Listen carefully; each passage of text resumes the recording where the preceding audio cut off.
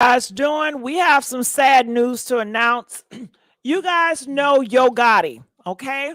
And you guys know what's been going on with Yo Gotti and Young Dolph. Young Dolph is gone. Rest in peace. Allegedly, people are speculating that Yo Gotti has something to do with Young Dolph disappearance, him leaving this earth, getting piled down. Now it's just been reported Yo Gotti's brother, Big, I can't pronounce that name, was taken out earlier after he was leaving a funeral service. Now, people are saying this is in retaliation for young Dolph being taken out of here. What is going on with our brothers? We love our brothers. We need our brothers. I would love to invite you guys to a conversation to understand and to feel how can we stop all this brother on brother crime, and how we can find out what happened. Because sometimes we know we can't figure that out. But what happened? Who is to blame? Let's come together and put the pieces together. Now you say, well, how are we going to do that? Well, let me tell you, I have the phone number at the bottom. I have paid a service called the Blog Talk Radio where you guys can call in and y'all can talk to me, Miss Messy, about this case. And I want to hear from you and I want to know what you have to add to this situation. Also, if you don't want to call in, we do have the links up here, and I thank all the moderators for reposting. I'm going to pin the link at the top, and if you can hit that link, you can come up here and tell us your piece of what you know. Now, before I go on, this is news article that is talking about it, so I want to hear what other people got to say, and I need you guys to call in. The ebony community, you know how it is. YouTube is sensitive when you say black. But the ebony community need to start talking up, and we need to come together to have a discussion how we can move forward, and we need to figure this stuff out. Okay, so I have opened up my platform so we can do it. It's not many people on this platform that's opening it up. They're giving the phone numbers out. Okay, that's paying for it at that time, because I got to pay for this service, y'all. I'm paying for the service, so I want y'all to use it. Let's go. Chester Road. We're told Perion Restaurant. That is where that shooting happened, possibly in the parking lot. You're taking a look at some pictures that we just received into our newsroom. We're told that there is a heavy police presence. In fact, that is a live picture that you're looking at right now. Again, this is on Winchester. And just looking at the map, for those of you familiar with the area, it seems as if it's Winchester between Kirby Parkway and Ridgeway Road. Again, we're working to get more information from Memphis Police at this hour, but as you can see for yourselves in that live picture, there are several police cars on the scene. This is what we would call a huge police presence at this point. What we're being told from unconfirmed sources, from eyewitnesses, is that 2 people were shot in that parking lot. I want to stress this: we have not been able to confirm that with Memphis. So we want to get you back to that breaking news we just told you about. Police, that information strictly coming from someone who is familiar with the scene, an eyewitness. But again, the breaking news at this hour, Winchester Road in between Ridgeway and Kirby Parkway, a huge police presence in that parking lot. Of course, if you have to go to that area, maybe if you had business in that area, you want to make sure that you take an alternate route as we get to the bottom of this with Memphis Police. I can tell you that we have a camera crew headed right to that scene right now. Fox 13's Lakia Scott is headed to that scene. As you can see, we already have photographers and at least one executive producer who is on the scene, who has been feeding us information as far as what they see, what they hear on the scene. But again, a possible shooting on Winchester Road outside a restaurant. We will have more information for you as we move throughout the broadcast. All right, and that was just 3 hours ago. We do have a caller right here, Life by Leo. Tell me, what do you have to add to this situation? I just want to say I'm proud of what happened today. Today was a victory for everyone that loves Dolph, anyone that cares about a person that really was making moves from Memphis. I'm from California, and all I got to say is we love Dolph. Got it. So are you for sure that Yo Gotti had to do something with a young Dolph being killed? Are you sure? I'm sure because every time there was a situation with young Dolph, the police officers would always go against CMG. It was always a fact. People were just blind-eyeing it. Dolph didn't want to snitch. That's why they were never getting arrested and put on time, because Dolph wasn't a snitch. So what was the motive? Why? Why take him out? Why take another brother out? Well, Dolph was on his way up. You got to understand, Yo Gotti, he has to run with the label. He has to take orders from another man. Dolph wasn't that. Dolph was independent. Dolph was making his own moves. He had a distribution deal, which was going to help him grow even bigger. Yo Gotti knew when I'm going to tell you this. Yo Gotti knew when he came to California, all he would hear was young Dolph. Everyone cruising, young Dolph. He wasn't hearing his music playing. So he was jealous of young Dolph's success, and the only way he can end it by taking him out. Is that right? Yeah, and I believe today was a major victory. And I know Yo Gotti's sad. He's probably crying right now, but how did he feel when his son, young Dolph's son, had to go on the podium and tell everybody he misses his father? How does that feel now? Are you afraid that Yo Gotti will retaliate? No, Yo Gotti is weak. Now he doesn't have his brother. He's weak. Black Youngster is next. Yo Gotti is next. And I hope they get taken care of this year. Wow. All right. Anything else you want to add to it? I just want to say God bless you to you. You know, you sound like a great woman. You sound like you have your things set forward. And I just want to wish you a good year. All right. Well, thank you so much for your commentary on this matter. All right, you guys, he was brave enough to come up here and tell us how he feels about it. And people are saying victory is today. Victory is they were waiting to get the brother. They feel that this brother right here, Yo Gotti's brother, is the muscle, is the protection that is protecting Yo Gotti. Okay. And they took him out. That was a big win for the other team. So I want to know, what do you guys have to say? Are you guys in agreement what that young man had to say? Press 1 if you agree with him. Press 2 if you do not agree with him. I want to know. And I'm going to assume that you guys do agree with him, because you guys do not use your mouth. You guys do not exercise your right to call up here and to speak about it and to let your voice be heard. But y'all want to sit up here and you want to play victim. Nobody ever hear you. Nobody never gonna hear what you got to say. Y'all don't got no voice. But when I give you guys a platform to use it, y'all are mute. He came up here and he has something to say. He said it and he left.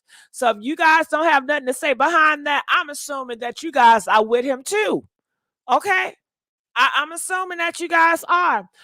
So you said, nah, Gigi, well, I need you to call up here then. Make me know it. Make me know it. Call up here. He made me know it. Call up here. So I want to hear what the Lionel B show had to say about this. I'm tuning into the channel. Don't forget to like, comment, and subscribe on the videos, man. Also, y'all be the first ones to get it. Now, peace, breaking news, man. It appears that Gotti's big brother, Juke the Boss, has actually been killed. Now, guys, you remember he was initially connected to Young Dolph's murder. All right. So, and he was initially connected. We have a caller 412. You're alive on the air. What are your thoughts about all this that's going down? Hello? Yes. Oh, okay. Hey, Gigi. Hi, how you doing? I'm doing good. So I did want to say something about what that young guy was saying earlier, because I did hear about when young Dolph had passed away and they were blaming it on CMG and saying that they had this tumultuous little past that they've had. But my thing is that where does the violence actually stop? You know, we're so busy talking about young Dolph, but we have yet to get victory for Martin Luther King. We have yet to get victory for Malcolm X. But we sit around here like fools on the internet and want to be little gangsters and want to be in this gangster life so bad that we can't even look into the mirror and find out who we even are first and why we are being attacked and why we attack each other. And I hate that about the Black community. I hate it. Well, this is what I gotta say. Are you gonna go out there and pow somebody? Are you registered? Are you ready for war? This is what I'll say about being registered and ready for war. I mentally register myself. And until these Black people are actually getting down with the books, understanding what's happening and understanding the laws and regulations, understanding what they can do in their community, because I was a community organizer.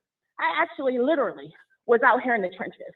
I literally knocked on doors. I literally changed projects and made them better and made sure the children had activities, made sure there was playgrounds. I'm 37 years old. I've been doing this for quite some time now. So for me, a lot of people pretend to be about the cause and listen to the same rap music that's tearing us down as a community. And that is me being real. And I hate to hear people get on the internet and start spewing out ignorance and trying to claim that it is intelligence when it's not. And that's a problem for me as a Black person. Well, you know, I understand that's a problem for you, but what are you going to do about it? It's going to be a problem for you for the rest of your life because they're not going to stop. And that's what I'm saying. If they're not going to stop with that, for me, I can't sit up here and justify another man's death. I can't justify death through death because we still haven't gotten many of the things that we are owed. But then we sit up here with this street justice that does nothing for us and pretend like we got a victory when we have gotten a shallow victory. And we need to realize a victory versus a shallow victory. Well, I think that you have to realize this, that you keep saying us, but honestly, it's no us. And I know you want to paint everybody in the same circle because we all have the same pigmentation on our skin. But in reality, these guys live in a different reality, in a different world, and they don't fight for the same fight that you're fighting. You do realize that, right? No, I do realize that because, like I said, I was born and raised in the hood. But with me saying that, there's always duality within that. So I can be from the hood, I can understand the ways of the hood, but I can also try to get myself into the proper spaces where I'm able to change. Just like there's that book that called The Spook that sits beside the door, behind the door. We have to start thinking like that. Even though we can be from the hood, in which I understand that. I understand that completely. But for us to get online and have these conversations about young Dolph and say, well, you know, I'm happy that another person has been taken out of here. And then we'll claim that we believe in God or whatever we pretend to believe in. And I'm not talking about Christianity. I'm just talking about the belief of a higher power. You can call that source. You can call that the universe. Call it whatever have you, karma, whatever. But then we never really think about, well, what's my karma? What am I going to get back for, you know, praising and justifying something that is totally wrong? You know, I understand that things happen, but at the end of the day, we should be the ones trying to pray for better or trying to seek better or trying to pick up books. Well, I got to say that I understand where you're coming from, but I don't think you understand the reality of it, that everybody don't have the same morals or values or belief system. Some people are praying for your downfall right now. Now, you may go against that, but it's not for them. Everybody have different beliefs. Just because you guys say we believe in God and we're praying to God, you don't know what they believe God to be or how God works in their eyes. So we're all different. That's why I said source or anything that we may believe in. I mean, if we believe in duality in any way, shape, or form, if we believe in energy, whatever we believe in, at the end of the day, it is not right for us to be happy about somebody's death. It's just not. Now I don't think they care about you feeling that they feel right. If I go down to the hood and I say, do you care about this young lady feeling that you did wrong? They're going to say, I don't give it. They don't care. They don't care about people's thoughts.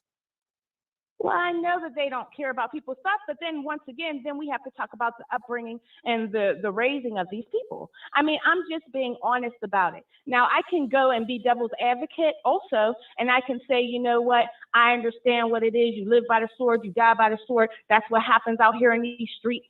And I could go all the way out and say those sorts of things. But I'm just really being honest about the way we should be looking at it. I understand what these other people are saying. I It just doesn't said, make it right. I hear what you're saying, and I wish that we lived in the world that you lived in, where everything is really nice and nobody fight. But oh my God, when you go outside the hood, we are in a war. There are wars that's happening amongst wars. They're doing the same thing, taking people out because of this and that. Everything is war. Everything is chaotic. We've been in war. The world always will be in a battle, in a war. It's unfortunate, but that is the reality when it comes to humans. And the animal kingdom, shoot, I don't think they got peace in the forest either. But I appreciate you calling in. I understand what you're saying, but in reality, is things going to ever change the way you dream it to be? No, I don't. I think it's great to hope. It's great to hope, but in reality, I don't think it. But hold on, let's go on to caller from 704. You're live from the air, 704. Yes, hello. Hello, talk to me. What are your thoughts about this Yo Gotti, Young Dolph situation? So I think everything is tragic all the way around. I do know that Big Juke was questioned in regards to Dolph's murder not too long ago. The difference is he had a lawyer, because I've been in the streets paying attention to what all the hood people are saying out in Memphis. But this has been ongoing because, Black youngsters, brothers passed away as well. I think they were killed. I think they were murdered. They said the day Dolph died, bodies were dropping, and bodies been dropping all the way around. They did say Juke did have security. And I think the other guy that's injured and in critical condition is a security that was with him. This is people who, they live out of town. They don't come to Memphis like that unless something happened. And the guy who passed away, I don't know if you went over this, Gigi, but the guy who actually passed away was a well-known drug dealer that used to date Yo Gotti's aunt, so they called him Unc.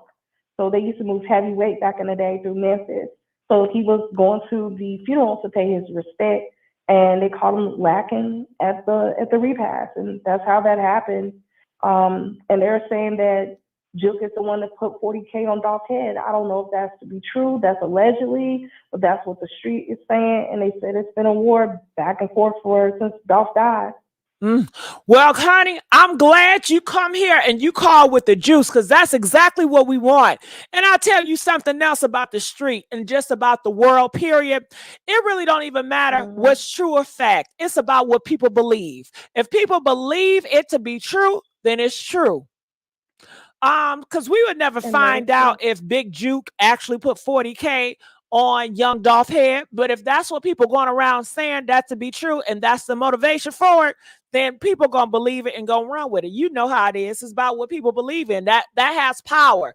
What people believe has more power than actual facts. Do you guys realize that? Okay. So with this situation, my goodness, where was Yo Gotti at?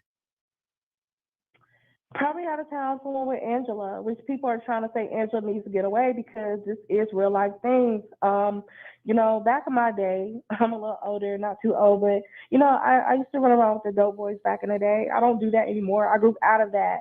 And thing is with Angela, because I actually have friends that know her, she always wanted to go with the bad boys, and her baby daddy was murdered. And I think she needs to get out of Dodge because this is going back and forth between youngsters. And another thing, they're saying when it comes to Memphis, it's all the hottest Memphis rappers all signed to CMG. And Yo Gotti wanted to be the person that put everybody on through Memphis, but Dolph is like, he did his own thing. Dolph is very well respected, still in the street, still in the industry to this day. But if you look at Glorilla, Moneybag Yo, Big Boogie, all of them are CMG. Everybody was CMG but Dolph. And they said it all happened over a verse or him not signing with him. I'm sure people in the chat know that can correct it about what really happened between them two. And they said it's in a song and stuff like that that Dolph made. But this beef has been ongoing since, when somebody wants to be the top of their industry from the city, and things like this just happen. And one thing is, everyone has to realize, even with the Nipsey situation, the hood doesn't love you. The crab in a barrel mentality, they don't want anybody. If they're broke and miserable, why would you even be smart enough to come back to a city that don't love anyone that got out? Because they can get out. So they're going to do anything to trap you in. That's why they call it the trap. Once you get some money and you get out, stay away. Talk, preach it. Let them know. Now tell me this. Was this a setup? People are saying this is a setup. Do you guys think it was a setup? Press 1 if it's a setup, 2 if it wasn't. The police in Memphis, in the news, they already put that this was definitely targeted. This was a lineup. Because think about it, people will know, even if you see the feds, right? Someone that's been missing for a while. They know if someone in their family dies or someone close to them, somebody's going to show up.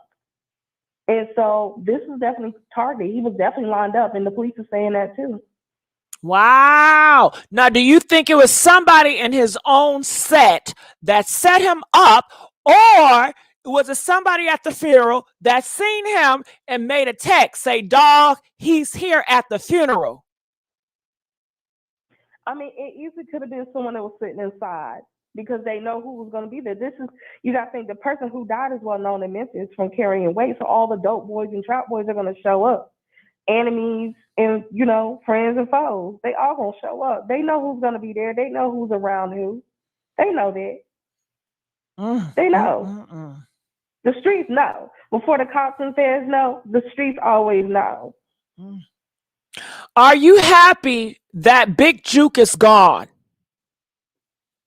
Honestly, I don't know them people like that. I met Gotti way back in the day when one of my friends was dating his manager. But other than that, I don't really, honestly, it is what it is. You live that type of life, that lifestyle comes with BS. One thing about life is no one gets out of it alive, but you on borrowed time when you got drama running around in the streets like this. He knew that. The men knew. They knew what was going on. I'm surprised he didn't wear a bulletproof vest. That's what shocked me. You would think street dudes would know that. But no, I'm really shocked because I saw the picture of him on the ground and he didn't have a vest on. Wow. And that's kind of rare.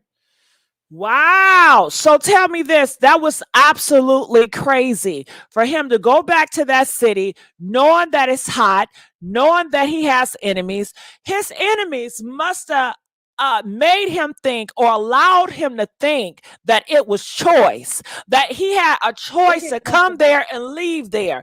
Maybe they did some type of ploy. We're going to be easy. We're going to allow him to go there and do that. So he think we're relaxed. And then we're going to get him where he least expected.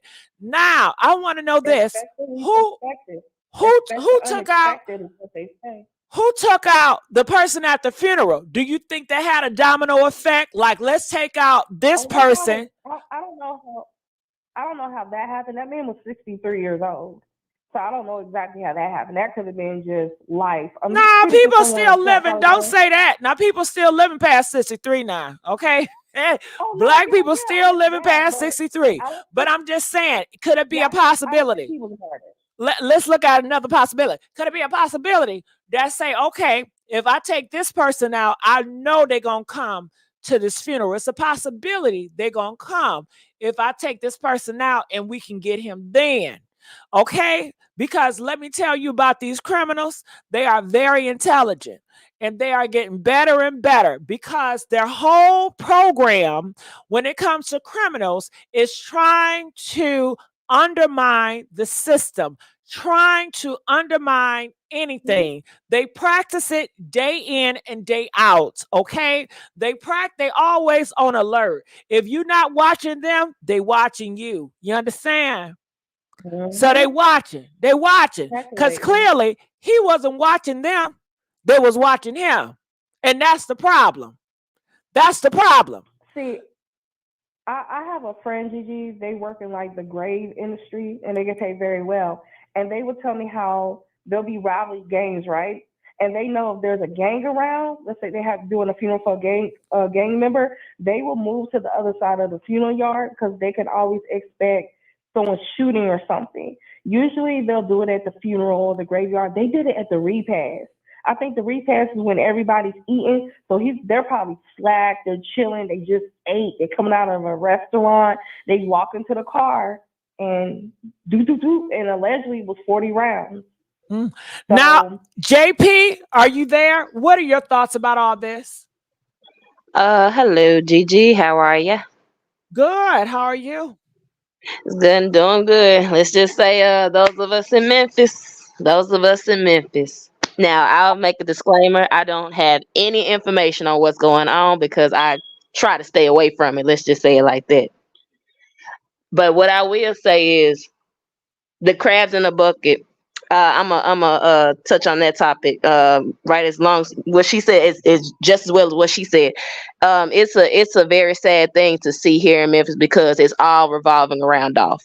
That's the biggest information I got for you. And like you said, it's always going to be war upon war upon war between black men, at least, and whoever else gets in the middle of this little war that we're having down here amongst all the other things that are going on earth. You know what I'm saying? It's kind of crazy because let me just say this. Can I just break it down? Because I know some of you guys just are in la la land. Anytime you have people with power or perceived power, if the people think you have power and you're at the top, it's always going to be war. It's always going to be jealousy. It's always going to be sabotage from somebody. It's always going to be betrayal. Do you understand? Okay. Yes, ma'am. That's just how it is. So in a rap game, in a drug game, you always going to have jealousy. You always going to have competition, people taking them out. Even when you go to government, you got your crooks there. You got people putting out people there. Even when you go to high school, who's the prettiest girl, you're going to have betrayal there. Y'all been hurt by some of the people that was close to y'all. Y'all been around people that was jealous. And now these individuals, they take it to another level because that's the street code that they live in. They do. That's in their realm of what they do. They take out people. They about the pow. They don't hide it. You hear it in the music videos. You see it in the pictures. They put it all out there. So it's no surprise. And it is not a surprise at all. This ain't nothing new. This ain't nothing new. At all. And you know, and then this is what I want to say about this as far as this, and then I can go ahead and go after this. Y'all, we should have knew something else was gonna pop up after what's the name? What's the other rapper? The other rapper, the brother just died not too long ago. Black youngster. We just had a shooting over here at FedEx, by the way, having to do with Mr. Lil Baby coming down here. He couldn't even do his full concert because they want the pow all up in the FedEx. And it's gonna trickle down from here. It's just dominoes falling from here, y'all. So I have no information other than that. I just know that now it's really about to go down. I really feel like Yo Gotti really needs to go ahead and get his mother's restaurant. Go ahead and get up out of here because things probably finna transpire and unfold chaotically. If she can't even work here, it's no use. It's no use for them to just even be here in Memphis because the whole CMG might need to go ahead and leave because it's getting bad. Well, and let's just start off with the year 2024. You guys know this is the year of aggressive. This is the year of just not holding nothing back. This is the year of fight. Everybody is fighting. From the government, they're fighting and they don't care. All weapons are out. From when Cat Williams came out, just taking everybody out. And that really set the tone. And now so many people are gassed up and they ready to nuke where they buck. Okay. Yeah, they ready to nuke where you buck. You're very aggressive. Okay. People are on edge this year. Yes, ma'am. Yes, ma'am. And I appreciate you listening to me, Gigi. Thank you so much. I appreciate you. Come back. All right, go ahead, 704. What were you going to say? Oh, they said that the uncle, the funeral they went to, he was killed on December 31st. That drug dealer. And So that was people in his the chat uncle. said, That was his uncle. yeah, Right. the So auntie. could the person that took out the uncle, you said the uncle was taken out of here. So we know the uncle at 63 years old, he did not just leave off for no reason. He was taken out of here. He was in the drug game. I was saying, was that a plot? Don't you know, say for instance, if I want to take you out of here, 704, and I can't get you in the city, but I know if I take such and such out, it's going to bring your butt in the city. You understand? Yep. So you You know, from Detroit? hell yeah, you know, You know. it's plenty of ways to skin a cat. Yep. Bring them out. Yeah, bring him out, bring him out. And he came out just like you thought. You know, it's like you putting down cheese for a rat. You know it's gonna come eventually. Just wait for it. Exactly. Wait for it. Trap them and get them. So, and Someone you like that, and since the 80s, they said they've been a big drug dealer family since the 80s. Yeah, they know who they taking out. They knew who gonna pop up because they said the life that Gotti rap about, that ain't Gotti's life. They said that's Big Juke's life that he be rapping about. That was his brother that was doing all that. And Dolph used to, I guess, Dolph fronted Juke some work or something. Y'all correct me in the chat. Is that right? He front him work and stuff like that. See, these people used to move plays, and I know, for instance, Dolph used to be all up in Charlotte making plays. So these they ran through the regions. Well, I know they had a good time, didn't they? I know these boys, they had a good time. They be having good memories. I know people see them as, oh, this is horrible. But when I tell you these men live on the edge, and you know, if you know about men and men like this, they love the thrill. They don't want to sit down in no office. They don't want to do the good boy stuff. That is not how they're wired. That's not what they want. Of course, you do have some gangsters that want to leave this lifestyle, but you have a lot of them that enjoy this lifestyle. This is who they are. That is true. That is true. So right now, everything I'm on his page, Big Juke page. I don't know if this is his daughter. Do he have any kids? I'm not sure. He don't got much on his page. I mean, that's how a gangster really should roll. He shouldn't be out here popular. And I don't even know if this is his real page or not. This was February the 4th, 2017. So this is you on the wrong page. Go to Big Juke CMG. Thank you. You on the wrong please. page because he just posted yesterday. CMB? Yeah, CMG. Okay, Big bam. Juke. Yeah, and make sure y'all call in too. And I'm glad you called in. So this is him, 160K followers. This him? There you go. Now he posted this Christmas thing a little late. That picture yesterday. Yeah, this was kind of late. But that was yesterday. He just posted that. I know. Is it a video? Does it play? Is it something weird in here? It's just a shot. But did you read his caption? It says they don't want to face you. They want to snake you. Stay alert to stay alive. Watch your back at all times. Put snakes on the plate and eat great. Well, they did snake his ass, didn't they? Didn't they get him? Didn't they get him? Didn't they get? And this, you know what? I'm so pissed at Big Juke. Big Juke, I'm mad at you because you knew what time it was, and they still got you. So how is that possible? He knew the snakes was out to get him. He even posted about it the day before he died. So he had a feeling something was up, but yet he still went and did it. Why is that? He felt comfortable. Why did he feel too comfortable when he know the temperature is hot? That's just like, I know the pool is boiling hot. It's 105 degrees, but I jump in anyway. What the hell is wrong with me? What something is off with this picture? Something is off. That's not the that is Big Juke. If you go into his go to the top where he got his story, you'll see the uncle. He posted the uncle in his story. The one that whose funeral he attended. Yeah, his story's still fresh. Yeah, so we need you guys to come up here. If you guys did not know, you just got coming in. Big Juke is gone. This is Yo Gotti's brother. People are speculating. They said Big Juke, this man, he was the real gangster. Yo Gotti was just a rapper using his life story to sell records. They said that this guy, Big Juke, his uncle, passed away. It was like his uncle. We're going to call it his uncle. He's seen it as his uncle, nigga. It's the uncle. So he was going back home to the funeral, right?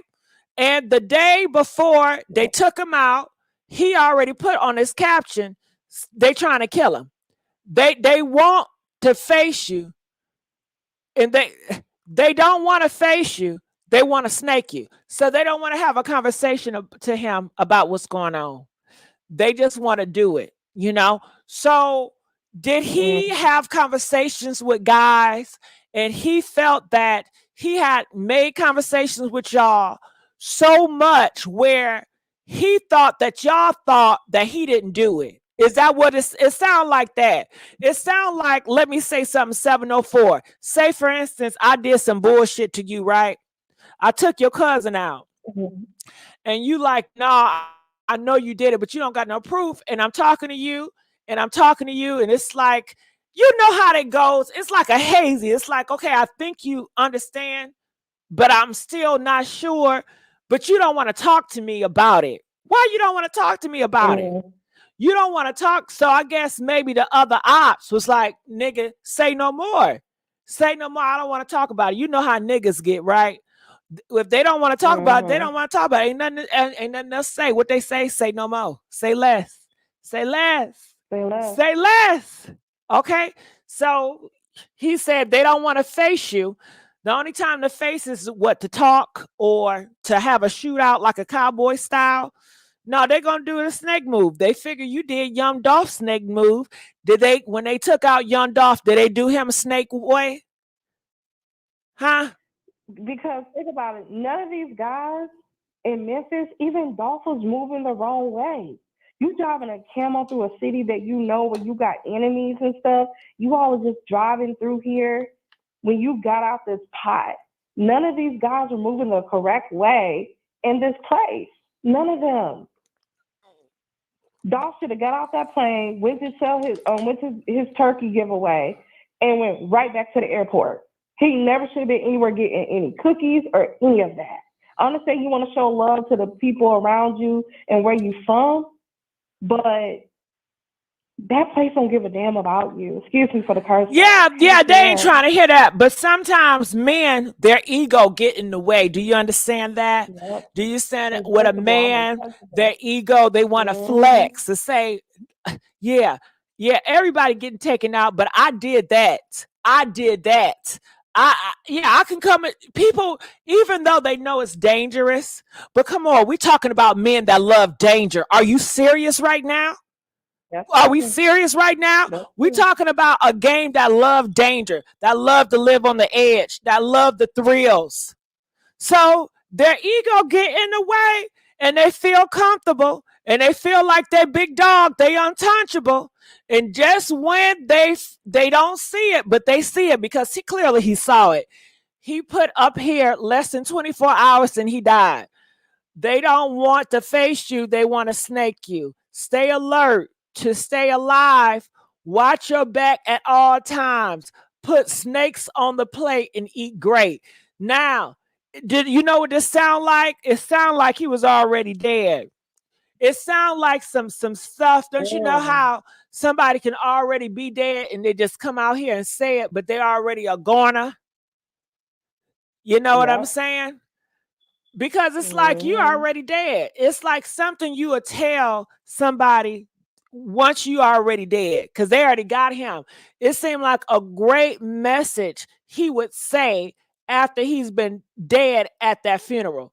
I can see him saying, they don't want to face you, they want to snake you. Stay alert to stay alive. Watch your back at all times. Put snakes on the plate and eat great. And that's the end of the movie. Okay? That's the end of that movie.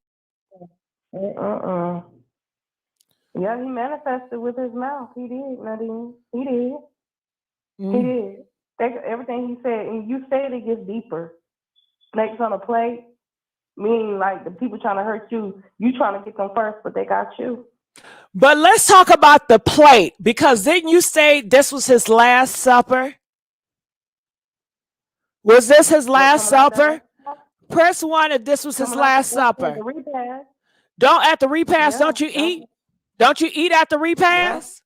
That was it. Did he get did he get a chance to eat at the repast? Huh? You know that big nigga ate. Oh, that's his girl. You never know that was his last meal, and his last meal was eaten with the enemies, possibly. Possibly. And then ain't some put snakes on a plate. They definitely put his ass on that plate.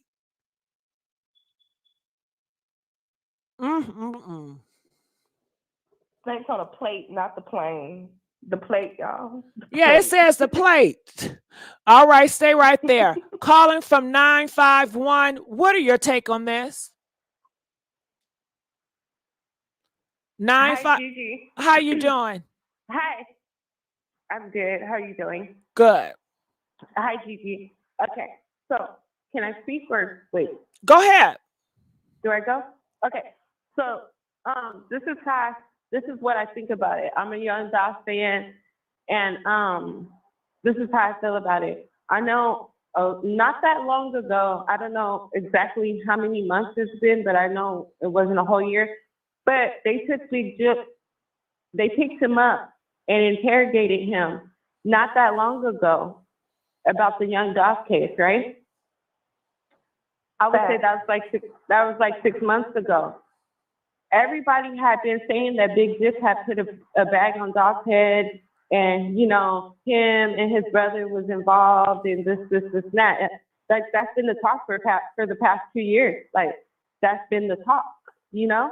So what I really think is that Big Jook's own people took him out because I believe the police was onto him. Just because they let you go after they interrogate you doesn't mean that they stop investigating you. They have to let you go until they have hard, solid facts on you. And I think that they was gathering information on him, and maybe it would have went down to his brother. I don't want to say his name, but you guys know. I really think Big Jook's people took him out because I think that Big Jook is not, he's in the streets, but you know, your people know you more than anybody else knows you. They know what you will do and what you wouldn't do. I have a feeling that his people think that if they turned the temperature up on him, that he would tell, "Hey, how you doing?" Good. So, that's my thoughts about it. I thank you for adding that. What's your thoughts on what she said, 704? I've heard that too. It could be tie up loose, what do you call it, loose ends or loose lips. He could get to talk where it came from, but Yo Gotti may be the mainstream money, but Juke is the one that funded Gotti's career. He's the one that, you know, a lot of people don't understand. A lot of these rap guys, a lot of their money, especially back in the day, was funded by drug money and drug dealers. Think about how many Big Meech and them funded Young Jeezy's career and stuff like that. Like, this goes back. This is how a lot of rappers came up in the late 90s and, really early 90s and 2000s through drug money. That's how they got their start. So it could be someone on the team. It's a lot of hands in the pot.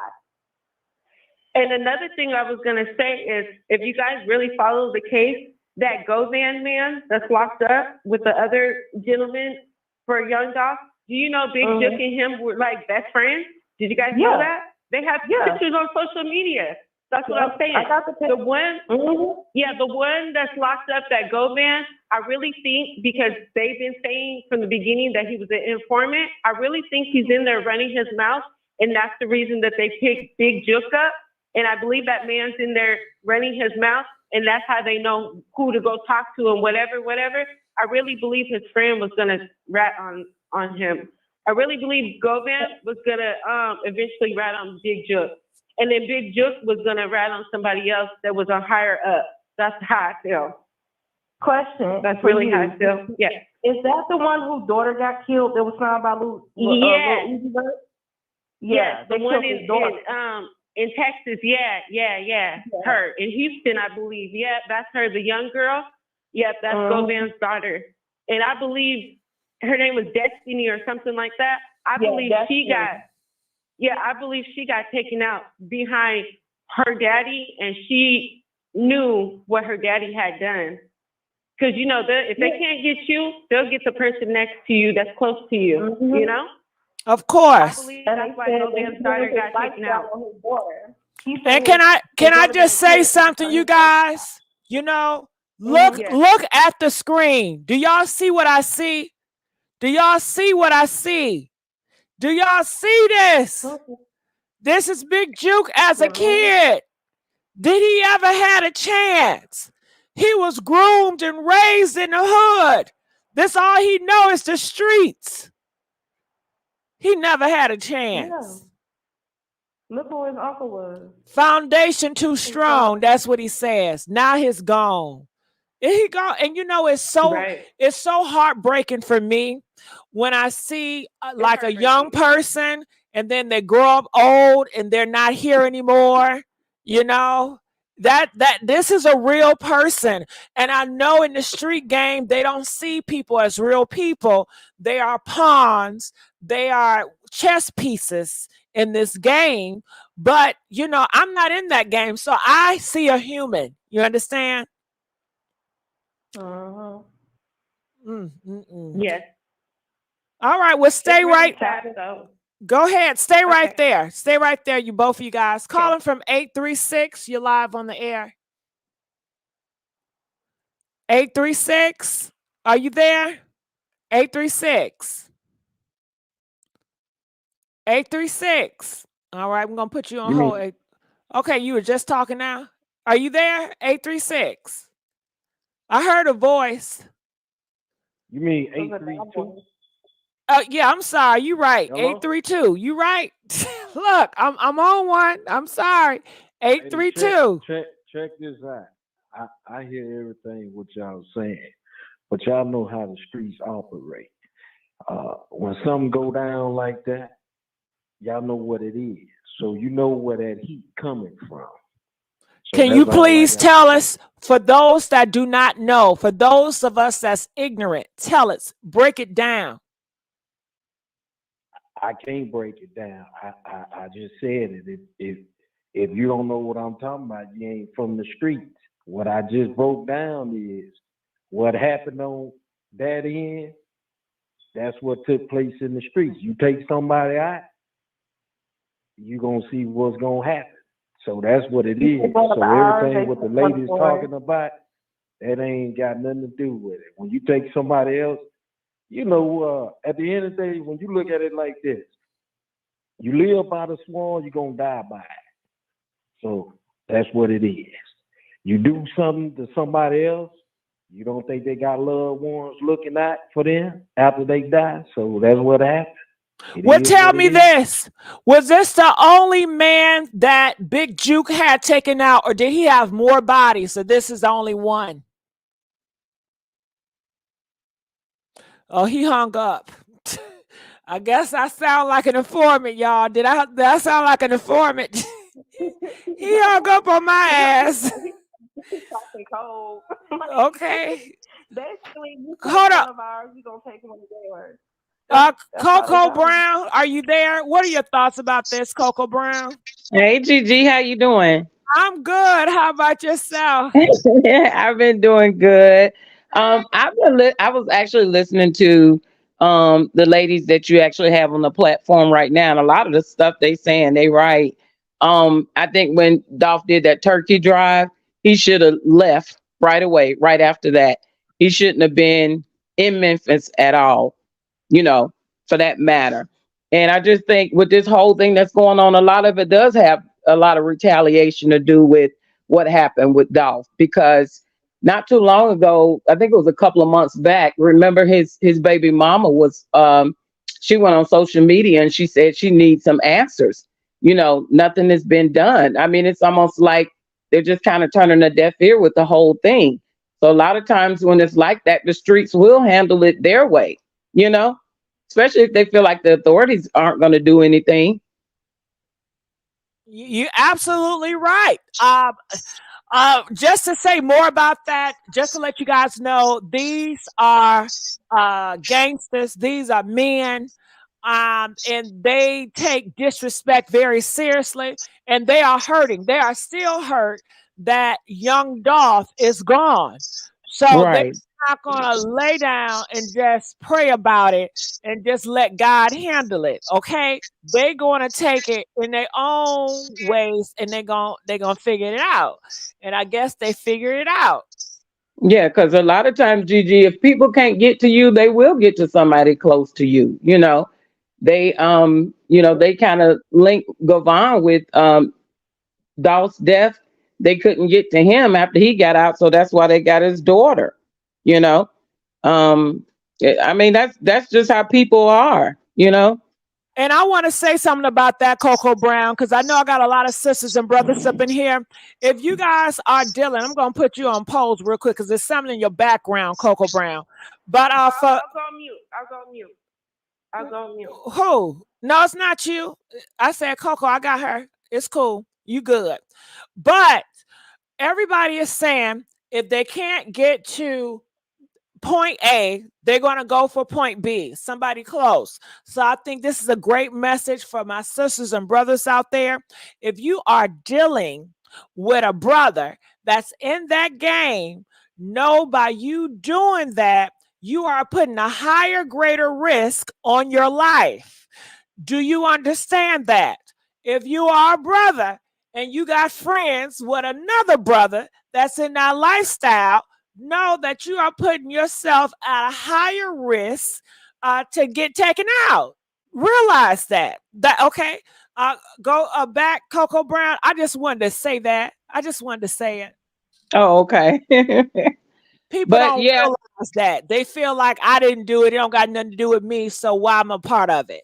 They don't realize, yes, you are guilty by association. Mm-hmm. And maybe Gigi, that's got a lot to do with what happened to him. Look at the fact that the uncle died, right? So maybe that runs in their family. You know what I'm saying? That gangster lifestyle. No, that's what it's about. That wasn't his real uncle. That was his play uncle, but he was like his uncle always. That uncle did that sugar boogers. He's a part of the gang. He lived that lifestyle. Mm-hmm. But I thought they took out him to get a big Jook to come to the city. They put out some cheese to capture the rat. You know what I'm saying? Or rat. I ain't trying to offend nobody with saying the rat word because I know y'all, that's a different language in y'all community.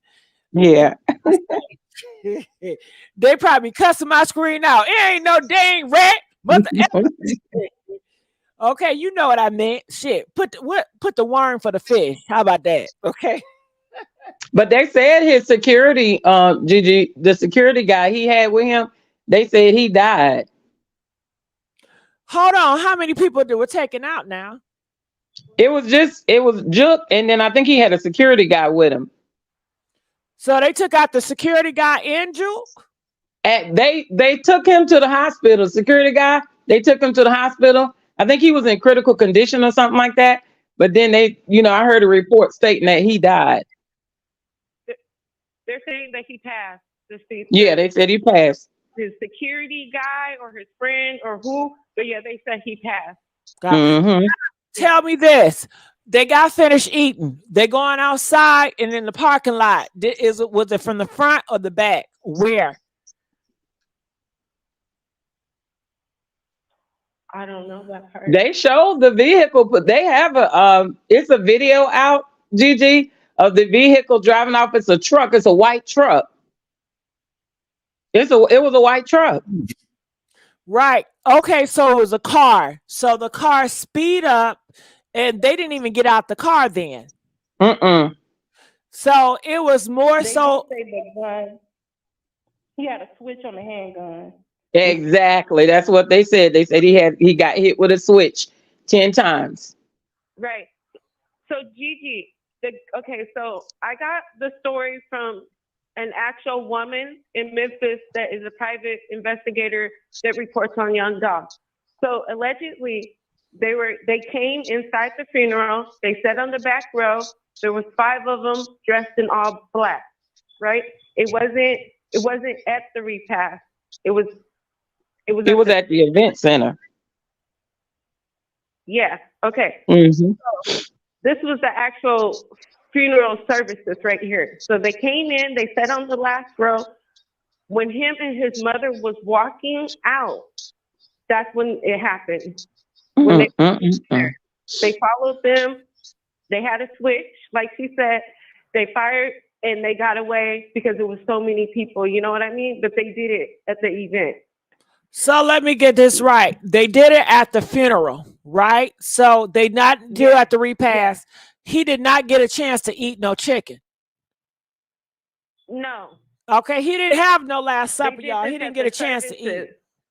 Right. No, okay. This wasn't no eating. This was the actual funeral services. Right. That's why I'm telling them it's not at the repast. The repast is food. Yeah, so we thought it was at a repast. Food and stuff. So no, this was like preacher, people crying. Yeah, I get that. I get that. I'm just reciting it. So you guys. I understand. I was telling your audience. I'm sorry. Yeah, I'm telling them too. We both telling them. I'm telling them too. But so you guys, it's not at the repast. So it was no chicken. He ain't getting no candy yams. He ain't have a Last Supper. Like that. Okay. Hold on. So it was at the funeral. Okay, so at the funeral, it was 5 guys in all black. They sat at the back. Okay, they peeping everything out. So I'm assuming they waited till the funeral was over. And when Big Juke and his mama, my God, can y'all imagine? The mama had to witness her son get dead like that in front of everybody. But I knew she knew what was up. But when she was coming out, him and her, I imagine it like, the marriage and how, you 2 by 2, you walking out. So as they're walking out the place where the funeral is that when the 5 men get behind them? Yes, that's when the people let the fire go. Yes, just like that. You're walking out, next thing you know, gunfire like that. Okay, people sat there through the whole funeral services and watched them and waited for them to leave. Okay, so this is, I guess, what people want to know. Once they walked out, the people came, did they start pound on the side of them, or was it straight behind his back, or you don't know? Behind them. Jook and his mother, you know how people, they kind of walk out, procession out of places, The people there sat there and watched them the whole time. They stayed there. They waited for them to walk past. They got up, walked behind them. They start shooting them from the behind. They almost shot his mother. They almost shot his mom.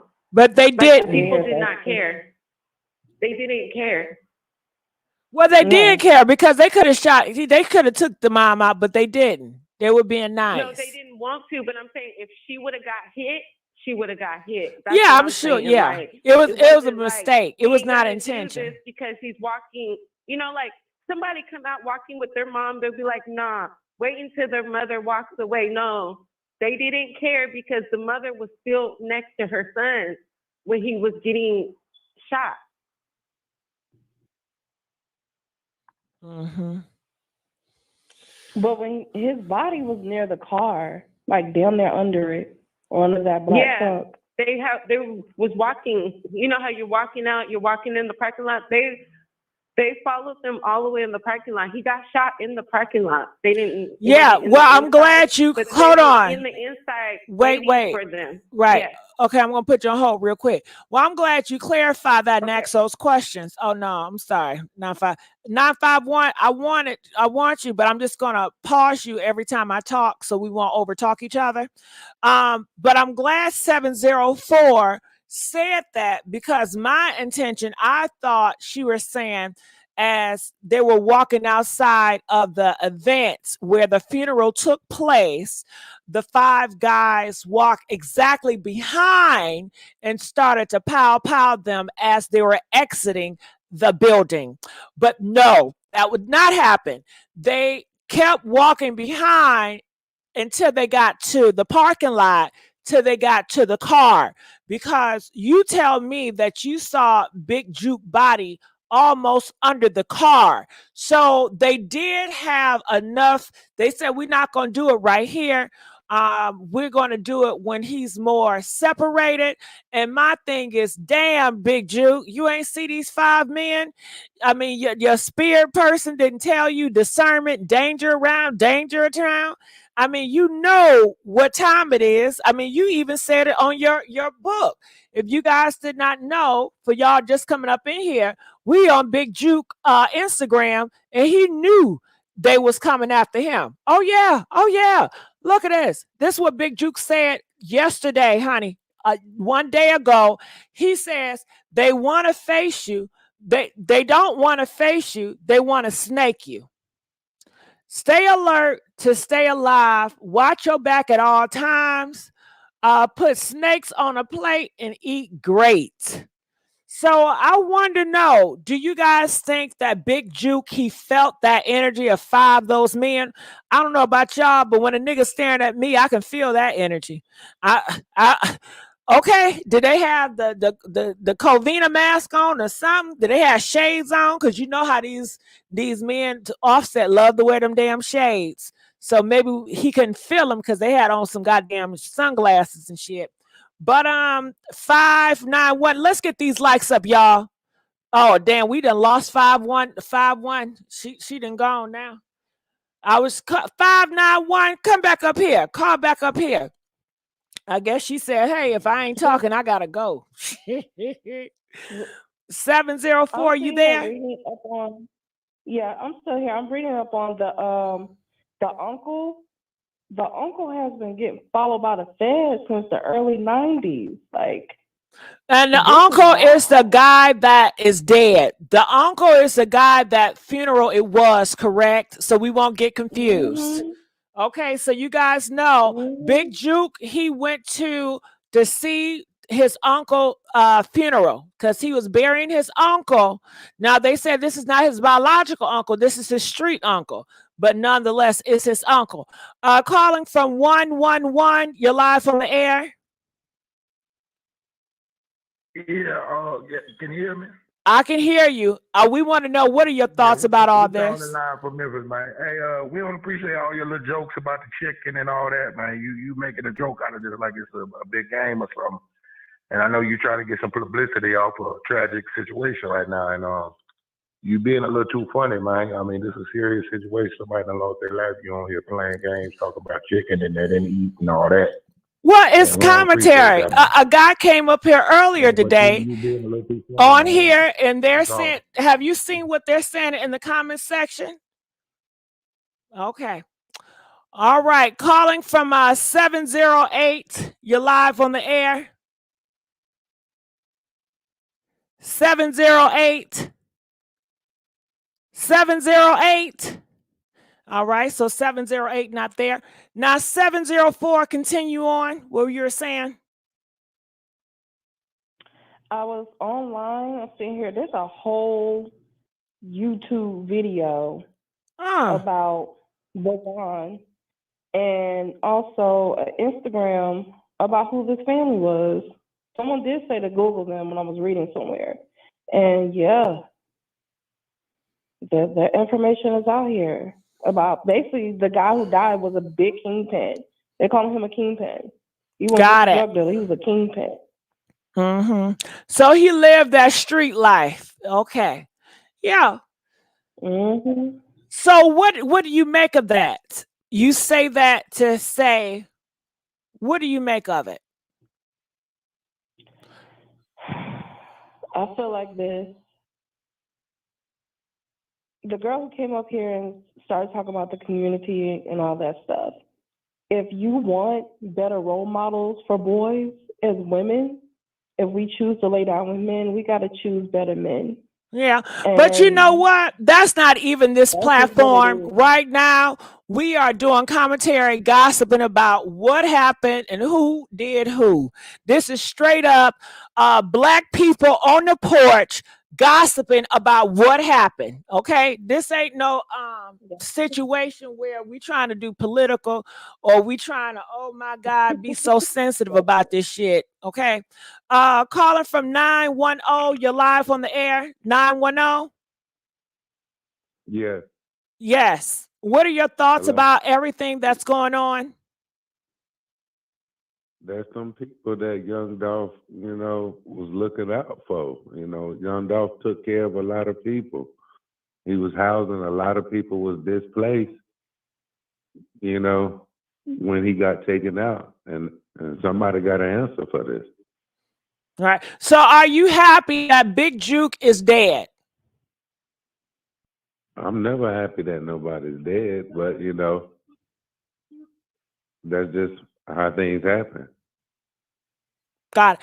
So you don't feel any type of way about him being dead? Do you feel like this was revenge? Do you feel like the score is even? Of course, it's revenge, and the score ain't gonna never be even.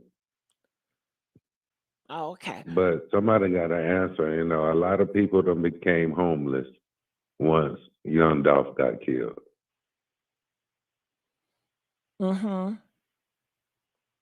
Okay. What else would you like to add to this? Oh, nothing. That was all. I just wanted to. Got it. Just tell us that a lot of people are homeless because young Dolph got taken out of here. Do you think those people that are homeless have something to do with Big Joke being gone? Do you think they all work together?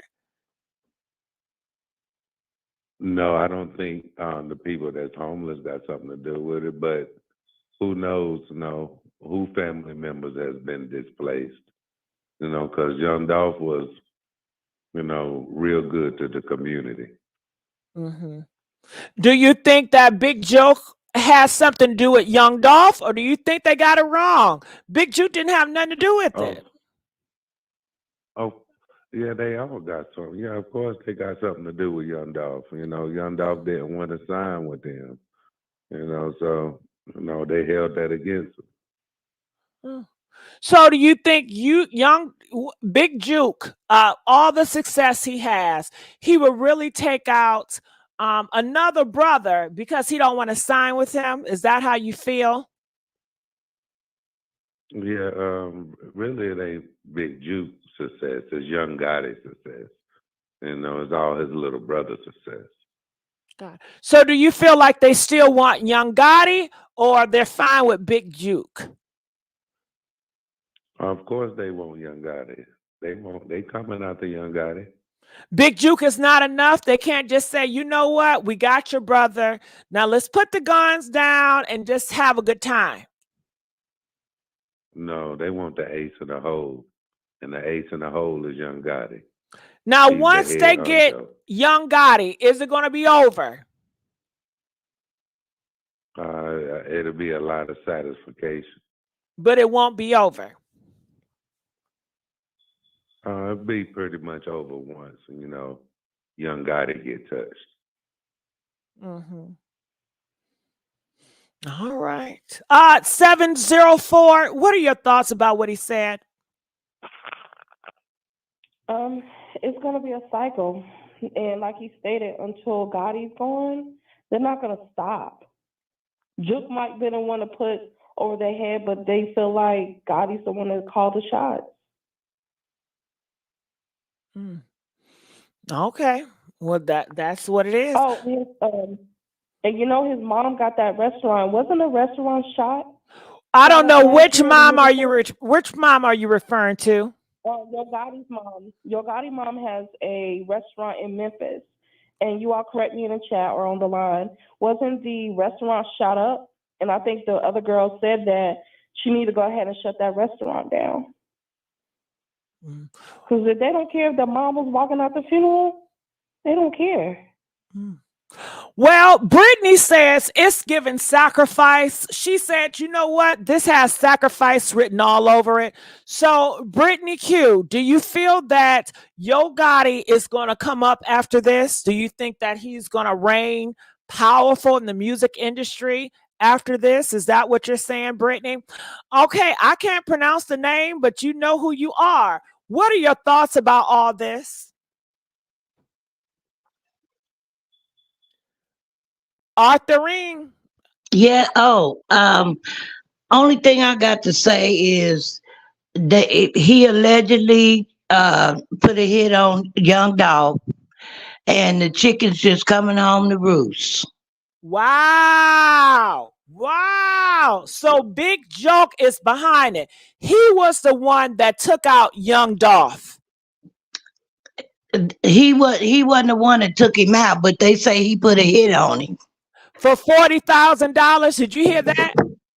Yeah, I heard that on several stations. Yeah, that's what they're saying. $40,000. Now, where are they getting this information from?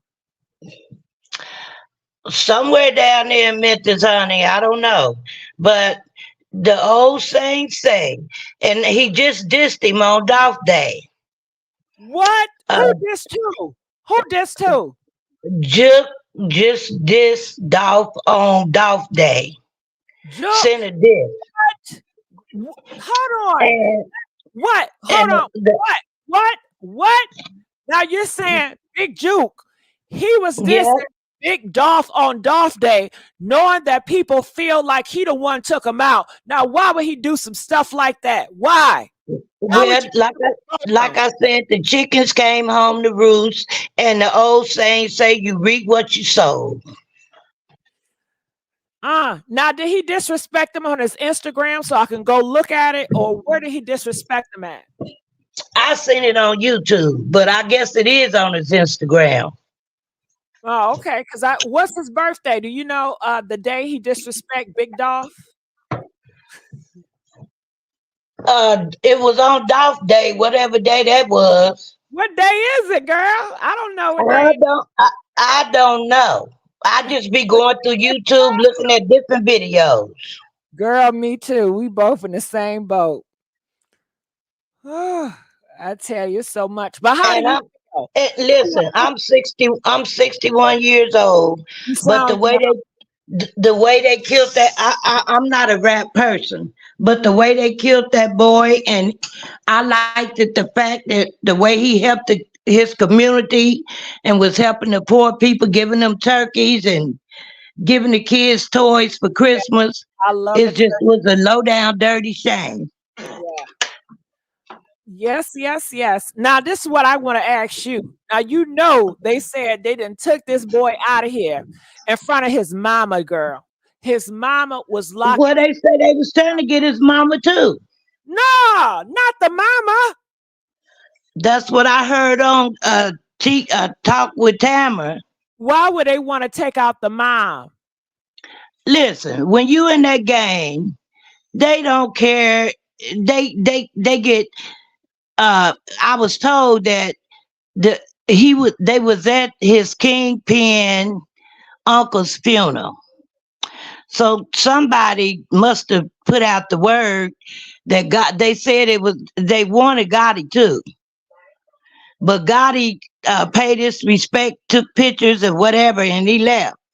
But Big Juke feel comfortable, say he just hung around with his mama. And that's what happened. Big Juke, why would you hang around, boy? Man, oh man. Well, because it was just time for him to pay his dues. Now you tell me Yo Gotti was there. I didn't know Yo Gotti was there at the funeral. Of course, they said he was there, but he didn't stay long. He paid his. He paid his. Let me tell you what I heard. What talk with Tamara. She said at the funeral, it was 5 guys with all black on sitting in the back of the church. And I guess they spotted Big Juice out. They didn't spot Gotti, I don't guess. And him, Jook and his mama left to go to the repast.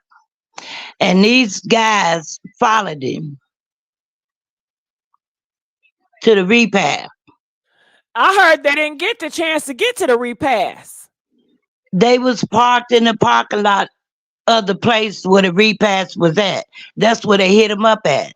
So hold on, let me get this right. So they left the funeral, they got in their car, and they went to the repast. Right.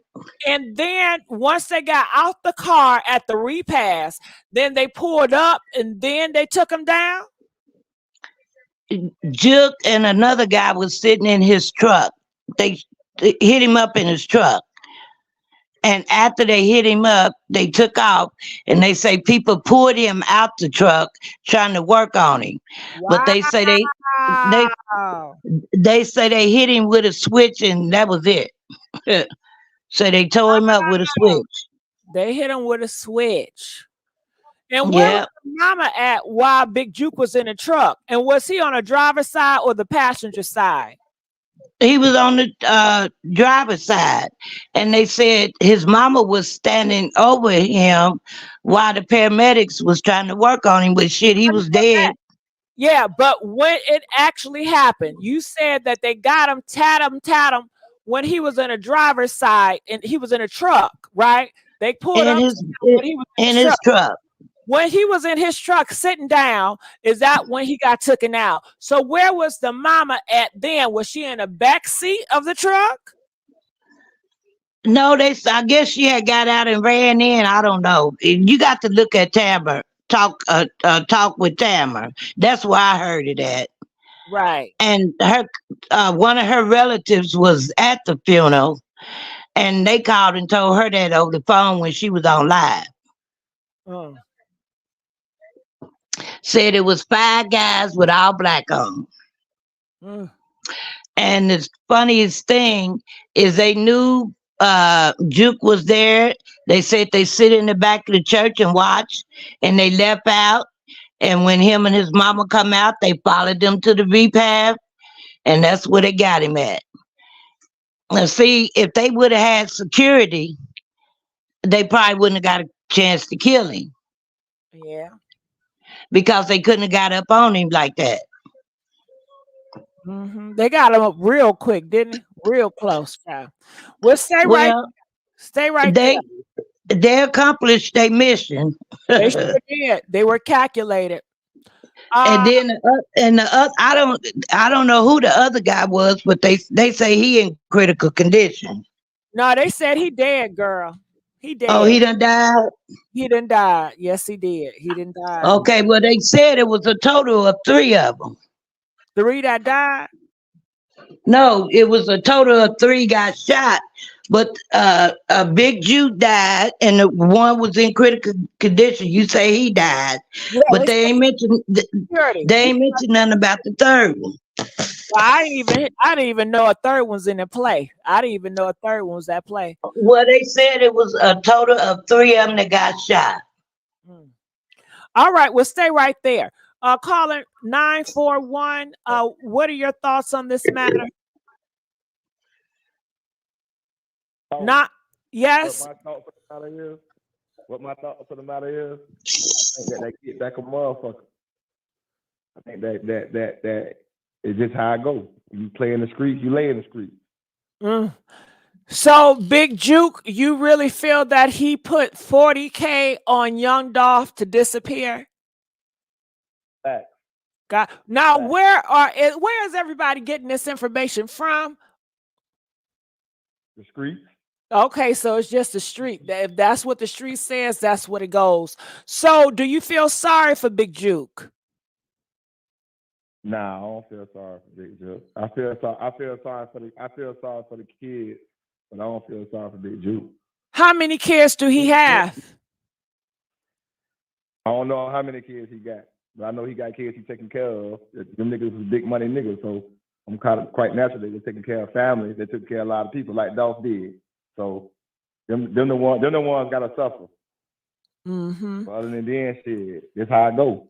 Now they said they were trying to take out the mother. Is that true? I don't know about all that right there. I think if they were trying to take out, they would have took out. So yeah, that's what I said. They not gonna be that harsh to take out the mama. The mama ain't got nothing to do with it. Yeah, see, the rule is don't take out the kids or don't take out the ladies. Mm. So the rules is don't take out the kids or the ladies, but if you take one of mine, shit, you really don't give a damn who we take out at this point. Yeah, the rules done changed. It's a new world. Yeah, now, the streets is like the shit ain't nice. Uh-huh. Now, Big Juke said this yesterday, and I want you to tell me, what does this mean? And it seemed like he knew somebody was coming for him. So why was he not prepared? He stated this: they don't want to face you. They want to snake you. Stay alert to stay alive. Watch your back at all times. Put snakes on a plate and eat great. I think he's being nonchalant. He's untouchable. The same way Dolph died, the same way he died. They was being nonchalant. They weren't being cautious. They wasn't being cautious with their life. You know, they talking shit, and they forgetting that this shit is really real. You really need to be coming out the door with security, like every day, 24/7. You going to the store, you going to get cookies, you going to take your kids and pick them up from daycare, any of that shit. You going to a funeral, you going to church, any of that shit. It's nothing fast in the street. They say you live by the sword, you die by it. That's true. But look, it's innocent kids getting killed by the sword, and they ain't even got it. You got little girls getting shot innocent. You know what I'm saying? This ain't what it's about. This ain't the type of show, though. Going the other way. You live by the sword, you die by the sword, but shit, a lot of people die by the sword, and they ain't even fucking with the sword. Got it. I hear echo. Okay.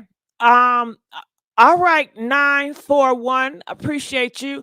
Calling from 931. Are you there? 931? Yeah, I'm here. She took the words out of my mouth when she said, live by the sword, die by the sword. With Big Juke being the type of man that he was and the caliber that he was, I have no clue why he felt like he was untouchable to go to that funeral with no security at all. And now they did say that he had one security, and that security is dead. That's not enough. That's not enough? Oh. Yeah, that wasn't enough. No, he needed to be covered on all angles. And everybody needs to be watching every angle. There's no way I would have went to a funeral with the cowboy and knowing what would have had already went on with Young Dolph. People are mad in that city about Young Dolph. They are mad, and it's not open. It's been going on for I don't know how many years now. And then they already saying that Yo Gotti, had something to do with it, which I don't know if it's true or not, because I mess with Yo Gotti. But they saying Yo Gotti, but I don't feel like Juke would tell on his brother, you know what I'm saying? But I feel like now Juke gone, maybe that's a way for them to lure Gotti, to get him too. Well, Gotti, they said they were supposed to get him too. Huh? They said they were supposed to get him too, but they said after he left the funeral and took pictures with a couple family members, he bailed out. He must have had security with him.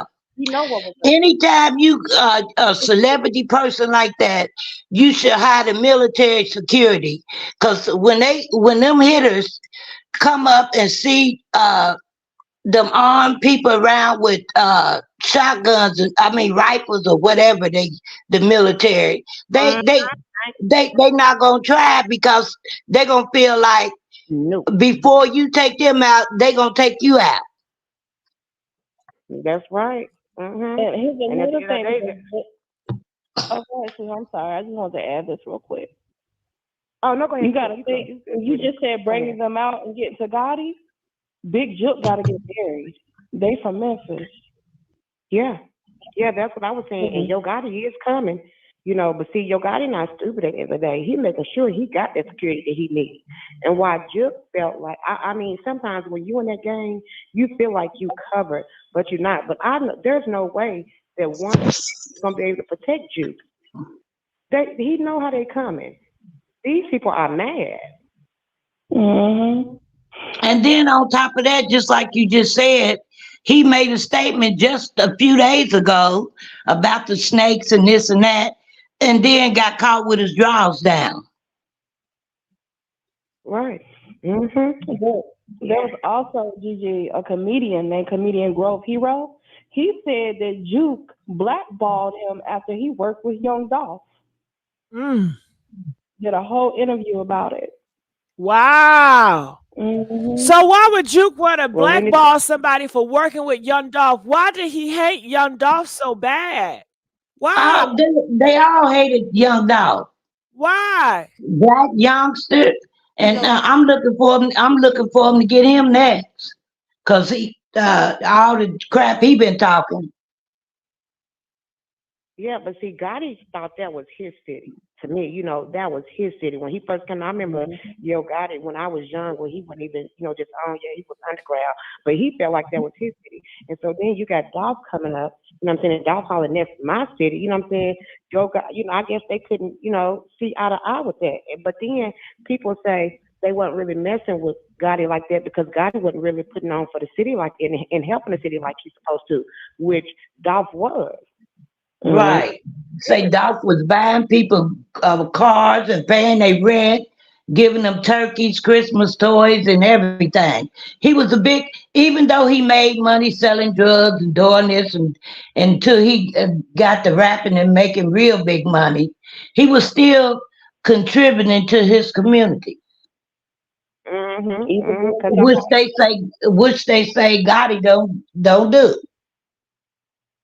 Mm-hmm. And then I heard, I seen Young Dolph old lady. She said, I forgot what she said. I'm gonna see if I can run across that video again. But she said Big Jew had something to do with Dolph death. So maybe, like I said, the roosters come home, the chickens come home to roost. Yeah, that when that first stuff first came out, they were saying that Gotti was behind that, and then here it is, what's his name? The one that just passed. Dang, I forgot his name already. Big Juke. Juke is Gotti protector. Yeah, Juke is Gotti protector. That's his eyes. You know what I'm saying? In the city when he ain't there. That's the one who making sure everything is done at the end of the day. So now he gone. So who gonna be looking up for Gotti now? He probably ain't gonna go back home.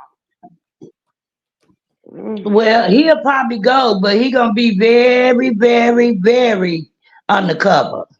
Yeah, very. Because see, Dolph let his hair down, went to that cookie shop, but they said they had killed Dolph and brought him there in a U-Haul truck in the back of the cookie shop and put him in there.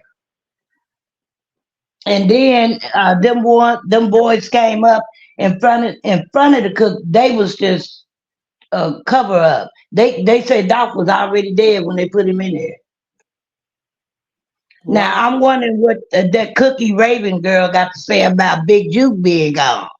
I believe they're getting rid of the ones. And I hate to say it, but I think they're gonna get Raven too. The Cookies girl. Yeah, that's what I said. Because they said she was behind it. Raven's riding for. I just saw Raven before I came over here. She was on another channel. She ride for Dolph, and she was arguing with people about her because they're like, "Why are you riding so hard for Dolph?" She really loved him, and her family loved him and everything. Well, I don't know that because the way I heard it, she set him up.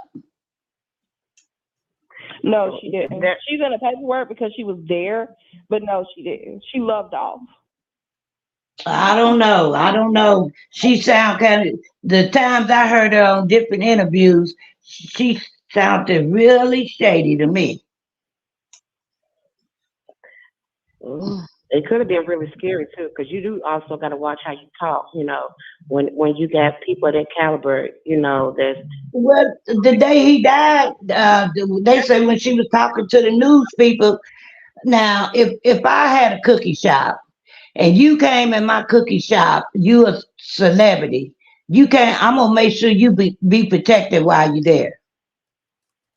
And then I heard that he invested money into that cookie shop, and he was coming to collect his money. My mouth.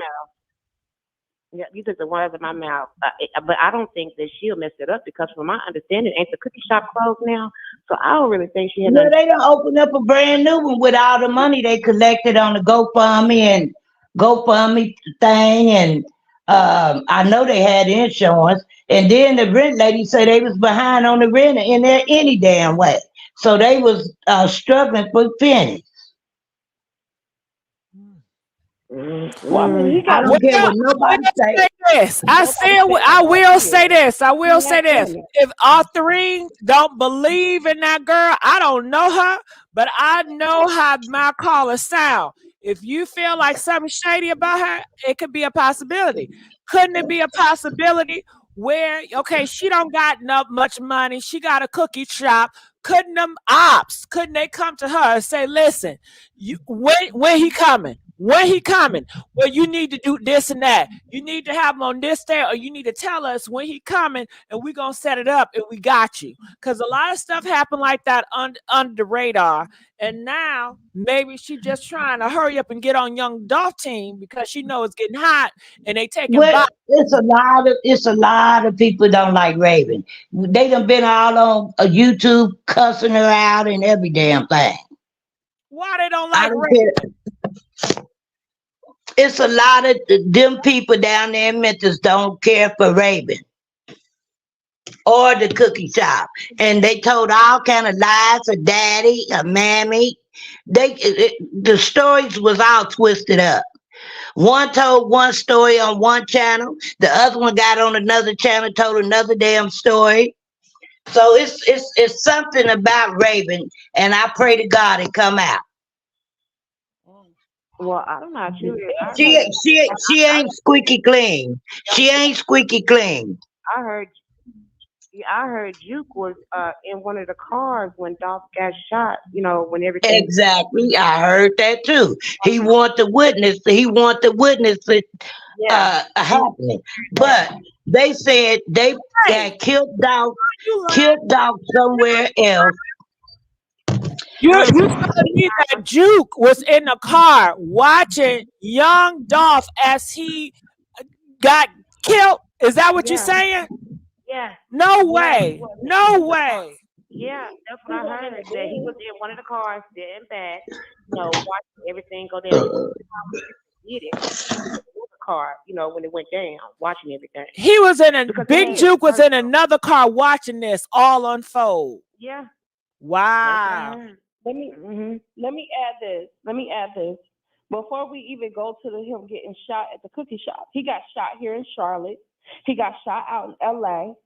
And every time they say he got shot, there were people who were connected. Like the guys who shot him here, that's how he came out with that album Bulletproof. They said that guy was connected to Black Youngster, but Black Youngster's like he had nothing to do with it, blah, blah, blah. And the guy that shot at him here, he got what? 14 years, and then he got shot out in LA where he actually got shot, you know, in the torso and stuff. He healed, and then the other tip on his life was in Memphis. That's what I said. That girl ain't got nothing to do with it. I mean, I've been around celebrities. I've been around people. I don't think about their safety when I'm around them because I'm assuming they have security. They own people who are around them, you know. And he rode around. You got to forget, Dolph rode around in a bulletproof car. Yeah. He always went to that shop to get cookies. Like that was like a routine for him, you know. And she said that he always showed love. That's why I was like, that's street stuff. That's some street stuff, which we know who the beef was. Yeah, you could probably text like, yeah, Dolph up here, but the moment he was in there getting a cookie, he wasn't in there alone. Yeah. Yeah. I think that they were just following him. You know, I think they got on him. I'm telling you, they said that Dolph was killed and brung there and laid there. And the two guys ran up in front of the cookie shop, just shot out the windows. But they said Dolph was dead way before. They said they backed him up in the back of the cookie shop, which they showed the U-Haul truck on YouTube. And it was a U-Haul truck. And they said they put him in there, and then them guys come up and shot the windows out. So Doc was dead already. Shit. His body was literally hanging Well, I out the heard window. something also. I also heard something happen at a gas station before he went to the cookie shop. It was a girl over there at the gas station. I got a video of him. And she got on YouTube. Doc is at the gas station. So hell, she could have been in on it too. It's a whole bunch of people in on it. Yeah, you know. But one thing and two for sure. When you person. set people up and do dirty stuff, it come. If it don't come back to you, it'll come back to somebody you love dearly. You sure right. Karma is real. Hold on, let's ask somebody else in the I don't mix. know. Queen Tanya, what are your thoughts about this? I'm ready, and I'm ready. I'm ready. I'm ready. So let's take it all the way back, okay? Because I was there. I was there for the whole Dolph case. Okay. Raven is full of shit. Excuse my language. She's a liar. That hand, if you watch that video, Dolph's hand was placed out the window. It wasn't even out the window at first. They placed his hand out the window. So I want to just clarify that. Let's talk about Big Jook. Hand out the window. There's also a video of Big Jook when he went to the cookie shop, him and his girlfriend. So we know that they're tied in some type of way. The way that Raven, I feel, is involved because she ran outside for that promo for the cookie shop when Dolph was leaving. He was in his white truck. Big Jook. He was in his Camel car. He wasn't in a white truck. When she did the promo and she went outside and he gave a shout out for the shop, he was in a white truck. I'm not saying it's the same day. I'm not saying that it's the same day. I'm just saying that that was putting it out there that Dolph comes to the shop, to the cookie shop. But I just feel like they go to the shop. Yeah, That was his everybody favorite said that. spot. He's talked about them before, so that's not unusual. And Okay. who put outside the window?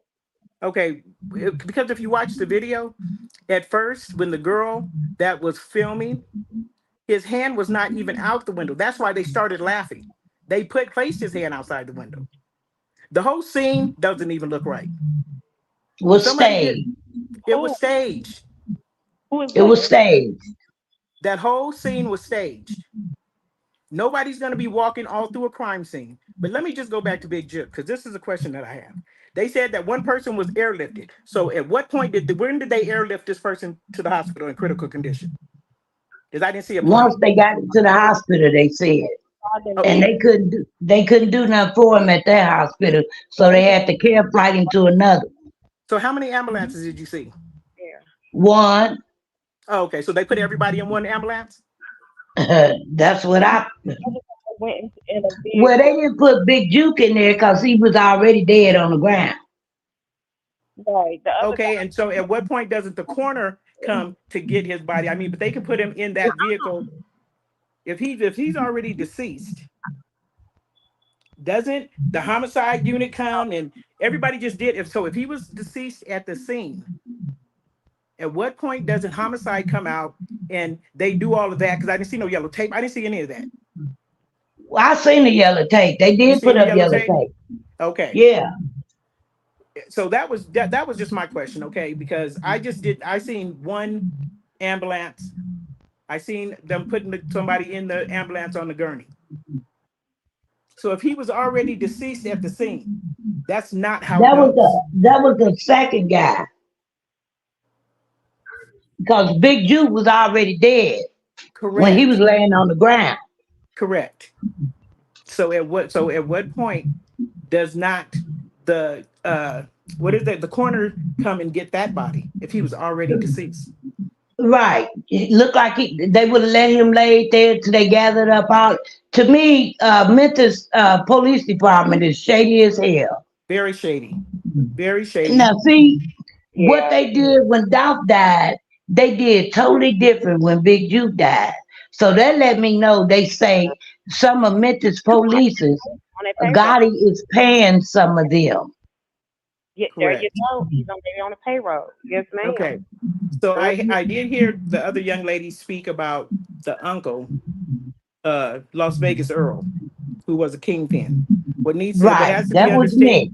right? What has to be understood is that back in 1997 or whenever it was, Yo Gotti's mother and I want to say auntie went to prison. They were caught up in a sting. Linda. Okay, for all the kilos and all this other type of stuff. So that's where this Las Vegas Earl comes in at. So that's what all that is. I just don't have an understanding because let me just say this. I come from a place to where you just can't tell me anything and I'm gonna go for it.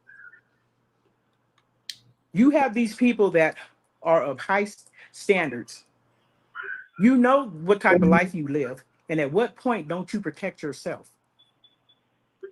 That to was just my be so sloppy, to just be so sloppy, Victor. and just think that it's just good. But he probably did feel it was good because he had been going to Memphis. This wasn't the first time he went back out there. It wasn't the first time that he came back out there. I just have a whole problem with the whole thing, and this is coming from someone that. Go ahead. Hold on, let Queen Tanya finish talking. Go ahead, Queen Tanya. I come from a place where I lost my son in 2021. You know how I found out what really was going on? Because there was so many people saying so many things that it got to a point where I told them, check this out. If you weren't there, I don't want to hear about it. But guess where I get all my answers from? Good Morning America. I'm watching YouTube and I see, oh, the Oakland Police Department is giving an emotional speech.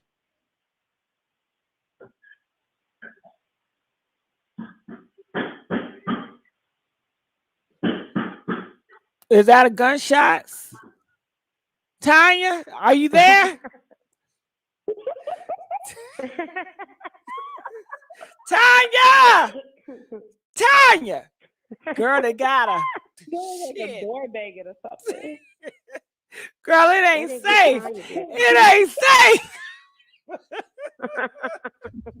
Oh, shit. Oh, shit.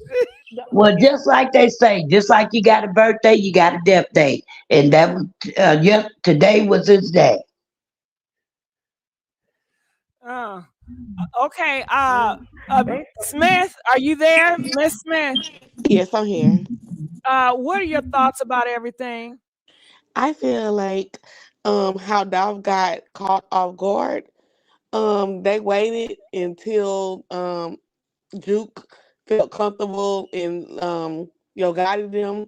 They waited till they felt comfortable to catch them off guard as well. So if you listen back to Key Glock and all them that was asking for peace and calling for peace and all that, and everybody was confused of like why was nobody retaliating against Gotti and them. And if you watch Instagram, he always had like a little time clock letting everybody know it's a time and a place for everything. So I feel like today's event was just planned out and waited because they knew if they had got back at got in them like right after that dog situation, that's going to be in the looked at by the police. So I think today was just calculated. They was just waiting on them to catch with their guard down for them to do something to them. That way that it would look like like a not connected to them because dog been dead like what 2 years now. And so I I don't just think feel nobody believe in that. Like it's not going to get connected. Everybody says connected. The police knows I'm that. saying like if they would have did it like a week later, they would automatically knew that. Yeah, if they did 10 years later, they're gonna automatically knew it's something.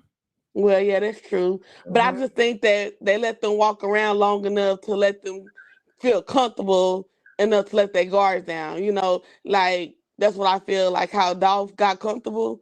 I think that they let them feel comfortable enough to walk around But that's without how you feeling do it. threatened. But that's how you Mhm. do it, Smith, because then homeboy say Big Juke said it's snakes. So it's like this, Smith, if I'm a snake towards you, right? I'm Mhm. not gonna let you know when you come to my door, I'm not gonna be cussing and yelling at you. I'm not gonna give you no indication it's a threat. I'm gonna open the door, you're gonna feel comfortable, right? Mhm. Right. And you gonna relax your guard down. You're gonna be Mhm. on your phone texting, talking about, yeah, I got a lot of haters out here and everything. And either Right. you gonna knock off your shoes, I'm gonna give you a drink, you gonna drink it, and everything gonna be fine. And Mhm. you gonna be on the phone, and I'm just gonna come behind and just get the rope, and you go. Yeah, just like Okay? that. Just like Just like that. that. Just like Mhm. that. Just like that. Right. Yeah. So I I wonder think they'll this: ever. if it's 5 people, do we have video cameras of those 5 men? Are they on video camera? The 5 men. On which They said it was a on car or something. which one, Dolph, or which No, case? Young Juke case. They said there were 5 men at the back of the event where the uncle was dead. Funeral. They're paying respect. So Mhm. it's 5 men at the back. So do we have cameras around? Do we have cameras of them leaving the funeral place? Well, to my Do we understanding, have they got cameras all around Memphis, in different areas. So, whether it's at a gas station or, a grocery store or a stoplight, they should have some kind of footage of like the cars leaving, or So what type of car was it that left? Do we know that? I don't know that information yet. They said it was Did a they have white truck. masks on? Did they have masks on? Did they Queen? have masks on? Mhm. Okay, Queen Tanya is back. Queen Tanya, you Oh, back? hold on. Queen Tanya. No, she ain't back yet. You heard She's them not gunshots, saying so I guess nothing. they done got hurt. Cause I heard boo, boo, boo. Yeah, I And heard she that. ain't been back since. Yeah, they got her. They didn't wait. I They hope not. died for Dolph. This is not the first person that died for Dolph murder, because I heard that bodies was dropping in Memphis the time that Dolph got killed.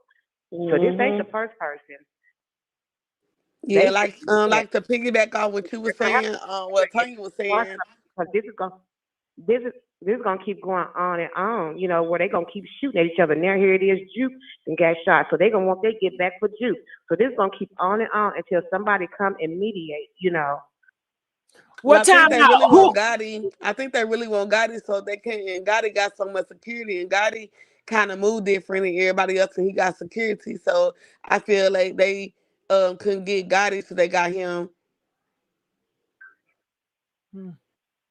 So tell Well, me that's this: everything.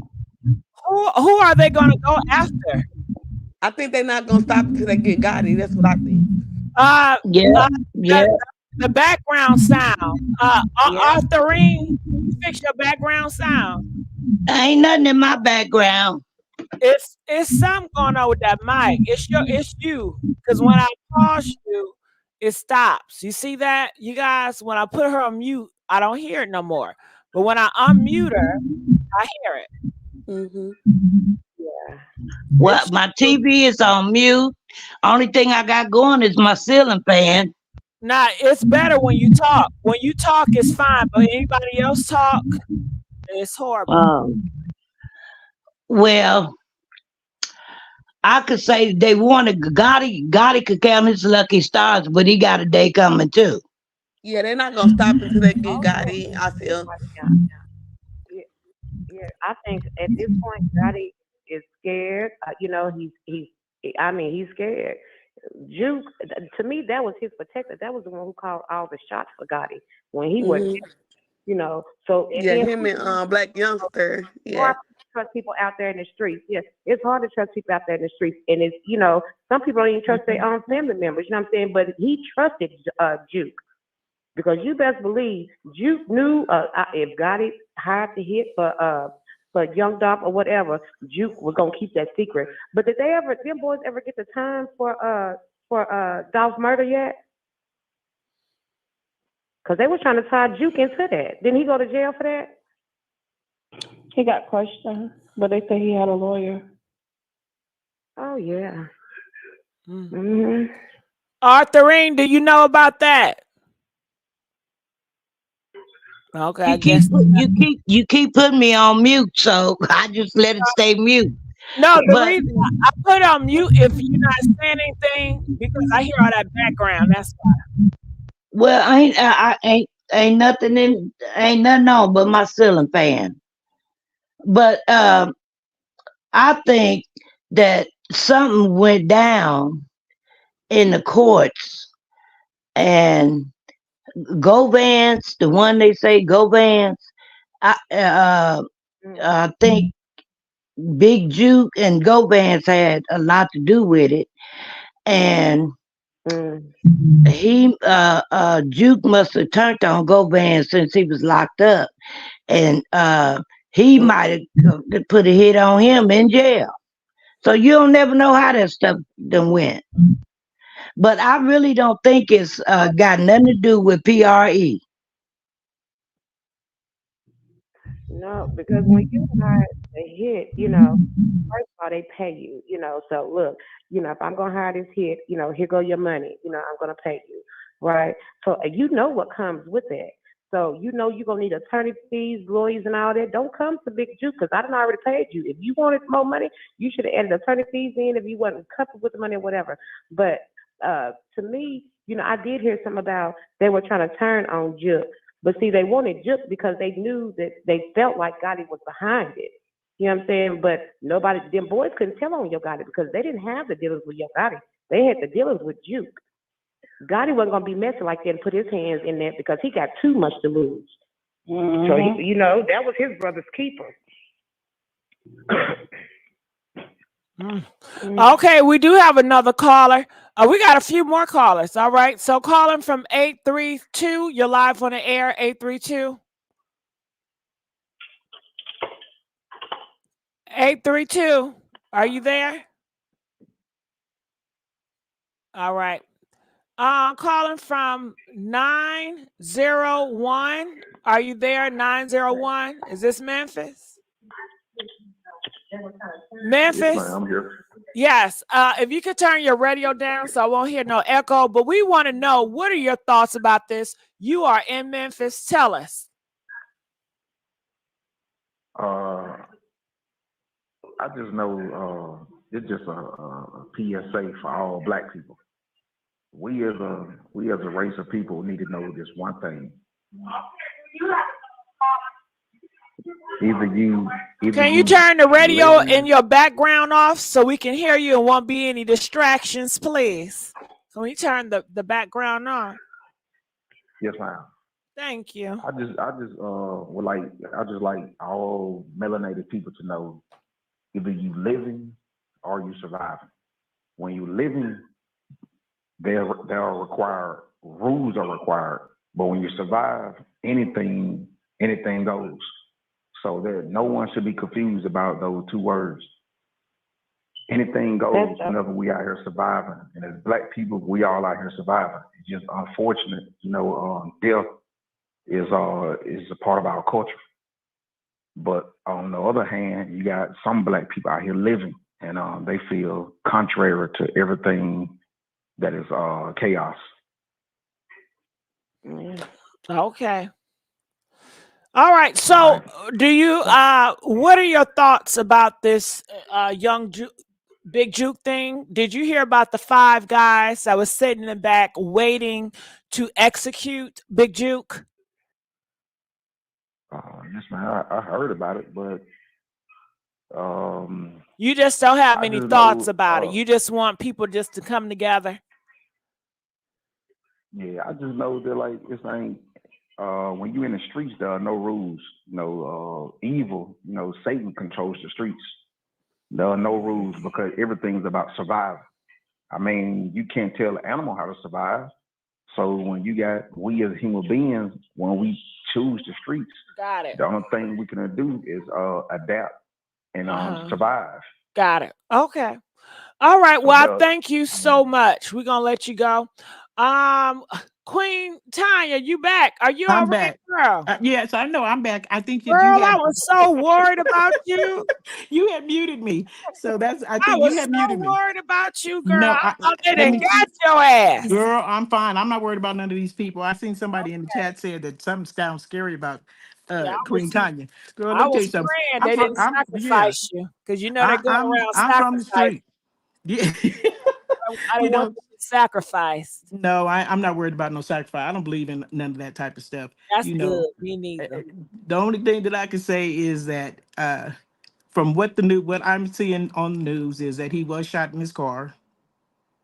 I never heard anything about the mother. They said that they do have they're still looking at the video. So there is video. You know, you have to let the police do their job. We can't just jump and just say, hey, they're supposed to put everything out because they're not going to. They will withhold evidence because people are going to end up going home, calling in, dropping little lugs, giving them a little information. So we have to, you know, everything you have to wait on all that. Well, Tanya, I got a question. I'm Now, listening. he was in a car, Big Mhm. Juke. Mhm. Now, did they come in front of the car? They did not get outside the car. So they popped them inside in their car. The police, the chief or whoever he was that was speaking said that he was shot inside of his car. Right, but how was the other people that was shooting them? Were they inside their car while they were shooting, or did they get outside their car? Did they sneak around and hit them? How did it play out? I can't even speak into that because they never spoke about it. They need to speak about that. I And need to know. yeah, Did you they know, come now from tomorrow will be a new day. behind? Yeah, did they come from behind? Did they come from in front? So, and all the 5 men, were they all in one car? Were they in multiple cars? Well, what the man, what was said, he said that they have a picture of one, but he says that he believes that there's more people involved, but there's only one shooter. Got it. But they were all those 5 boys that was allegedly at the funeral in the back, were they all in one car? Because that's a lot of people to be I'm in not one car now. exactly, and I'm not even sure. And my thing is this: and if you guys recognize that there was 5 black people in the back of the church in dressed in black, at what point was anybody gonna be like, "Hey, check this out"? You know what I'm saying? Queen Tanya, everybody dressed in black at a funeral. No, Shit. I don't know. I dressed in Oh, black. you don't dress in black? Well, most of us dressed in black. Yeah, a lot of people do, but you know, this 2024. That ain't not normal. They'll come in jeans nowadays. They You got know. videos of the funeral coming out. Yeah, they just come as they are. Dolph was at the funeral. Well, one at a time. 704. What did you say? What you say? So video footage is starting to come out. Where? I'm watching a video right now. Well, I'm on Facebook because they be having all the tea. Well, tell me where to go. I can go to so there's a Facebook too video. now. Type in just hashtag Big Juke. So they showing the video footage of Big Juke moments before he was shot. Yo Gotti was there. He's right behind him and his mom. So he was Okay, there video for footage of Big the Juke's video. moment before he was shot. Or go to what's media. That's what I'm looking at. What's media? What's that noise? That's the name of the page, and they got the video footage. Okay, that's Big Juke right there with the white and the black suit. Okay. Your body behind him. Okay, with the bald head. No, the short one. You know how Gotti looks in the Yeah, face. no, he got a bald head. Well, no, that's somebody else's bald head. Oh yeah, I'm not about the man right there. Yeah, it was a bald head man. I got confused. So he got hair on his head. No, it's another bald head man that's shorter than Juke, girl. This a little glimpse. They're looking at the body. So his killer. That short guy. Yeah, the killer was up in there just looking at them, girl, just waiting on it. Ain't that something? Now you said it's Angela huh? Is that Angela with the shades on? I know Angela asked. I don't know. I can't see that far. My eyes not good. Got me squinting. 10 seconds. I don't know who that is. So were the 3 guys with Juke? The other guys that got shot, was they with you? A lot of them. Arthur, Yeah. what they with you? Well, they said it was 3 guys got shot total. Juke was killed, and then the other 2 was in bad shape. And then you say that the one, another one died, so it's supposed to be a third one. They were sitting in the car smoking, in this black truck smoking. Oh, well, that couldn't have And I was told, I heard on Tamara, talk with Tamara, she live in Memphis, that the guys walked by the truck, went around, and come back and opened fire on them. Now that's what I heard. Repeat it. Said the guys walked by the truck and went around or something. I think she said around the building, I'm not sure. And come back and open fire. I guess they was trying to see what kind of security was with him. And after they seen it was nobody, they went around and come back and opened fire on him. Man. And they said people that was coming to the repath and at the repath pulled him out the truck and was trying to do CPR on the ground until the medics got there. And they said his mama was standing over. So if you pulling up pictures, you should have seen his mama standing over him when they was doing CPR on him. You know what I be thinking? Let me mute you real quick. I be thinking, okay, these men just pow, pow, pow, and they leaving, right? Why don't we got no hitters that's following them? You understand? Why don't we got anybody that's chasing them, getting the video footage like they do back in the day or in the movies or something? Arthur, Muting me. You muted me. Because every time I talk, I hear that noise, so I mute you when you're not talking. Well, I ain't got nothing on in my house, nothing. So I don't know why it's doing like that. If somebody got a TV or something on, sound like to me. Oh yeah, that's my TV in the other room. Y'all didn't turn it down. But it's Arthur, it's her audio. It sound like, yeah, it's your audio. It sounds like the phone might be rolled up against your chin or something, or your face. But just go ahead. When you talk, I'm mute. But see, if I talk, it's gonna make the noise. So it's best if I'm talking, you be on mute, and then just unmute when you got something to say, and everybody be quiet when you talking. Oh, okay. Now, they didn't say nothing about the mother on the news, but Tamara, she lived in Memphis. She said the mama took off running. She must have felt something was going to happen. Now go to Tamara's. She in Memphis. Talk with Tamara. Look at, pull up her video, and you'll hear what she say. Cause somebody called her on the phone when she was on live, and said, and told her that, and she was telling us as they was telling her. It was her cousin or somebody there at the place.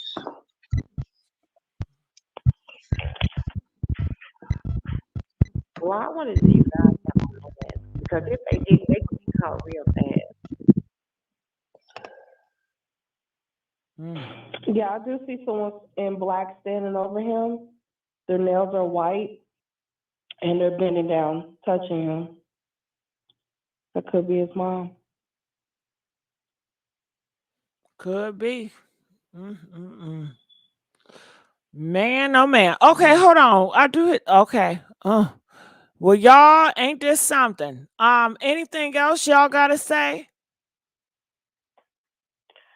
No, that's it, really. But if you're gonna live that type of street life, you need to make sure that you secured on all angles and somebody is watching from every angle at all times. And I just feel like it's just so disrespectful when they do stuff at funerals like this. I mean, I just don't understand, like, to be disrespectful, but they do it in Chicago all the time, And then with them doing things like that, and Big Juke knew it, he should have been more careful. Do you guys think that we should talk about this more in detail tomorrow? If you are in agreement and you think we should talk about this again tomorrow, press 2 so I know. All right. What do you ladies think? I think we need to talk about it tomorrow because tomorrow I think there's more stuff coming out, about where everything is so fresh. Mine is going everywhere, and we're all trying to speculate to figure out what could have went on, which we know what went on, and we know what it's about. And that's simple. They can say that, oh, well, Big Juke was a kingpin, so the hit could have came from anywhere. No, we know where this hit came from. Yeah. I even heard that it was about some weed. Then I heard that it was a $30,000 gambling thing that Big Jew ran off with. So I don't know. I just been on the internet, on YouTube, listening to different people that was live there when the police and all that. So I heard it was about some weed. Then they said it may not even be about Dolph. It may be about something else that Gotti and Juke, some of his team, did different. I mean, when you live in like all type of scenarios is possible. You just don't know where the angle come from, And I feel like if those guys didn't have masks on their face, they gonna get got and they gonna get to tell it. Once them numbers start hitting them, and somebody's gonna tell, somebody's gonna fold, so we'll know more. That's just snitching now. When you think you're above God, He'll show you you're not. Thank you. He will show you, just like He gave you a birthday, He'll give you a death day. Sometimes you can go, before your time if you're living in that street life. Queen Tanya, what are your thoughts? You quiet. Queen Tanya. See, they didn't got her again. Queen Tanya. Girl, Queen Tanya ducking and dodging them bullets. Right. They done got that ass again, man. I tell you, I'm concerned. So talk more about it. Anything else you want to say? 931-704. Oh, here she is. She came back. Go ahead. Talk. You got the floor. You from a 931? Yeah. Okay. And I do, for whoever feel like, this platform has been disrespectful, we're not here to be disrespectful. We're only here to try to figure out what's going on, So if I've said anything disrespectful, and the family thought it was disrespectful, I just want to say that I do apologize because, that wasn't my intention. Well, don't have smoke for us. Have the smoke for them dudes that keep killing each other over nonsense. Have the smoke for them. We haven't pulled the trigger on nobody. Child, don't you have a freedom of speech, okay? You in America, you don't allow people to try to limit your freedom of speech. That's your amendment. That's your right. Yeah, but I am respectful when it comes to certain things, so I understand, it is people grieving. Yeah, but okay, well, people may not want you to talk about it at all. They may not say, well, be quiet then. Just shut up. Somebody that we cared about the loss, and we don't want you gossiping about it. So you're going to forever have to live a certain type of way if you always concerned about other people. That's right. My intention Yeah, is that's not to right. That's disrespect. right, You honey. know this is a gossip forum. Why would you disrespect yourself That's hopping on a right. gossip forum? Listen to this now. Stop Mm-hmm. disrespecting yourself. That's right. Stop it. Just turn it That's right. off now. Mm-hmm. Nobody forcing you. Right. Okay? You got many Right. Nobody forced you to options. listen. You got many And options. you know you're gonna have a, you know you're gonna feel a certain type of way when you hear people talking about it, and you know it's gonna be all type of things that come out. So it's best to just turn it off. You can't get your Child. answers from us because we trying to get answers and we speculating. So it's gonna be things. Don't get them people no attention. You gotta realize people just want attention now. They just gonna say anything. You'll be Yeah. forever going back and forth with them folks. Queen Tanya. We have Okay, I'm here. to speak our opinion. I'm here. Can you hear me? It ain't like it's private, it's local, it's in the news. Right. And if they would put it out here for us to talk about, then we wouldn't have nothing to talk about. Now, Queen Tanya, go ahead. Okay, you can hear me okay? Yeah. Okay. Well, I just want to say this. You know, I like I said from the beginning, I don't wish this on anybody. You know, may he rest in peace. May his family be at peace. But like you said, this is a gossip channel. We're just talking about it. Because something's going on in Memphis that needs to be checked out. Because it's a lot of lives that have been lost. You know, and there's many more to come. It's many more to come. I just see it, you know, and I you know, and it's just always somebody of some high standing. You know, I just don't understand why this man would put himself out there like that. It just does not make sense to me because if I know that people just don't like me, I'm not going around. I'm not supposed to keep going around. That's why Yo Gotti doesn't live in that town. And to clarify about his mother's restaurant being shut up, that was a lie. It was the same day as Dolph's incident happened, and they just ran that story out there, but it did not happen. You know, but I don't know. I say let's just keep talking about it and see where we can go with it. You know, it's something that I think everyone needs to know about this, you know, and have some type of knowledge about who you surrounding yourself with. Well, that's what I gotta say about it. Since we're gonna talk about it all night, this is what I gotta say. Yo Gotti, why didn't you tell your brother to leave? Yo Gotti, you knew what type of time it on. If I was Yo Gotti, I would have said, nah, brother, we not hanging around here with mama. Nah, brother, we gotta go. Because Yo Gotti, your mama was in jeopardy too. You knew to leave. You had wisdom to leave. So Yo Gotti, why didn't you make your mama and your brother leave? That's why they feel like it's a sacrifice, Yo Gotti, because you didn't hop your butt out. You made sure you was safe. But what about your brother? And what about your mama? You knew something was going on, but you left right in time so they can only get big Joke. Oh, yeah, Joke in the mama. But you left. That seems funny to me. Right. And then, you know, not too long ago, didn't another brother get his life taken at the gas station? Say that again. His other brother was taken out at the gas station, earlier last year? No, that was Black Youngster brother. Oh, that was Black Youngster's brother. Okay, my bad. Let me correct you, please. Thank you for correcting me. You know, I don't know. I'm just so tired of seeing us losing all our little black brothers. I'm serious. Now, what y'all think what I just said? Go ahead, 9301 or 704. I don't know which one talking. I agree with you. I do agree when they was talking about, you know, the mother. She shouldn't have been in that situation, and he should, you know, if he left, you know why you're leaving. You should have had your mother, you know, to leave too. If Juke wanted to stay there, he could have stayed. But that's your mom at the end of the day. You know, you got to protect your mom. And I just feel like, you know, in their street life, some people do go by the rules. Like, you know, the mother didn't do anything. You know, I'm aiming at the people who, you know, who's in the streets and who's involved in this. You know? Yeah, but you know what I gotta say about that? Why would you trust your enemy? You're trusting your enemy to go by rules when you know rules are meant to be broken. How many brothers did you have call this line today and tell y'all ain't no rules when it comes to these streets? But yet y'all want to come up here and feed somebody some rules, talking about some, well, you know the street rules. You can't hit nobody mama. You can't hit nobody kids. Child, they don't care about no rules.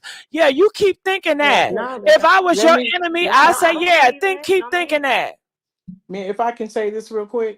And this case is why I felt, you know, that's why they didn't take You know, I'm just talking because talk she now. was there.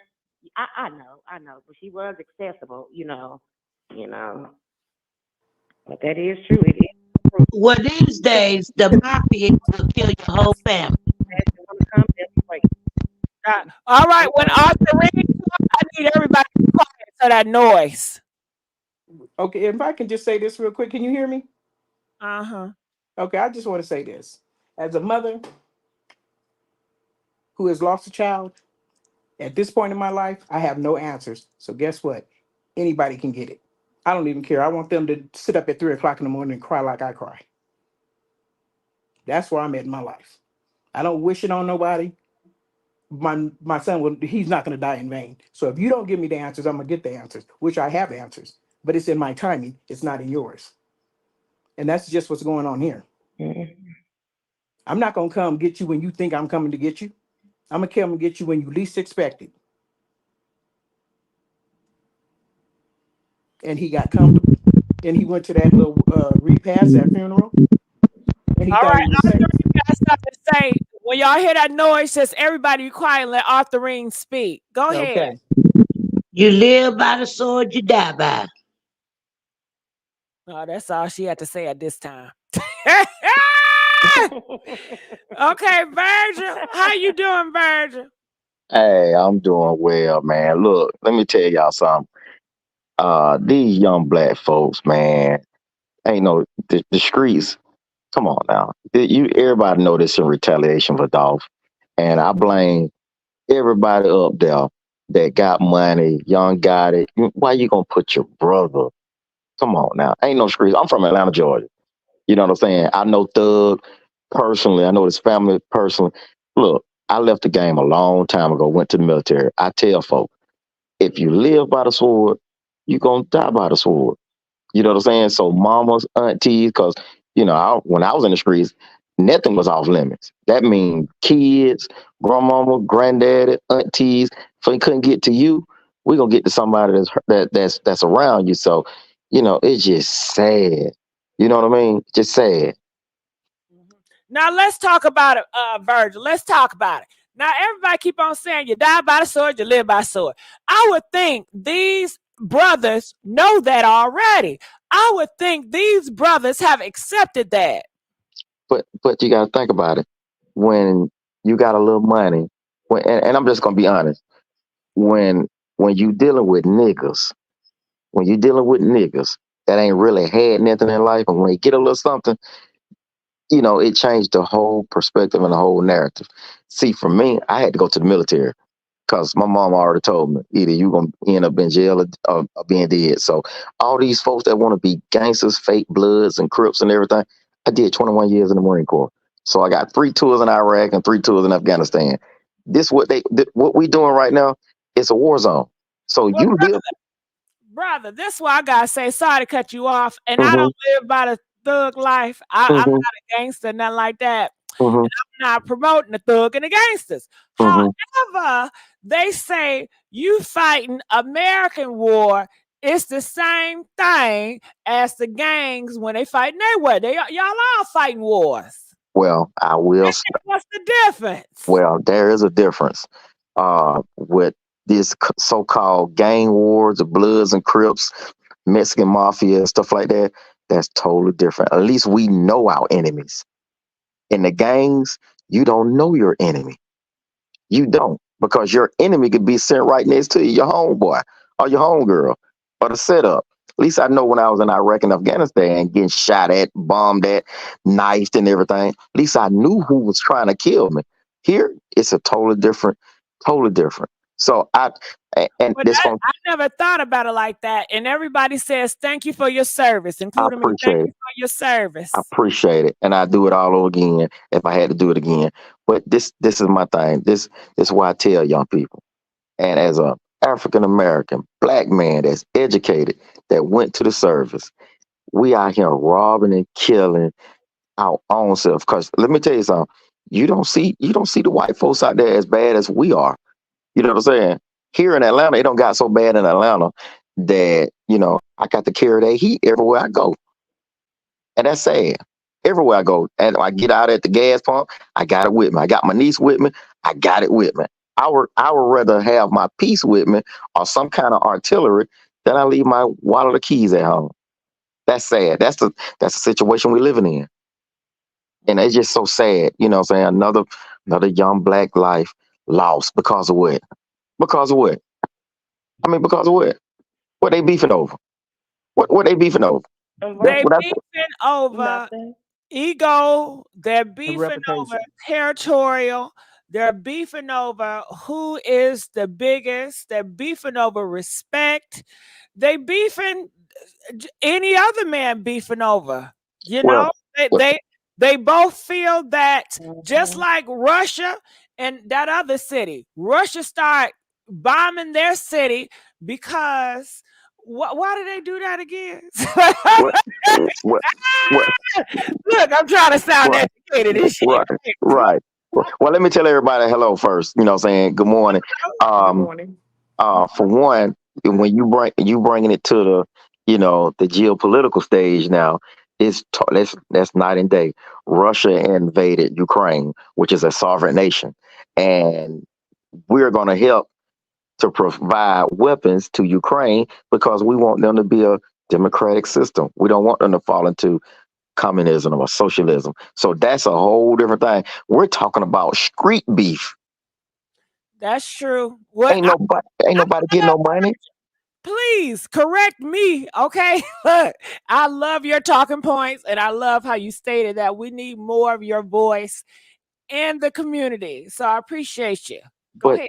but my voice is so meaningless when it comes to young men still out here on respect. What you got respect in the streets? Man, you can't go to the bank and take that nowhere. I can't take my respect to the bank and be like, I need $1 million for collateral or whatever for a business loan. Sir, get the hell out my bank. Get the hell out my bank. That street stuff, you know how many people are laying up in the cemetery dead and cold because of respect and disrespect. That ain't getting you nothing. Go get your education. You're riding around here in Rolls Royces and riding around. Man, look, I'm on a whole nother level. When I went to the military, my whole perspective changed about life. It changed about life. These young folks, if y'all want to go out there and shoot each other and everything, go to the military. Get paid for it. Get paid for it. Get paid for it. I know a lot of folks gonna probably say, yeah, the white you fight for the white man. Well, let me tell y'all something right now. Uh, I stay in America and I'm black. Y'all stay in America, y'all black. So I'm not just fighting for the whites, blacks, and whatever. I'm fighting for my people as well. So that's the misconstruing and misconception that people have about the military. But this other stuff that's going on in Memphis, let me tell you something. I went stay in Memphis. They paid me $1 billion a year. That's how bad it is in Memphis. Me either. It's bad. It is bad. You know what I'm saying? Now you got to think about it. Now that young Dolph was killed. Now you got Gotti brother was killed. When is it gonna stop? It's gonna be another retaliation. Everybody want to turn this into Chicago, as they call it, Chirac, which is a disservice to everybody that's serving Iraq. Chicago is not Iraq. It's nothing like it. It's just a gang war. BDs against GDs. That's all it is. You know what I'm saying? Blacks on blacks. If you really want to do something, go out there and fight some of them Proud Boys that stormed the Capitol. Thank You you. Thank you. know Go what ahead I'm saying? and say that. Say that. Go ahead and do that. Let's go in there. Let's go out here and get on these skinheads that's well organized. We killing each other because of what? Look, if y'all realize, and my talking points are just I'm all over the place. Look at what's going on in Atlanta with Young Thug, Jeffrey Williams, with the Rico. Let me tell you something. I heard the crowd rate down since he got locked up too. Man, let me tell you something. The man facing 125 years. The man facing 125 years. And he's going to get it. Oh, let me tell you something. He should have took the 5-year plea deal. But you want to stand on business. Mhm. Let me tell y'all something. Standing on business gonna get you a whole bunch of time. When they start throwing out them Tom Brady football passes almost, yeah, you're going to prison. So you could be big slime all in prison And we told him, us old heads, I'm 50. We told him a long time ago, hey man, you don't grew up, you don't got out the hood. You a multimillionaire. You doing something with yourself, but you out here doing you self snitching.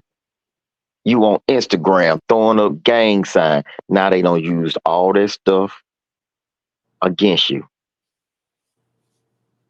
That's I don't understand. I'm from the old school. If you're gonna be a gangster or you're gonna be a gangster, you move in silence. You don't be on the ground. That's why I'm not on social media. But this young Dolph, hey, it ain't it. This young Dolph thing is this yoga. Hey, I don't feel sorry for him. I'm gonna tell you why. Because you should have got your brother and your family out of there. Because you knew it was gonna be some other stuff. That ain't no smart move. You consider yourself a general? You consider yourself a boss? Man, that ain't no boss. That ain't boss move. That's some real simp and sucker moves. You should have got your family out of Memphis. Because you know, dog folks still in Memphis. Still in Memphis. They still high how that man got killed. They still high. You don't think gonna be some more retaliation? It's just endless killing. Just endless killing. That's it. I should have been an undertaker. I should have been a funeral home director. I'd be rich. Because guess what? We dumb enough as blacks. We killing ourselves. We killing out the population. Y'all ain't gotta worry about the white folks. We doing it ourselves. We doing it ourselves. We doing white folks a favor. We doing them a favor. We in jail and we killing ourselves. So I just want, like I said, all that's on them, man, be safe and just stay out of everybody's way. Stay in your own lane. Stay in your own lane. If I could just say real quick, can you hear me okay? Yes, ma'am. Okay, I just want to say, I sat and I listened to, we're coming upon Dr. Martin Luther Right. King's birthday. Right. And I sit and I listen to him speak about the mountaintop. Right. And Memphis is just popping in Right. his speech, just popping in his speech. Right. I will agree with you with one thing. You have to watch your surroundings. And if anybody can see that tattoo on my neck, it says, a friend of my enemy is a spy in my camp. I'll never tell a person who they can deal with, but what I will do, if you're dealing with somebody that I really don't deal with or has done me wrong, then I'm gonna start looking funny at you because now I can't trust you not to limit what I say to you. And that's that tattoo on my neck. I feel that same way. Yeah. You gotta watch your circle. I don't know if y'all can hear me. One thing I was saying to him when he was speaking, I was like, you are OG. So you already know. A lot of OGs that I know, they are not in the game no more. They're not on social media. And also, one thing they used to tell me is always expect the unexpected. These men know how people can get busy at funerals. They got way too comfortable. You, to me, the way I was raised, like with my uncles and stuff, when they ran the streets, you supposed to expect that. That's right. That's an unexpected place. That's right. That's right. I concur all the way because never been in a gang. I always ran by myself, but I ran with people that ran with people. But like I said, being an OG is nothing to be proud of. Nothing to be proud of. I don't get me wrong. I'm not glorifying it, anything. Came from the streets of Atlanta. But then again, I'm not glorifying the violence. It's just it's to the point now. You knew who your enemies was in the streets. Now you don't even know. You don't even know. Well, can I say something real quick and talk to you? Now look, okay, so Yo Gotti, he's a big entity, he's a big deal. So when his brother is now dead, how does it hurt him?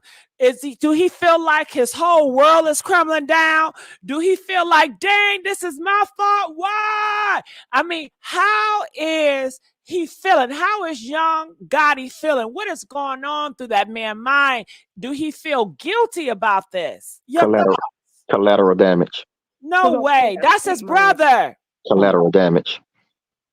Let me tell you why. If he felt that kind of way towards his family, his brother. Let Virgil speak. Go ahead. If he felt that kind of way that he's hurt, his whole world is shattered, why you didn't move him out of Memphis? And you know what's going on. You gotta think like, some of these folks that are in gangs, they are military minded, and some of them been to the military. So if I can't get you, PTSD. well, you have post traumatic stress syndrome or disorder.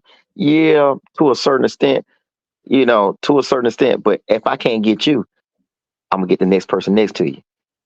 That's out here flexing on the ground. That's out here on Facebook, Snapchat, and sharing locations. All it take, and y'all and women, don't take this the wrong way. All it takes is a woman to be with somebody and share your location, and your ops got you. Your ops got you. So this collateral damage. He can feel any type of way. Not only is it the killers that actually done it their fault, I put Squirrel to blame. He 50% of the blame too. Because guess what? You got enough money, enough resources. Hey man, you got to get up out of here, man. Already, the heat on me. So the heat. I'm moving my family up out of there. Gated community security and everything. Nah, you can't go around here. You're a target. Oh, that's got it. That's got it, brother, right there. Oh boy, let me make that phone call. It's just that simple. It's just that simple. Now, what I heard was, to move them out. hold on, wait. Was Big Joke, was he living there? I heard he wasn't living there. Did I get it wrong? Well, let me tell you something. He was frequenting there, and he still stayed in Memphis. Still stayed in Memphis. They had a house there because they still rent the streets there. Street money. Go to that picture where they count up all that money in the studio. I've been in the industry. That's our industry money. Industry money don't come in cash. Come on now, you already know it. Tell me about it now. Explain to folks how industry money come to you. Explain to it. Check deposit every 3-4 months. You get it That's like right. that. There you go. There you go. A money counter. That's something else. Well, that's called street money. Hey y'all, she knows what she's talking about. But She knows it. what's so sad about the whole thing is, Big Jook was over there. He was advertising the diamond necklaces. Yeah, because he's a big dude. He needs some big things. Listen, now you're gone. Now where's it going? Well, you out here. You're making all of this money, but you're never going to take it with you. You can't take it with you. You can't take it with you. I never seen a somebody die and go pull up at the bank. I don't know. So all I'm saying is, it's just sad all the way around. But I'm gonna go ahead and drop down. Salute to everybody. Right. Thank you, Queen Tanya. Yeah, I appreciate it, Miss Tanya. Yeah. It's when is it gonna stop? When is it gonna stop? Nobody knows. It's not gonna stop. It's not gonna stop. You know what I'm saying? I wasn't raised around it because, my parents, we live a suburban life, but I got to school, started hanging out in the streets, started meeting dope boys and OGs. Right. So I ran with the guys that used to run with the big niches and stuff back in the day. Right. But it's a cycle. Some of them are locked up. Some of them are out now, and they talk about this all the time. They were like, we would never post ourselves on social media. We don't take pictures. We don't do any of that. They look at these guys like this is reckless. But if we're able to connect dots, we shouldn't even be able to connect dots like this. It's so think about it. Now you say you ran with Big Meech and everything. When they was in Atlanta, they got reckless. They had a billboard in Atlanta, BMF, the world is theirs, advertising. They come to the club, they 300 deep, 100 Lamborghinis outside. I mean, people. I know major dope dealers. I'm never been in that kind of lifestyle, when I got older. You know what I mean? So, but I hung around them and I watch how they move. They ain't flashing. They driving little Kias, little Honda Accord, Wrangler, 92 Honda Accord, multi-millionaires because they don't want the heat on them. Now, Instagram, Snapchat, Facebook, Twitter. Think about how many people don't lost their lives because of that. Because of that. You know what I'm saying? I want to wear a $500,000 chain. Man, white folks, man, look, let me tell you something. Other colors are laughing at us. They laughing at us. We are the biggest consumers the biggest everything, but yet we don't own nothing. We don't own nothing. We the one make Fendi and Gucci. It's because of us. But guess what? We ain't got no stock in it. You know, we'll buy their clothes. We'll buy the Gucci belt. Let me tell you something. It's just impractical to me. I guess I'm a little old fashioned. I can't spend $3,000 on a belt, and I can go, you know, what I'm saying, to Joseph A. Banks and get me one for $150, and they do the same thing.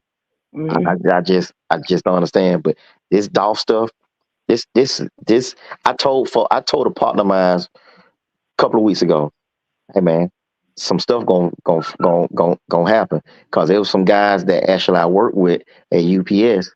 They from Memphis, and they transferred from Memphis down here to Atlanta, and saying that it ain't over because you don't know who Dolph folks is, you don't know who Gotti folks are. Everybody, mom, hush hush. You know what I'm saying? But we already know it's documented. That's why I tell folks it's documented. Young Dolph was killed by Gotti. It's documented. He put a hit on that man. He put a hit on him. The names are in the paperwork. Yeah. Name in the paperwork. And you gotta think about it. Dolph, Before Gotti do that time, Juke was gonna take that time. yeah. That's the money. But he started his beef, and he started his beef, and he way in another state, and then he wonder why people don't respect him. Well, you got to think about it. Everybody under Dolph, everybody that Dolph was loved in the city, because he was loved in Atlanta. He was a good dude. Gotti really can't come to Atlanta because he got some, you know, he needs to scrape some business out in the street. You know what I'm saying? So they say. But, you know. Atlanta. Gotti got a whole condo in Atlanta. I know that. Yeah, yeah, he got a whole condo, but yeah, he don't let everybody know he in the city. My ear's still to the streets. You know what I'm saying? His face card ain't good in Atlanta. Can I say something? Yes, ma'am. Yes, All ma'am. right. Now, I'm reading this article. One of my fans directed me here, and this is the old picture of, I guess, some of the guys in that lifestyle. And they keep on mentioning Yo Gotti's aunt, I guess, partner or lover or whatever. So, did Yo Gotti, is he all introduced from the aunt's boyfriends? Is that what this is about? Do you guys know more about this? Eric, who's in that picture? I'm back on. My bad. I'm sorry, ladies. Back on. Aunt Janet. Hold on, Arthur, what you saying? From what I understand, Gotti's auntie was married. The man that they buried today, when he got killed, his uncle was the kingpin dope dealer. He was with that auntie that you talking about. They Gotti and Juke them came up. Your audio. The audio is bad. I'm sorry. The audio is getting worse. I'm gonna have to put her down. Now, what were you saying? Were you explaining it? I was explaining it. Yeah, please explain this like picture. Stated, tell me about this picture. So Eric Bovan, that's them back in the day. Okay. Where's Eric Bogan? Can you that's point in him the out? 80s. Can you point him out for me so we'll know? The fat one. Look like the fat. I'm not trying to say. But Child, just keep on the fat ass. The big one. Who is that? Who is the big one? Who is the big one? Who is the so the big one is Eric Bovan. That's the big one. Right. He married Gotti's aunt Janet, but his aunt Linda also caught some charges behind Eric Bovan, and she was doing some time too, because both the aunts knew him. They were all getting work from him, basically. One aunt married him, the other aunt Linda, she got locked up. Because she was working for him, selling that stuff? Yeah, kilos. All right, so one auntie, hold on, let me get this straight. So Yo Gotti's auntie, okay, Look like she influenced, she was the introducer to a lot of Yo Gotti. That's, I'm assuming, I don't know. So the guy, Eric, the thicker dude, that is Yo Gotti's auntie boyfriend. Okay. And also Yo Gotti's other auntie was working for him. Okay. So got that clear. Now what else? Go ahead, 704. Correct. Tell us more. Oh no, that you're correct. And so I think Latanya just said in the chat too, she had over $100,000 in a home. I did also read that the feds had bugged his car. He sent somebody outside to remove the bug off the car. So the feds have been watching him for a very long time. Wow. There's a whole case online. I didn't read the whole case, but from when he got caught up back in 1993. Wow. But the aunt Linda did some time, and then Janet just divorced him back in 2018. That's not that long ago. Wow. So ladies, what is it that we're not doing as men that turn us into this right here? What is it that men, black men, because you notice it's getting to the point, it's crossing over. Now the women, the black women, are starting to be even just as violent as the black men towards each other. What are we doing as black people? What are we not doing? What are we not doing? My family's not like that. Like my enemy, my brothers are like corporate professionals. Okay. I don't know. Yeah, everybody not like this version. I grew up right. We have our father. Yeah, all the brothers and sisters not like this. Well, I'm not putting it stereotypical and everything. So, you know, first of all, everybody that's on here, can I get a little background what everybody does for a living? That way, because I know y'all enunciating y'all words very well, so I can tell you're educated. So can I get a little background what everybody does, and that way we can share? Because this is not a safe space, and you don't know who watching you, and y'all talking about this. And I hate for somebody to come knocking on y'all door like they did Queen Tanya. Okay, have me worried about y'all. Let's not make it personal. I have a bachelor's degree, so I do have a background. Also, you as a man, someone in the comments said it correctly. You're a man, so you speak to that. What do you think is missing in these men's lives? Well, I'm gonna say some structure and discipline, and I think it starts at the home. There's no man in the house most of the times, and the women are raising, men, and it's after a certain point, most of the mamas can't be able to tell her, 17, 18, oh, man, ain't nobody studying that.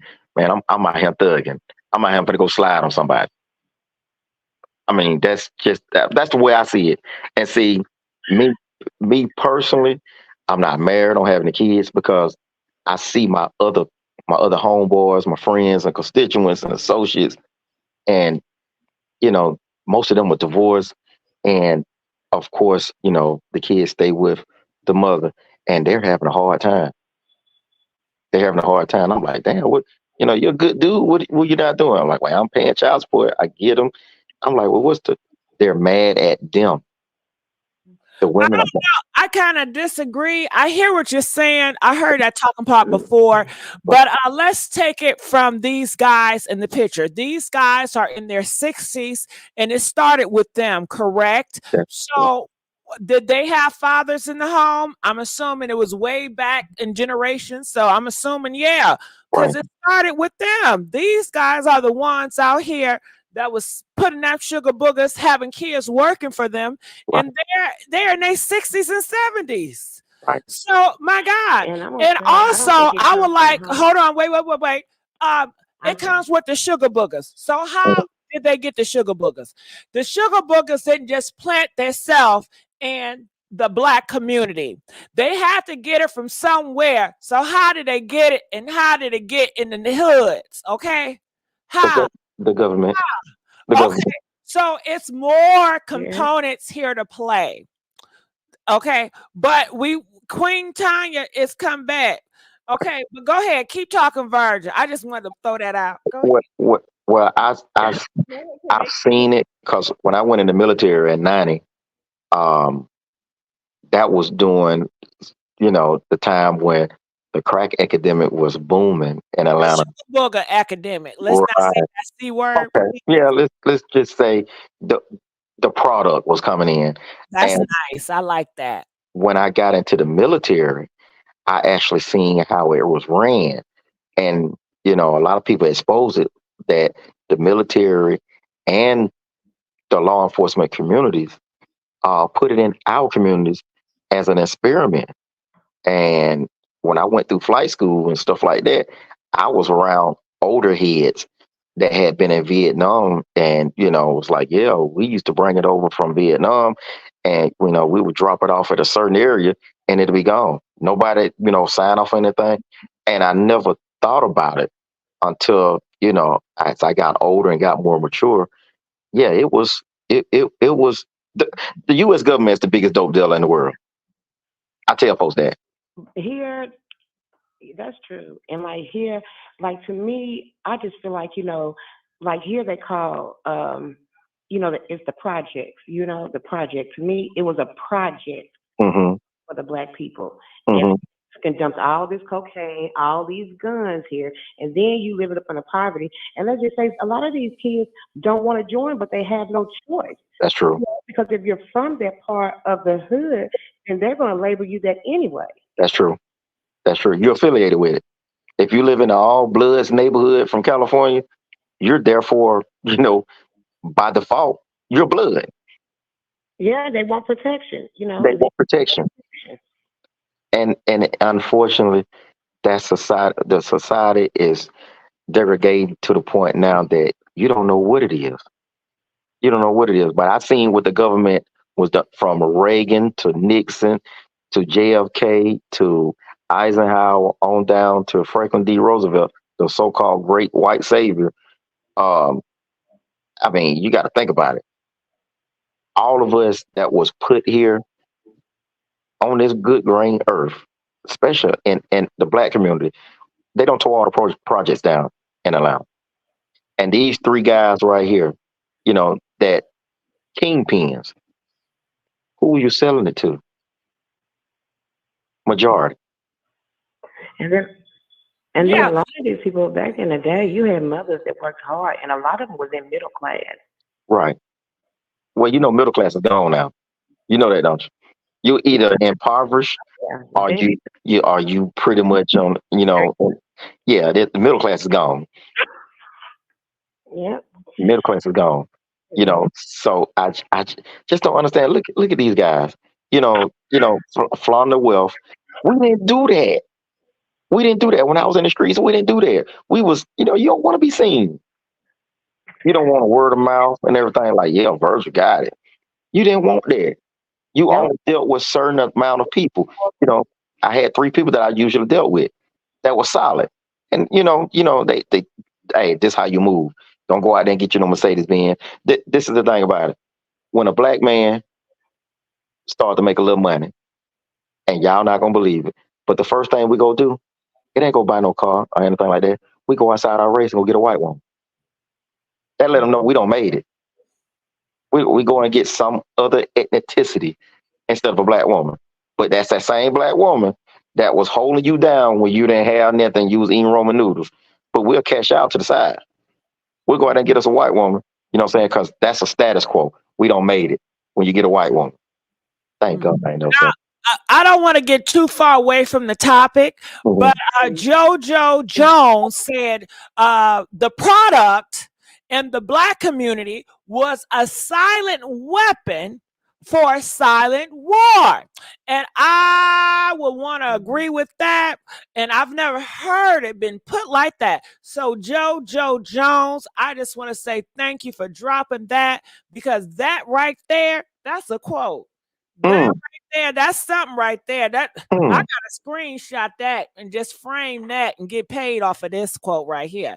This $1 million quote. Do you hear what I'm saying? So what was what's the war? Can he elaborate on the war? I mean, is it that they put it in our community to destroy it? ourselves. Okay, 704. I'm gonna let you get a shot at it, then I'll go after you. Go ahead, 704 or 913. At I the don't end know of the which day, one of you guys no, talking. it's 704. No one can make anyone pick up drugs and sell it. Everyone has free will and self-choice. If you know what it comes with, it's like picking up crack in 2024. Sugar boogers, a product, please. Can we please stop saying that Yeah, word? the product. Yeah, the product. You know what products do. You see the product heads out here. So if you pick up the product, you know that product can come with you sticking in your body, or you go to an early grave, or you go to a jail cell for selling it. We've seen this. Nobody is an exclusion or exception. I don't make excuses for people because I come from a family that's all about discipline and self-accountability. So if you choose to do that, this is where it goes. And in my family, if you choose that path, just know you're going to be down there by yourself. So we got to stop making excuses because in 2024, people know what it is.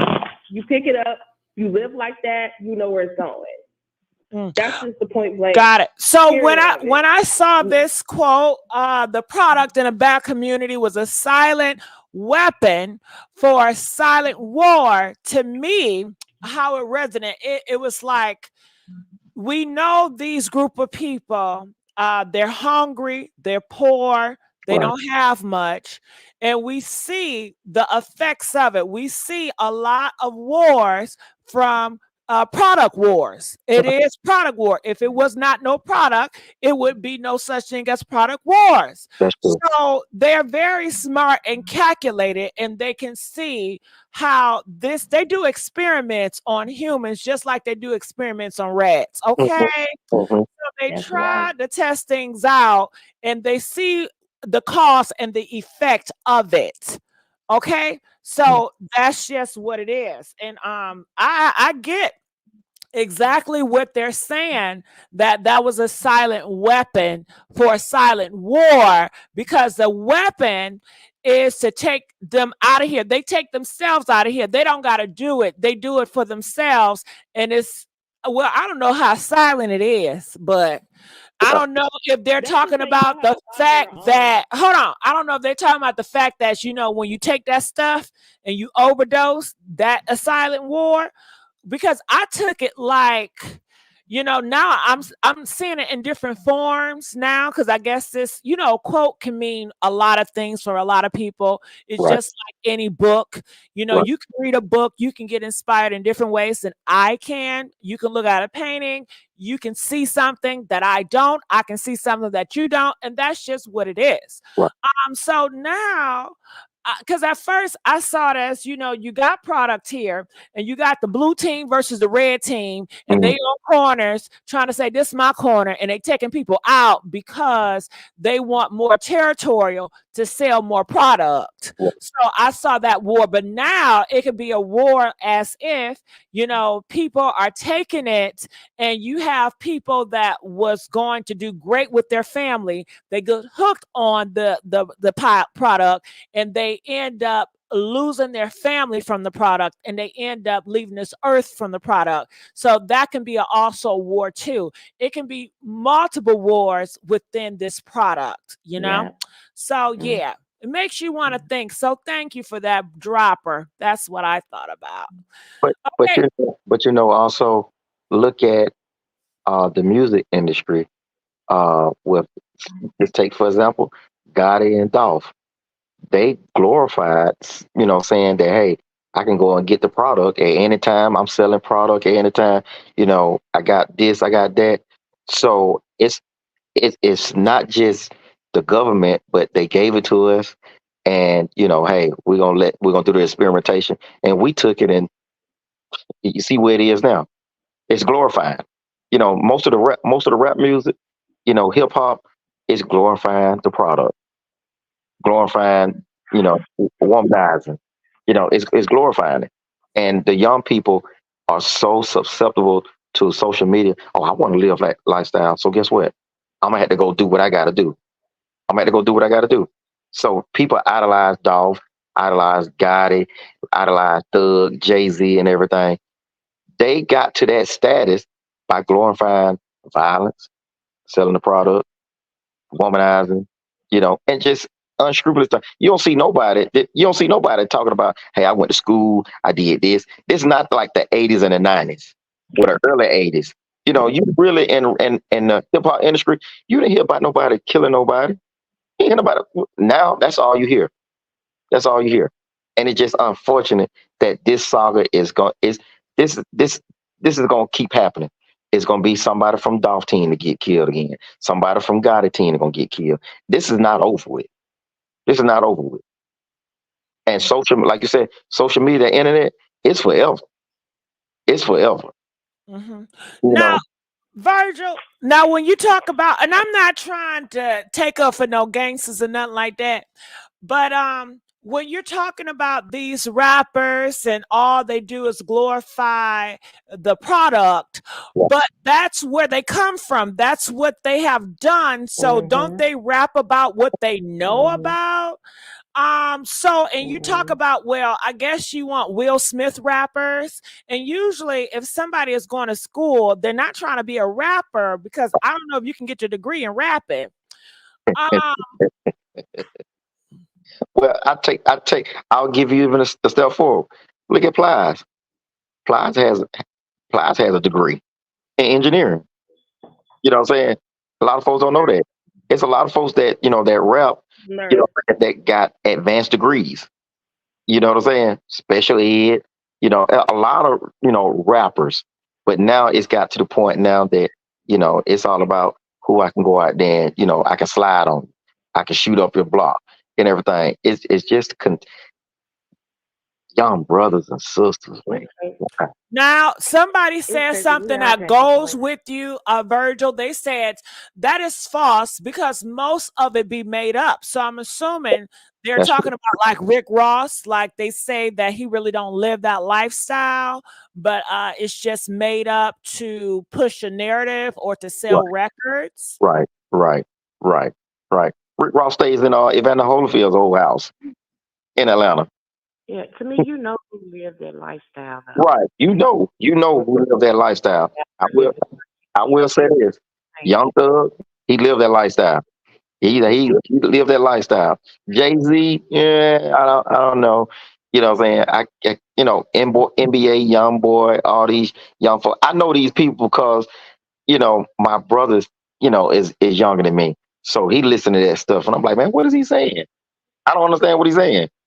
But a lot of them rap about what they've been through, you know, and it's their testimony, you know, versus, you know, when they get out of it, they're not still doing it or trying not to do it and trying not to live that way, you know. But that's rappers rap about, you know, the way they grew up and the things that they was around. You know, it's not really glorifying it to me, but, you know, these kids out here can take it that way. Right, right, right, right. I agree. I definitely agree.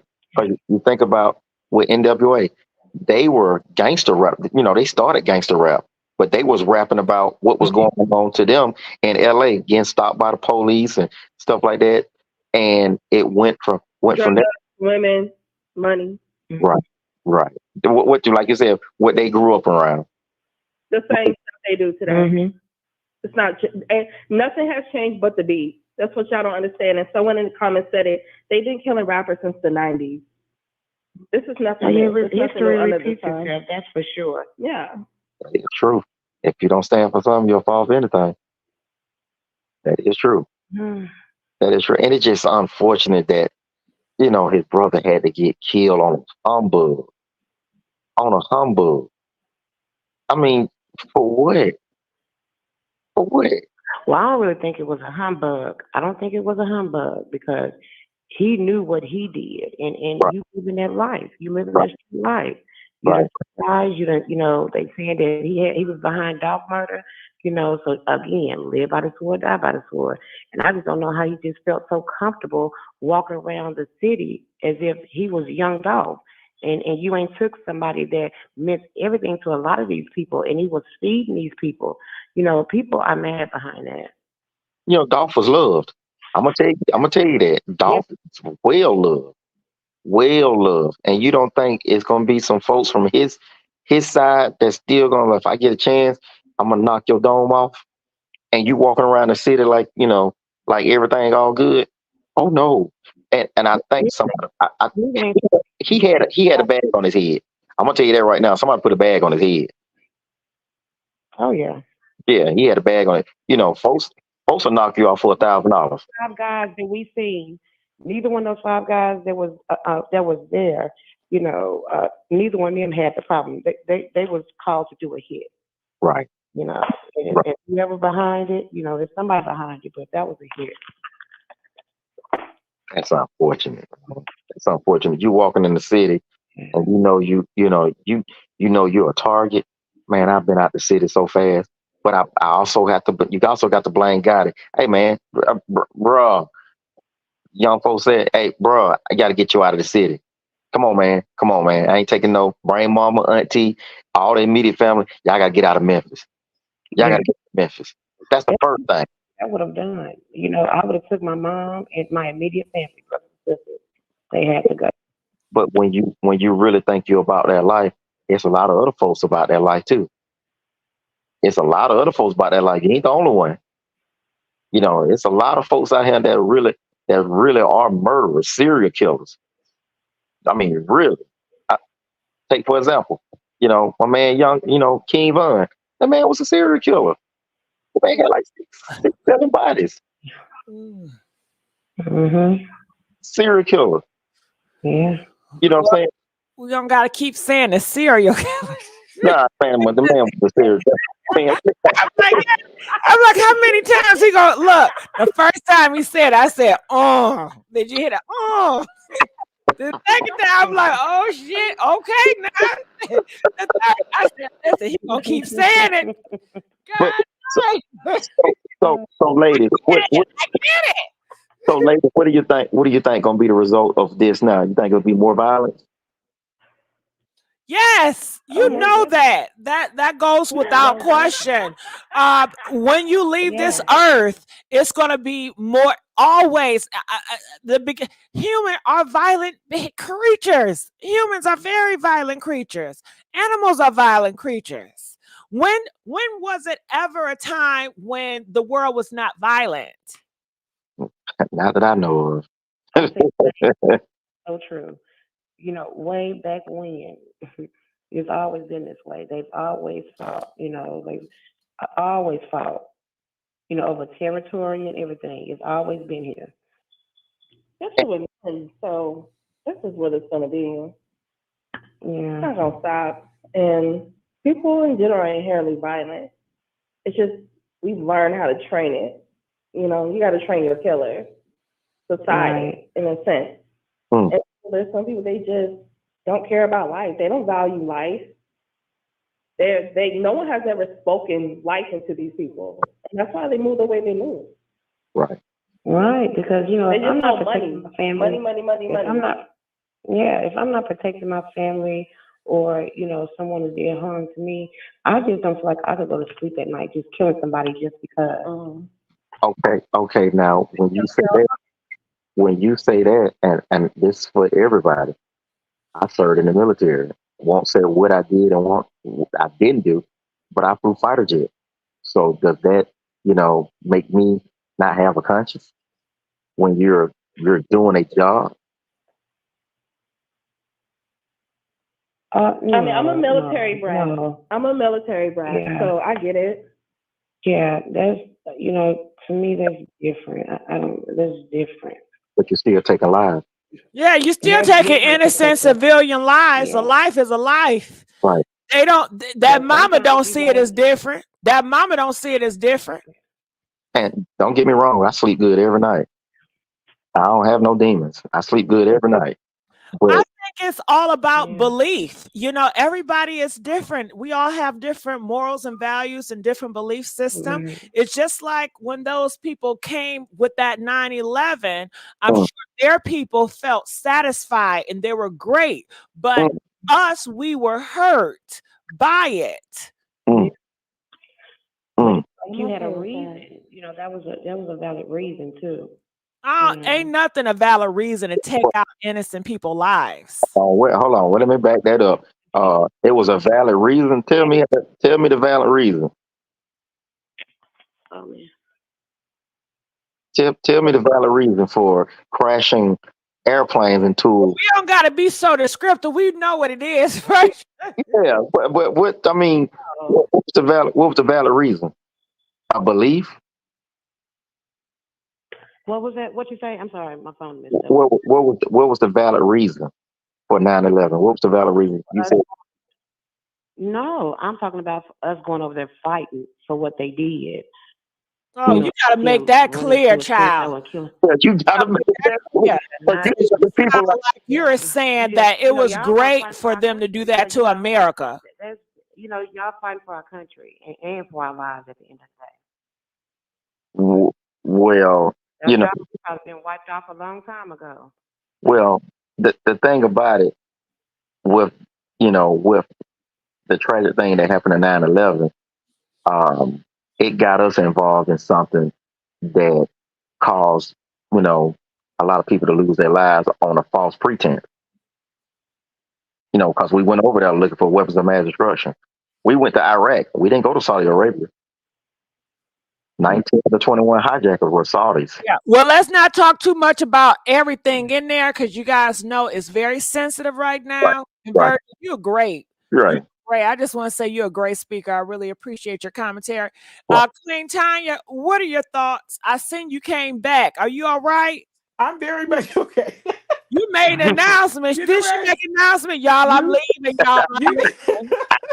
Let me say this, Tasha K. I mean, let me just say Not this. Tasha K. Girl. Gigi, hold on. I know people confused with say I'm Tasha K all the time. Go ahead. Okay. So listen, the only thing is I was watching the other night and she was on the stand and she made a statement that she doesn't agree with the shims and the hymns and all that. Right. So I feel like she felt when she said I got 3 niggas. So when you said that, like somebody was after me, I'm not worried about nobody knocking on this door at all. Oh, that's what you came up here to say. I did come up here to say that, but then let me just say this. This is where I feel. All of these people, all of us are paying taxpayer money. Right. For all of these prisons. Right. Since they want to play with guns, send them to the military. I feel like those should be the ones on the forefront. Since they like playing with guns, then let's kind of rethink this whole thing. No, I don't agree with that at all. You don't agree? No. Prisoners, they're gonna break rules. That's why they're in jail in the first place. They cannot follow orders. No, okay. You So need somebody that is disciplined, that this mission is not a joke. Do you know what they do? It's an honor to serve. It's not for a punishment to serve in the military. It's an honor. Okay, well then I'll rethink that statement, But then when I sit back and I think about how, the prison system is, because that's $1 million enterprise. Okay, that's $1 million industry. These prisons, they got more coming up in and out of there than anything. Let me pick it back out for you. Now that they do send people second chances. The courts can either say, hey, we're going to either send you to prison or you're going to do your enlistment in the military. They still do that. Okay. It's very rare. Okay. Very rare. And if you complete your enlistment for 4 years or get in trouble, your record is clean. Oh, that's a good thing. Disagree I did not know that. Virgil. If somebody took out my cousin, I don't want them serving in the war. I want them doing that time. No. Well, let me back up. I don't like that. I don't like that at all. Not no violent crime. No, not no violent crime. It's something, something minor. You keep breaking in cars. You're not gonna be flying planes and eating whatever you eating, and then in the war they be freaking off with all them girls. Oh no, you're not gonna live great. But that's how they're living in the prison. That's how they're living. They don't eat good food. They don't eat good food in the prison. Oh yes, they do. Yeah, if the officers are bringing to them, yeah. Oh, yes, they do. If the officers, how everybody in there eating Chick-fil-A? Hold on, wait a minute. Okay, I'll tell you, they'll drop it in the garbage can and you'll come and empty the trash. They got better cell phones than me, than everybody on this phone right now on this chat. They got better phones. I got Prison people doing good. Then what are y'all complaining about when y'all talking about they need better systems and they need better air conditioning and they need better place to live? They Y'all run the fighting for place. them, trying to get the prison people. Cause ain't y'all protesting talking about, oh my God, we need rehab for them, we need this for them, we need that for them. I'm So not. y'all say they living a life. Y'all. They living. Can I tell you? If I may just say this, they are living the life, and I know this firsthand because I just served 10 years. Okay, they're running the prisons. The inmates run the prison. When the COs are hired, the inmates teach them what to do. Right. They're the ones training them. Right. And that's just real. And it's just real talk. Prison politics. They're sitting up in there with their TV at the end of their bed, and hey, everybody's kicking back, getting all their groceries, and doing what they have to do. So to say if Why do they rehabilitation comes run? within oneself. Why do they run when it's time to get locked up? They should be skipping how y'all making it sound. They should be lined up to go to jail. And I think that's why all the homeless people should be lined up. It's better to go to jail than be homeless because you're gonna get some, at least you get some goddamn Chick-fil-A. Three hots in a cot. I'm glad you said that because I have uncles the rest they sold when it get cold because it's cold in Atlanta now. You know what they would do? They would do crimes or commit crimes to go to jail and wait to and I'm about to commit a crime on somebody. Who want it? They walking through there like it's commit a crime. Right. Yeah. It's wonderful. It's wonderful in there. And then they're calling home and they're glorifying it. So these kids it's wonderful in there. Do y'all hear these kids don't care. These kids don't care. Let me y'all who want to go to jail in the chat? Press 1 if you want to go to jail tonight. We got anybody want to go to jail tonight? It's a mess. It is a mess in there. The officers is dating the females. You know what I'm saying? And it's stinking there. Don't they got rats in there? Come on, got no rats. They don't have no rats in there. Let me tell you something. I was in the room that the floor was so clean, I could see myself in it. Oh, stop it! I'm not telling you. I'm not telling you. Don't tell. I'm telling you the honest to God truth. I gotta see some. Can I see some pictures? I'll tell you what. You can go on National Geographic and pull up Valley State Prison. In California, and I promise you, see how they living up in there. Yeah. That's Club Med. Yeah, it's because they're calling home and they're glorifying it. So these kids don't care. I have 16 grandkids, so I'm just at a point to where I'm concerned for them because in my day, the kids was our future. Now we're just throwing them away. Nobody cares until it happens to theirs. Well, they get it. At least they're going to some clean floors and they listen. Yeah. They have a club in there. They'll be all right. Shit. Now you got some nasty rooms, but I wasn't gonna live in those type. But I'm just saying. I know they got mac and cheese, candy yams. I will agree with you. I agree. Shop that $250. I will agree with you. Everybody, it's an honor to serve your country. It's an honor to serve your country. Everybody deserves to go to the military. Do they got the best honey buns in prison? Honey buns. You want me to just keep it? You want me to keep it real? But I'm really gonna get up out of here. My son was in prison. I promise you, he went to World Star. He went World Star. I don't know what that means. World Star is when you're just extravagantly living inside of a prison and having everything. I'll take my kids outside. So to say that you go in there, people say they go in there and the guys are turning them out and they turn the women out. No, that's a will or won't do or don't situation. Them go in there and they just do that and then they come back out and be who they is. So you don't have to fight when you go to prison? You don't have to worry about nobody jumping on you or bullying you? Oh, you have those type. You have those type. You do have those type just of make people. it sound like the 5-star hotel. Oh no, well, hey, so for some of them it is. For some of them it is. I'm telling you. Some of them it is. I'd be amazed. What type of soap? They got Dove soap? No, they ain't got no Dove soap, but you can get a box through secure Girl, you know I like that Dove soap. Okay. Yeah, you can buy all that. You can buy all that in a box. Well, some Bob Barker. We're gonna give us some Bob Barker. Yeah, you're gonna get that Bob Barker special. Yes, ma'am. Bob Barker is gonna be your soap. And you can do everything with it. If you want to make some you in there, smoking your weed or reefer. Oh yeah, you put that thing in the salt, crunch it up. You got your own little air freshener in there. Oh yeah. Oh yeah. Just because Virgin went to the military, I yeah, Yeah, don't let it fool it's you. a trip in there. Yeah, I don't been around the block. You know what I'm Yeah. saying? I didn't heard it all.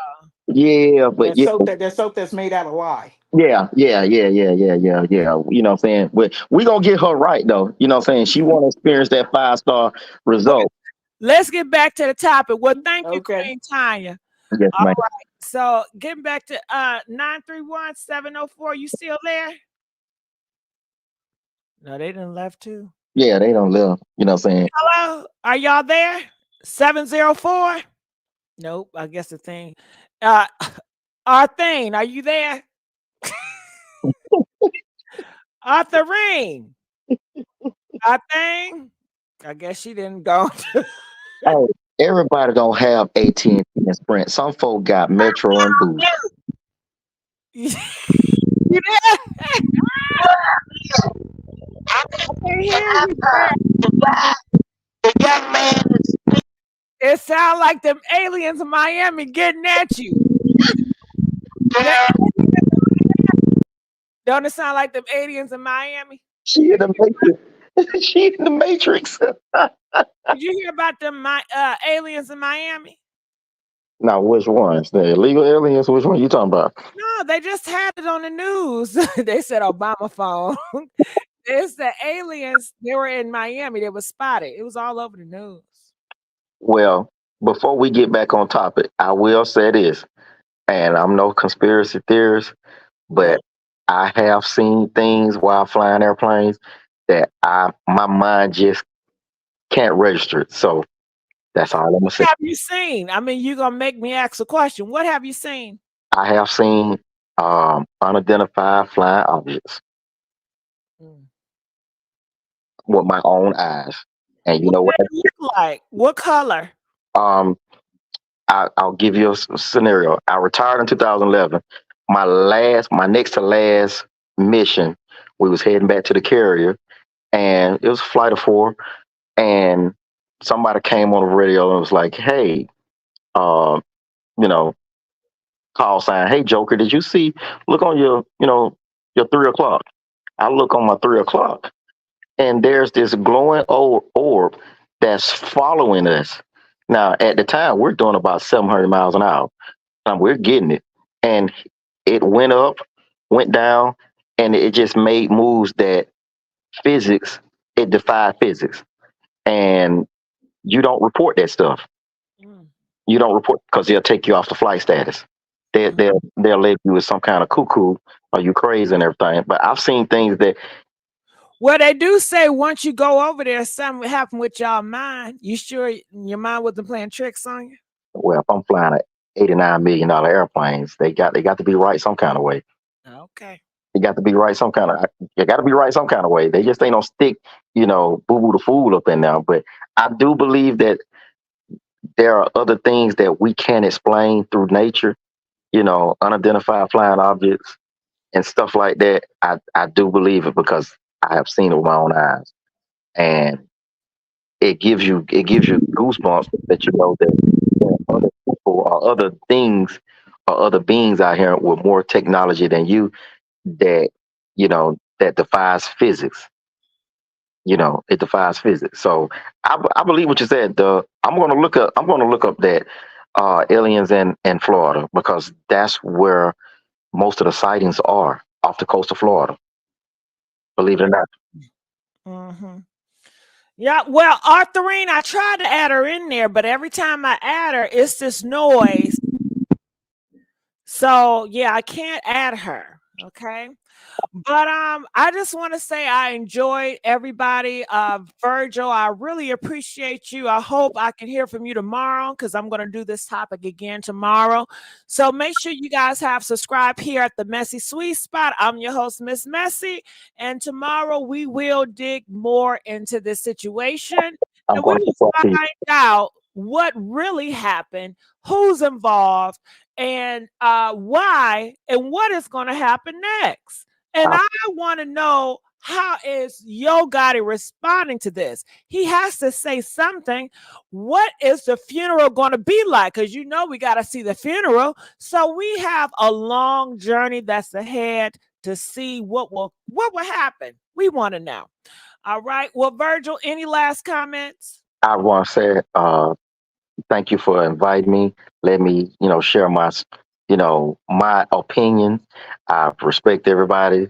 Um, like I said, I'll be on tomorrow with you. You know what I'm saying? I will subscribe to you. You know what I'm saying? Thank you. All right, you guys. So I will see y'all on another video. All right. Love you guys. And you know what? Usually I go videos back to back to back to back. So do you guys think that, because I have some videos I was going to do, and can I just talk to my party crashers? Can I talk to my messy sweets? We did that, didn't we? Didn't we do it, y'all? Huh? Where y'all at? Where y'all at? Where y'all at? Now we do have another caller real quick. Hold on. 5155, you have something to say? Yeah, man, I'm gonna speak on the young folks' behalf. You know what I mean? Let y'all know how the young folks be thinking, cause y'all halfway got it right, but they ain't got it all the right. So, you know what I mean? You got the good young folks that grew up in good communities, and you got the bad young folks that grew up in bad communities, and got them. Everybody ain't got it good. So niggas gonna break in your car, gonna take whatever we can to get out your car. You feel me? And then the niggas that grew up in the good hood, them niggas want to act like the niggas in the bad hood. They trying to get our stain. You feel me? So they trying to fit in the community type shit. You feel me? So it ain't never gonna change because everybody want to be something that they not. You know what I mean? Instead of going to school and learning, like y'all said, the music then fucked it up for everybody type shit. Like they all want to goddamn grow up to be rappers and shit. Well, let's You watch feel it. me? Man, can we watch your language when you talk around your elders? Okay, my bad. Well, yeah, that what's going on right now. You know what I mean? Don't nobody want to go to school. Everybody want to be a rapper. You know what I mean? Then you got folks like Sexy Red out here. You know what I mean? Leading all the young girls wrong. You know what I mean? So that's my point of view on it. You know what I mean? It's almost like the OGs, like we failed y'all. You see what I'm saying? It's almost like we failed y'all because we the ones set the standards and set the bar, but some of the young folks, y'all think that's goofy, think that's lame, telling, hey, you want to move this way. Nah, y'all want to have switches and, everything. But, we let y'all have it. But when then you become crash dummies. And like you said, everybody I didn't grow up with a silver spoon. I came from the hood. I'm pretty sure a lot of folks that's on this cast came from the hood, came from rough environment, but it's a choice. Now, can you please, young man, tell us what are the signs we need to look out for when we see y'all coming? Okay. Anything we can do to stop y'all from from breaking in our car? I mean, what are some signs we should look out for? Warn us. Give us some tips. The only tip I can give y'all, anybody walking around here with a ski mask on, you know what I mean? They hot. You know what I mean? They looking for something. So anybody with a ski mask, and you know what? anybody that looks suspicious, all the homeless people in Atlanta are really going crazy. You know what I mean? Like, I don't even know what's going on in Atlanta. Everybody's wigging out right now. I think it's the cold. You know what I mean? Ain't nobody getting no money. You know what I mean? Trying to rob some. You know what I mean? Season coming. Ain't y'all gonna get that tax return? Man, everybody don't got no job. I'm trying to tell you, everybody in the streets right now. The economy messed up right now. I don't even think nobody really got a job. You know what I mean? Because they all scamming. But guess what? They won't go and apply for a job application. I went down to McDonald's. They hiring. Wendy's hiring. Everybody hiring. I don't want to work. Don't nobody want to work for no $10 an hour.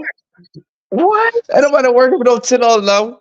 No, they did it for $17 an hour. Like you said, we can go get our product for $2,000, right? And flip that and make $10,000. Why are we going to somebody's job that we ain't even gonna make $10,000 in the first 2 months? At least you have your freedom. Why would you want a chance getting locked up and your rest of your life just thrown away? Why would you want that on your system? Y'all be having kids and stuff. You want to leave them fatherless? Come on. Is that what you want your kids to grow up and do that? Hey, after you done seen Big Meech make it, Young Thug, you know what I mean, Future, everybody come in the hood off a drug, it's time for you to put your little work in and get your money too. Everybody ain't gonna work no 9 to 5 now. You But know look, what I mean? but Everybody ain't gonna be no sucker. what it got him though, young. That's not a sucker. Hold on. Working McDonald's, doing the McGriddles, that's a sucker. Man, them folks be suckers, man. You gotta follow somebody's rules. If you ain't no entrepreneur in this world, you are a sucker. You know what I mean? On me. Not be an entrepreneur. You're talking about your clients, the people that you make money off of. You're calling them a sucker. Do you realize that? Listen, if you go to school for 5 years to 10 years, you are a sucker. You are falling into the society that it's already been brought into. You supposed to be trying to become an entrepreneur. You ain't been listening to T.I. podcast? Like, ain't nobody out here trying to go to school for 10 years and then you still got to pay back student loans for 5-10 years before you even see some money. It don't work like that. You can be an entrepreneur 1 year and turn up and be a millionaire. You ain't got to pay nothing back. Where you from? Go get you a loan. Everybody doing that. Virgil, you need to step in here now. Where you from, young man? I'm from Atlanta. What part? Decatur. Decatur, Atlanta. Hey, young man. City of Decatur, 404. Let me tell you something. I'm from Zone 3. So I know Kente. I know Young Thug. You know what I'm saying? Man, I was around when Young Thug too before them folk got locked up. I was in their videos. So you know Duke, and you know, and we gonna respect the host. But let me throw some knowledge at you, young man. I came from the streets. I'm from Jonesboro South. So you know you probably know Mushead. Yeah, I know Mushead. Yeah, that's my uncle. Okay, you tell him you was on the line with Virgil. He gonna be like, oh yeah. Now when you said everybody with jaws were suckers, so you know Johnny and all them. Yeah, but just listen, young man. Just listen. Yeah. Just listen. You our future. Everybody that has a job ain't a sucker. We're not suckers. You know what I'm saying? We live pretty well now. I live pretty well. You know what I'm saying? I moved up here with them good white folks. You see what I'm saying? Good white folks. You know, but I feel like you ain't got to do all that. You know what I'm saying? Thug is the young Thug. You little Jeff Junior.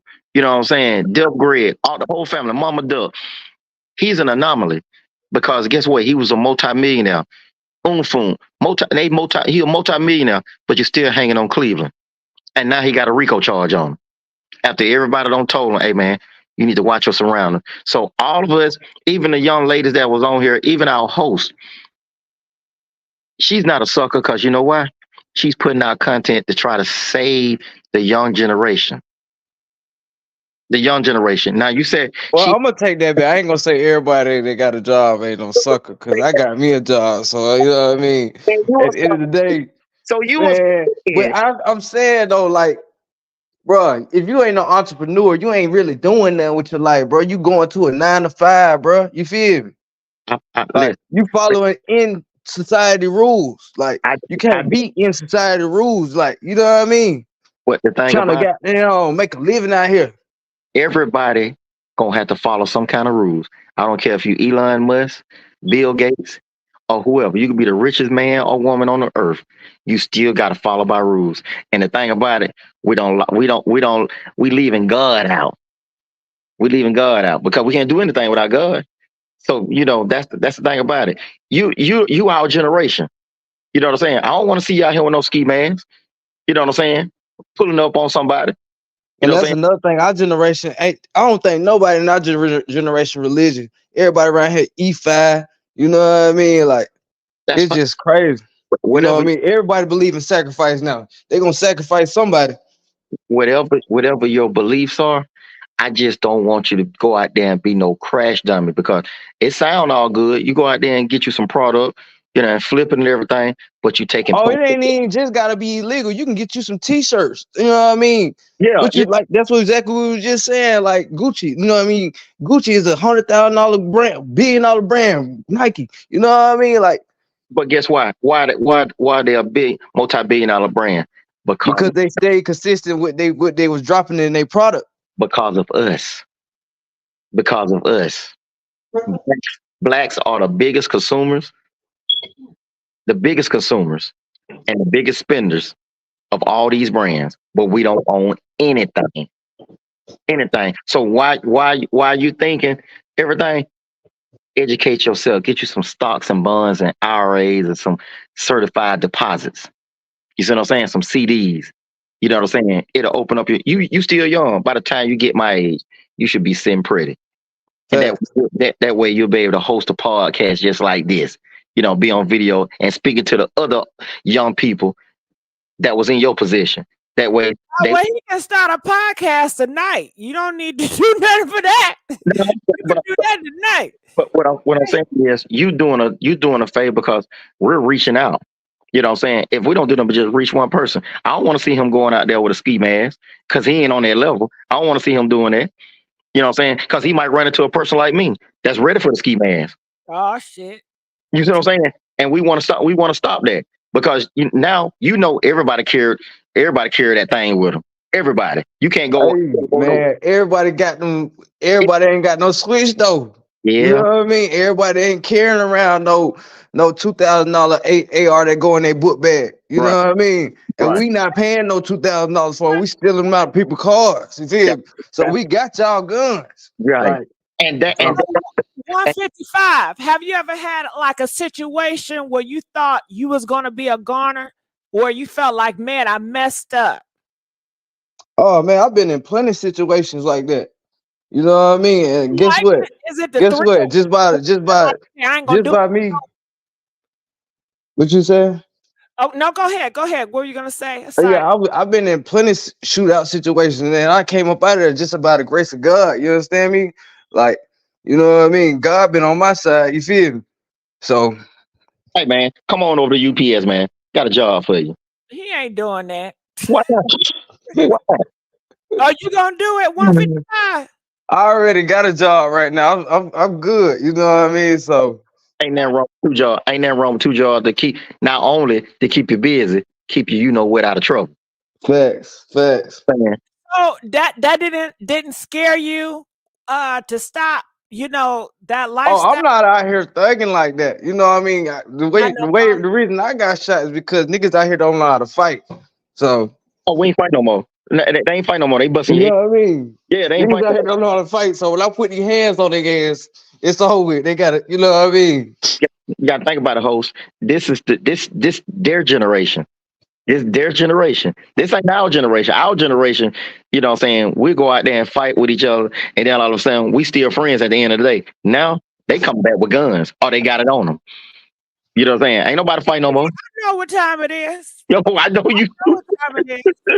Yeah, I've been in a couple situations. I tell these girls, my sisters, that get knocked out by their boyfriends, to take their boyfriends out. Yeah.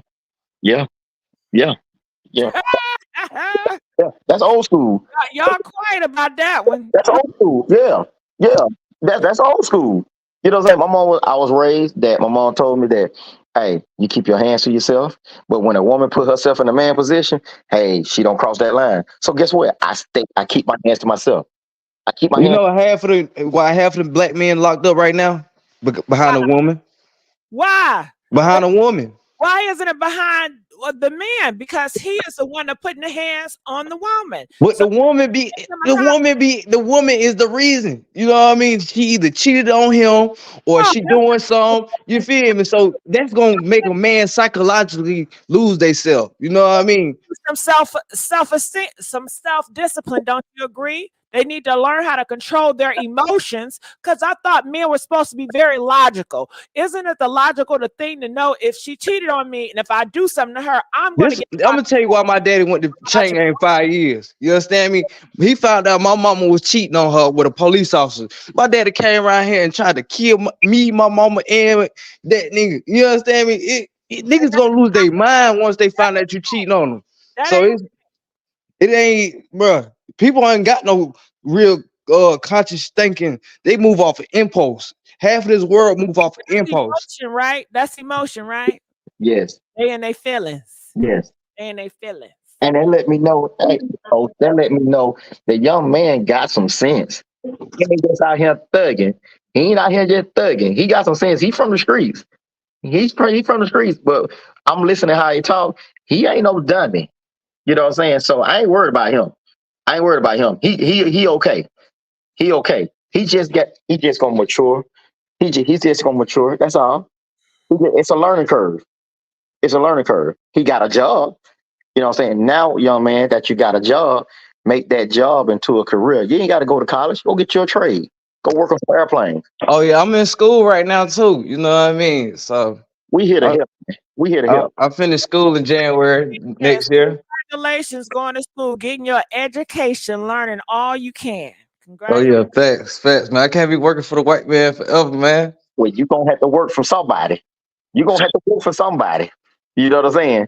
I don't care if it's white, black, red, or yellow. Long as them dollars add up to every cent, I don't give a damn if I was working for some Jews that were Holocaust survivors. I don't care. Long as you pay.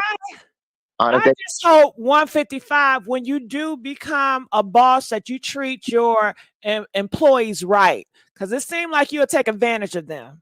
No, we gonna say that. No, Nah, I love my people. Damn, my phone went dead. Well, you just said that they suckers. So if somebody's working for you and you see them as suckers, I can't see you treating them really good. You're gonna try to sucker them for all you can. you know what? Okay, his phone went dead. Yeah, that's our youth. That's our youth. No, it's not. That's not everybody. That's 155. Yeah, that's just part of it. That's 155. you know what I'm saying? He said, like you asked him, what do I need to do when I see y'all coming? You know what I'm saying? Stay out the way, because if you see me with a ski mask and I got this and that. But what they fail to realize, these young people, they fail to realize you can't run up on everybody, because some of us ain't taking it, and especially when we don't work hard for it. Yeah, we ain't taking it. You know what I'm saying? I wanted him to tell me, do not go to around 3 or 7 o'clock at the gas station. Stay away from this zone and that city and those locations. But he ain't give me no information. Shit. Well, That's obvious. No ski mask. Shit. I thought he was gonna really tell me some shit. Well, I'm gonna tell you now. I don't know if you're married or single, but at 7, 8 o'clock at nighttime, don't go to no gas station. Don't be going. Most women want to go to Walmart late at night. No, no, no. Be careful with your surroundings. If you know you stay in the hood and you trying to go to a Family Dollar in the hood, you're a target. You're a target. At the Family Dollar. Yeah, Family Dollar. Yeah. We ain't got them up in where I'm at. Yeah, we don't know why. We don't got no money. We go to the Family Dollar, but yet you want to target the people going to the Family Dollar. That don't make sense. Not only I'm gonna target the people that's going to Family Dollar, I'm gonna wait till you go shopping. I'm gonna get you when you come out. I don't want you when you go in. I want what's with the product. What's going out? Come on out here. Give me some of them notebook pads you got. Some of them juicy juices. Yeah, I got a family feed too. And that's why my sisters, I tell y'all need to start strapping, even when y'all going to Family Dollars. So that's the only way they're gonna stop is when you set the example. That's true. Sometimes you got to make an example. You got to make an example. Let them know you ain't playing. You know what I'm saying? Let them know you ain't playing. My female friends that I know, all of them carry with them. All of them. Because I told them, hey, man, wherever y'all go out, y'all want to go, go out and have a good time. So, man, you have that thing on you. Virgin, it's a bunch of us. Oh, okay. All right. Okay. All right. I don't give a damn if it's 10 of y'all. Go have that thing with you at all time, because somebody out here always going to think somebody a victim.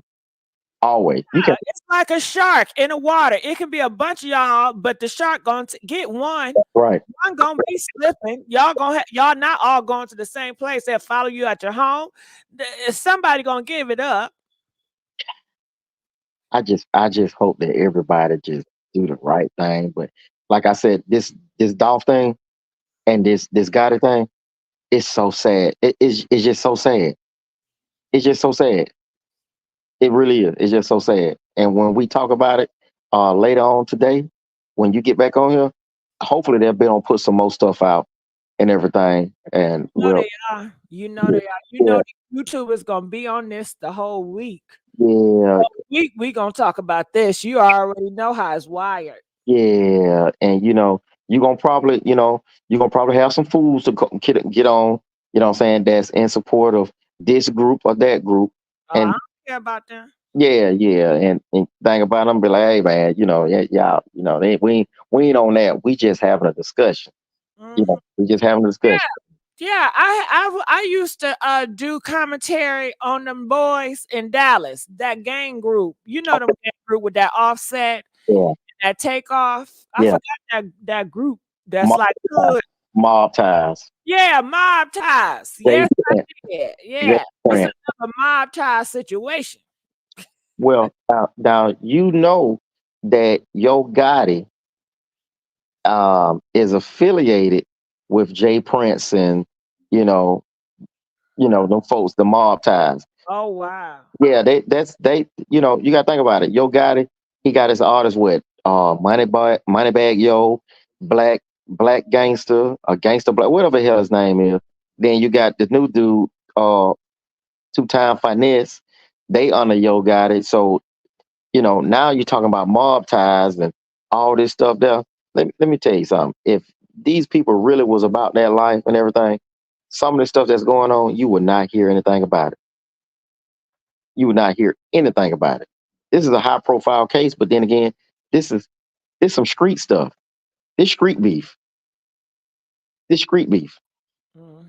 This all this is street beef. This street beef is getting people killed. I don't want no smoke with nobody, but I ain't running from it. I don't want no smoke with nobody. Now, Auntie D, what's your thoughts about all this? I'm so sick of it. I'm sick of it. I've been listening. I fell asleep and I woke up to that young man talking. Gigi, is so many like that. So many. I watched that. I watched how they doing how the young thugs and the YNL whatever that is, Lucci dude. This don't make no sense. And the way that young man was talking, he raised like that. He don't know no different. Well, I'm gonna say this. I'm gonna say this, Auntie D. I don't want to talk too much about 155.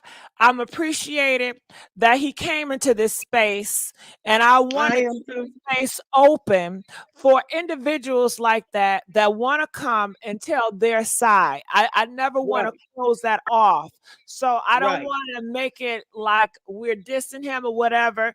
He's trying to find answers. That's why he came up here to have a conversation. He wants to understand. So I'm thankful for him to having this conversation with us versus saying F y'all. Right. So that's something. That's an improvement. That's progression. When somebody wants to communicate. Well, you see how If they don't want to communicate, then what you gonna do then? Well, you see how he straightened up when you was like, hey, can you, he's like, oh, I'm sorry, you know what I'm saying? And, with the vulgarity and stuff like that, so he got some manners, you know what I'm saying? But you are a product of your environment, but you can change, but you have to want to change. And I'm not going down him because guess what? I understand, you know what I'm saying? Coming from the hood, I understand that. I understand that he's frustrated. He's frustrated. He's frustrated.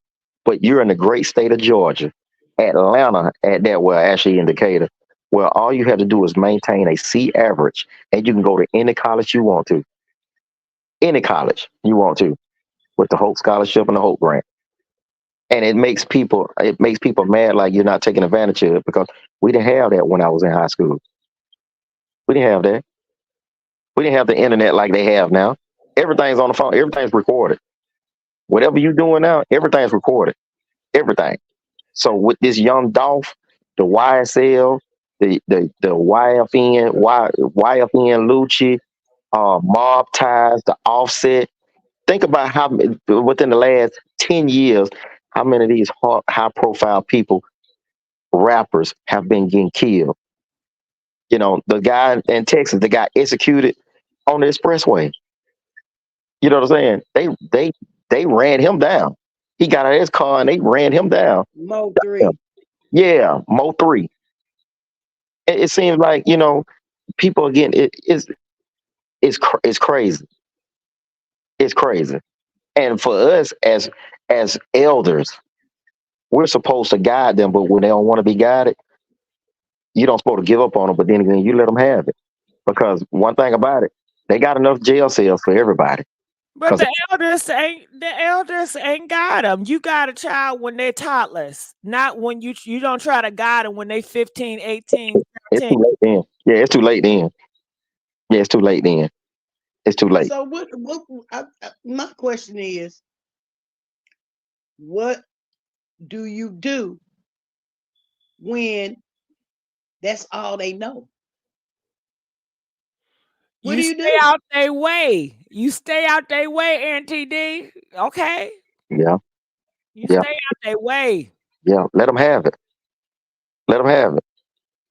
But we losing so many every day, y'all. Every day. But is it our fault? No. There's chances. There's repercussions and consequences. If I do this, I know what the outcome gonna be. I know what the outcome gonna be. If I go out here and rob somebody, get caught, I know that I'm gonna do a lifestyle. I'll bid. I'm gonna do a bid. So like, And that's what's happening. They said that the jails are so full of our young black men from 18 to 30.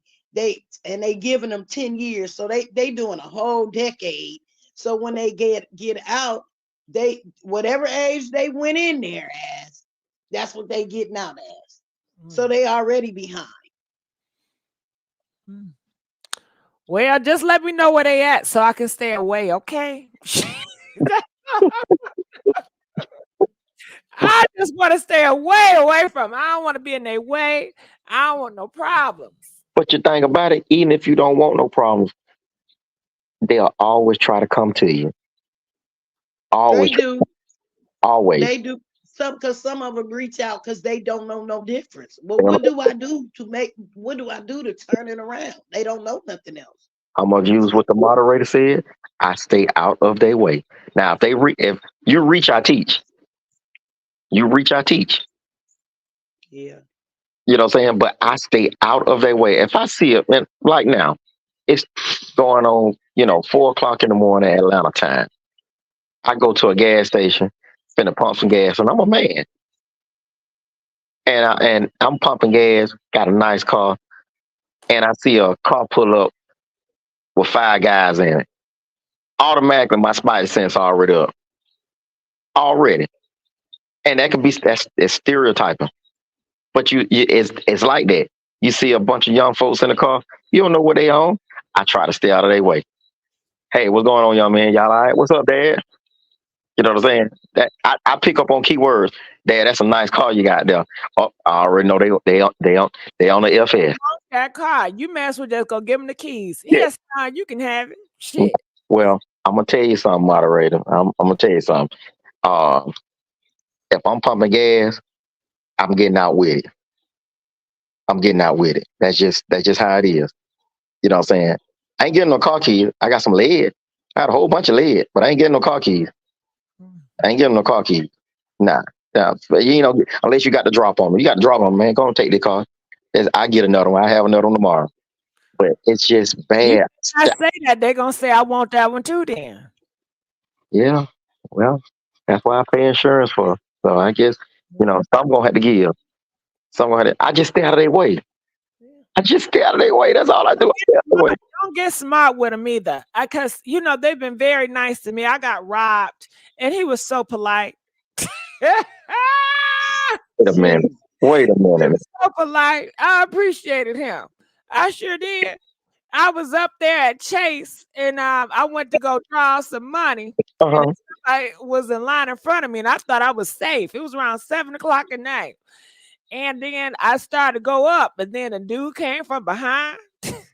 He put the pow right in my stomach. He said, "Go Oh ahead, my go ahead." Who jumped in the car with you? No, I was standing outside. Man. It's you can go outside and you can put your card in to get the money out. This on the street. Right. And then there was another guy. He was on the side of the building being a lookout. And he scared me for death because I didn't even see him until it was too late. Shit.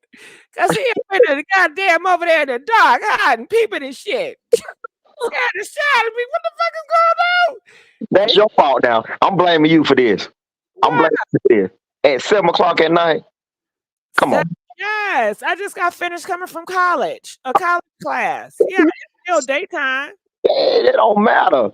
It don't matter. From this point on, you better have that thing with you. Well, anyway, going back, they told me to put the pen in, and then I made a mistake because I was so nervous. So I put the wrong pen. Ooh, they could have blown me to pieces. Wait, I'm like, I know this nigga gonna knock me upside my head.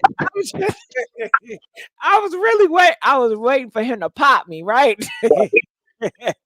I thought he was gonna say, "Stop playing with me, bitch." Okay? But he wasn't. He didn't even pop my ass when I messed up. I felt thankful. So I finally got my code in, and then they said empty it all out. So I emptied it out, and then they took it, and he said thank you. And they ran off, and I ran to McDonald's screaming, "Help, help, help." At first I didn't. I wanted to play it cool because I didn't want to run, and then they popped me, right? Right. So I stood there for a frozen minute, like just in case. And then when I heard them run, they was gone. And then, because I wasn't curious. I mean, now I look back, I be wanting to peep through that corner, look like where they going. But I didn't want to peep, and then they popped my ass. So I said, let them have it. So I ran to the McDonald's. Help, call 911. Child, they didn't came. Ooh, my nerves was shooken. I was shooketh. I'm gonna tell y'all a trick.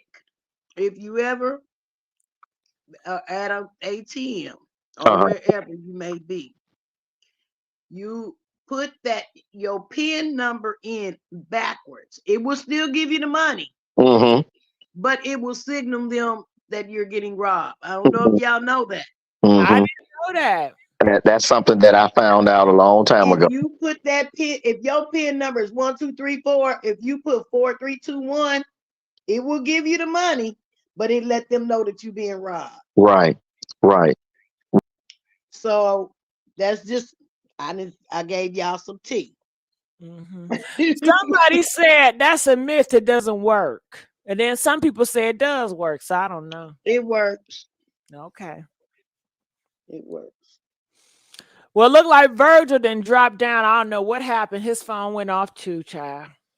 Oh well, I'm just praying for him, Gigi. That's all. Yeah, but I just want to say I thank all the brothers and the sisters for coming up here and speaking, and I do want to let people know and my subscribers, this is a space where I do want to open up for the brothers to speak out and to say something as well. So I know some people be like, well, why they talking? Why? Because they got a mouth to talk, and it's their community. It is their community, and it revolves around people and things and situations that affect them. Why not? This is not a space where I close it off towards groups of people, unless you hateful. If you hateful, then I'll close it off to you. But other than that, if you come in with respect, it's open for anybody. Just I wanted to let people in the comment section know, because I see sometimes y'all get carried away when we have brothers up here talking. It triggers some of y'all. So I just wanted to make that clear. Raisin Ramen asked me, he said, what's my card number? You gonna be mad if you get my card number because it ain't $1 in there. My Obama phone right. Had to get my Obama phone right. Had to get the Obama phone right. Mhm. Yeah. But I thank you, Gigi, for letting me Yeah, come don't up go on your nowhere. platform. Virgil came Oh, back, so you can stay down. Yeah, I came back. This is where it's at. You got it. This is where it's at. You know what I'm saying? But yeah, we just got to do better. That's all. We just got to do better. I don't know how, but we got to do better, y'all. I We got to cried for do these better. young men. We I Now, got. really what do. you say, NTD? What was that? I heard you I said, mumbling. I said I cried for these young men. I literally be praying for these young men. It's just it hurts my heart because they just taking each other out. Like life means nothing.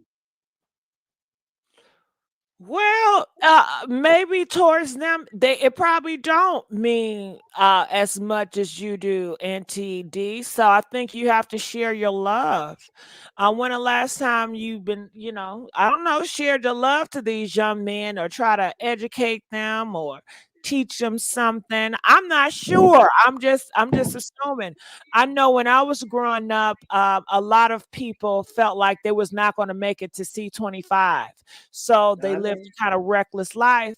And a lot of times you live a reckless life because you feel like nobody cares anyway. So you feel like you're a villain anyway. So you play what people assume that you are. Mm, that's a good topic right there. Yeah, That's a good topic. yeah. And what's the old folks say? You are what you eat. So you know, I'm not putting the blame on myself because this young Dolph stuff and this Yo Gotti stuff, at some point it's gonna come to a end. We just don't know how it's going to end. Is it We, gonna end? not really, not It's really, not gonna end. not really. So T Money says, everyone, please hit that like button. I'm begging y'all to please hit that like button, y'all. We got over 1K people in the chat. Support Gigi's channel so her channel can boost in the algorithm. Thanks, chat family. See, T Money, you keep it up. I'm gonna make you a moderator. Okay, I love that. Yes, you heard it here. Now, Auntie Didi and Uncle Virgil, I did Yes, want to add this. Okay, yes, ma'am. these people that's raising these kids, they got to be careful what they say. Because I know when I was growing up, it was a whole bunch. You ain't gonna be shit. You ain't shit. True.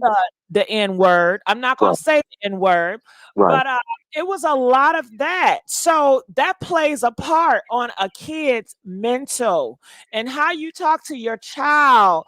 I mean, that mind frame is so precious, and how so many of us talk to these younger brothers and sisters that you guys raise, it means a lot. Life and death lies within the tongue. And you already taking them out of here with your mouth, how you Yeah, raising them up and what you saying to them. Right, yeah. right, right. That's Yeah, true. yeah. That's true. But you know what? I put it to you like this: if we were like the countries of Israel, that at 18 everybody has to go to the military, men and women, it wouldn't be as much. It would still be some problems in America, but I think that a lot of these young folks, they don't have a lot of discipline. They don't want no discipline. They know everything, and they looking at what's being done on social media. Social media is a big part. It's not the greatest, but it's a big part of how people are living their lives, because everybody want to look at these influencers. Everybody want to be the Cardi B's, the Megan Thee Stallions, the Rick Ross. Big chain, big rims. But but you got to think about it. Are they really living that lifestyle? Are they really gangsters? I think, Virgil, I think you got it backwards. I feel that Cardi B, where did she get her influence from? They got it from the older generation because all this stuff was going on before social media existed. Social media is a baby. Social media is new. When I was coming up, I didn't have social media, but yet it was still a lot of pound pound. It's still rap. It was still all this stuff that was on. Nothing have changed except for social media now. And now people want to blame social media when this stuff been going on.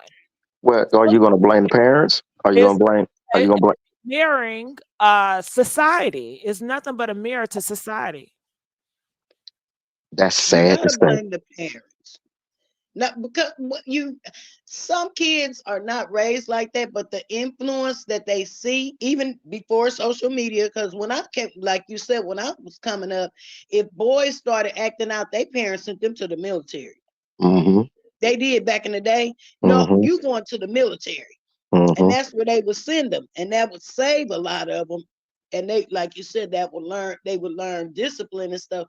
But there's no discipline. If you hit them, CPS knocking on your door.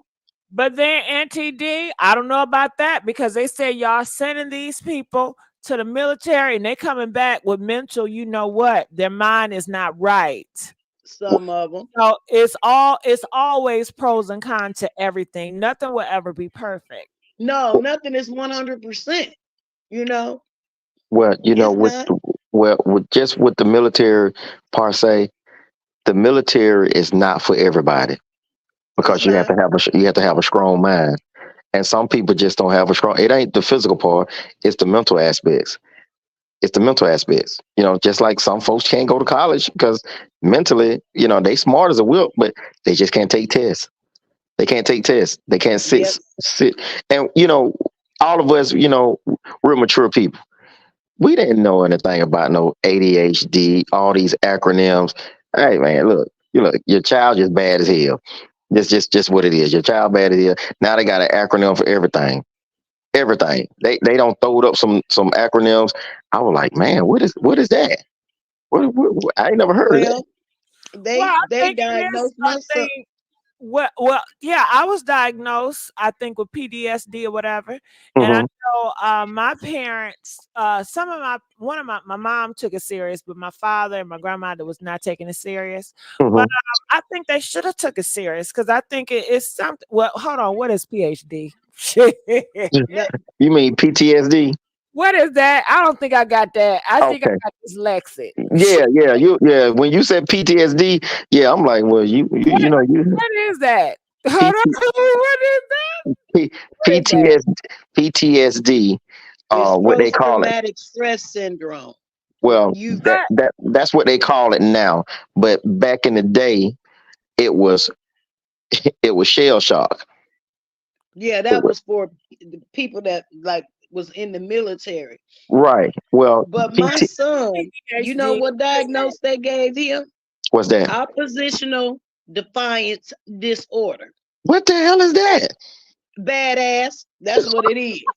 That kind of acronym. Never heard of that. Never heard of it. I said, so what you saying is, hold on, PTSD. That's something. Okay, something dramatic happened in your life. Right. Afterwards, you're still feeling it. Yeah, you're traumatized. Yeah, I got that. But you know what? I'm traumatized with a lot of stuff. Yes, I do. But I think every time I drive, I got PSTD. Because these fast cars, and I'm thinking they're gonna crash into. I think they're gonna crash into me. Okay, I'm paranoid. So I think that is really being misused. Post-traumatic stress disorder, PTSD, I think is being, you know, misused because that is generally normalized for people that's been in the military, that has been in war. Now anybody can say they got PTSD. I've been yelled at on the job, man, I got PTSD. I think, you know, the traumatic situation, like you've been in a car accident, that don't mean you have PTSD. That means you've been in a car accident and you just scared the hell to be up on a truck. You know what I'm saying?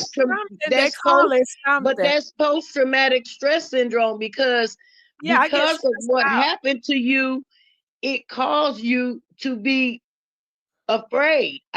Yeah, my heart started beating fast and everything. Yeah, it's called post-traumatic stress syndrome. It You is. guys, y'all should see me. I drive a big lane, and I cross my fingers. I hope, cause I be watching that internet, and you know them cars be going fast, and they always showing them car accidents on the internet, and I can't stand that. But I always end up watching them, and I always see them go boom, and then this guy come in trying to talk about call somebody for an insurance. And you know what else I hate? Let me tell you this. I can't stand when I be listening to the radio and then they do the car accident effects. Boom. That shit scared the shit out of me. I said, what the fuck going on? Lord. And You then they still give me a affected by it. commercial. You need to call such and such. Man, this is triggering right here for me. I can't do it. Yeah, see, you and anxiety too. That's Mm-hmm. Mm-hmm. anxiety causes that too. Wow. So but a lot of us growing up, especially in my age era, if you look at it now, when they call out the names, you be like, you girl, Roger. Remember Roger? He was ADHD, or he was whatever. Because now you can see the behavior that they had. It wasn't normal, and we don't. Most of us in the Black community, in our Afro-American community, don't believe in psychiatry. Yeah, that's true. That's They true. don't believe in therapy. I don't need that. What they gonna tell me? It's embarrassing. But it helps. It really helps. I know. I've been to therapy. Me too. I've been to therapy. Matter of fact, before I was released from the military, I spent 45 days in Walter Reed Hospital. Wow. It wasn't my choice. It was, the military was like, hey, you getting ready to retire. You just came from a war zone. We're sending you to Walter Reed Hospital for 45 days to see if you have any kind of, Yeah. destructive manners that, you're going to go out here and kill a whole bunch of people. I was like, what? Like, yeah. And it wasn't like, yeah, it's an option. Oh, you're going. Yeah. Which was crazy. And you'll be amazed going to see a psychologist and a psychiatrist. You'll be amazed some of the stuff they ask you, and it make you think about yourself like, damn, really? Okay, I don't think I'm crazy. Now, had I came home, was overseas and I, was collecting ears or noses and putting them in bags. Yeah, he's a nutcase. He don't lost it. He don't lost it. Yeah. Yeah. But you moderator, you like my aunt. My aunt would kill you. And when I say that, my aunt is the worst driver probably in the whole galaxy. She would not get on the expressway for nothing. Not get on the express. If it takes her 2.5 hours to go to the grocery store, 2.5 hours, she circumnavigates Atlanta just to go to the grocery store. She won't get on the expressway. She's terrified of. On the freeway, I don't know if we alike, because I drive, I go to the gas station at 3:00 in the morning. Why? Huh? Why? Cause I like my neighborhood and the police always out, and the brothers, they don't like coming around here because they know the popos is coming. So I got set up like when I go out my neighborhood, police, they just sitting in different places, and I love it. They don't never bother me. Wow.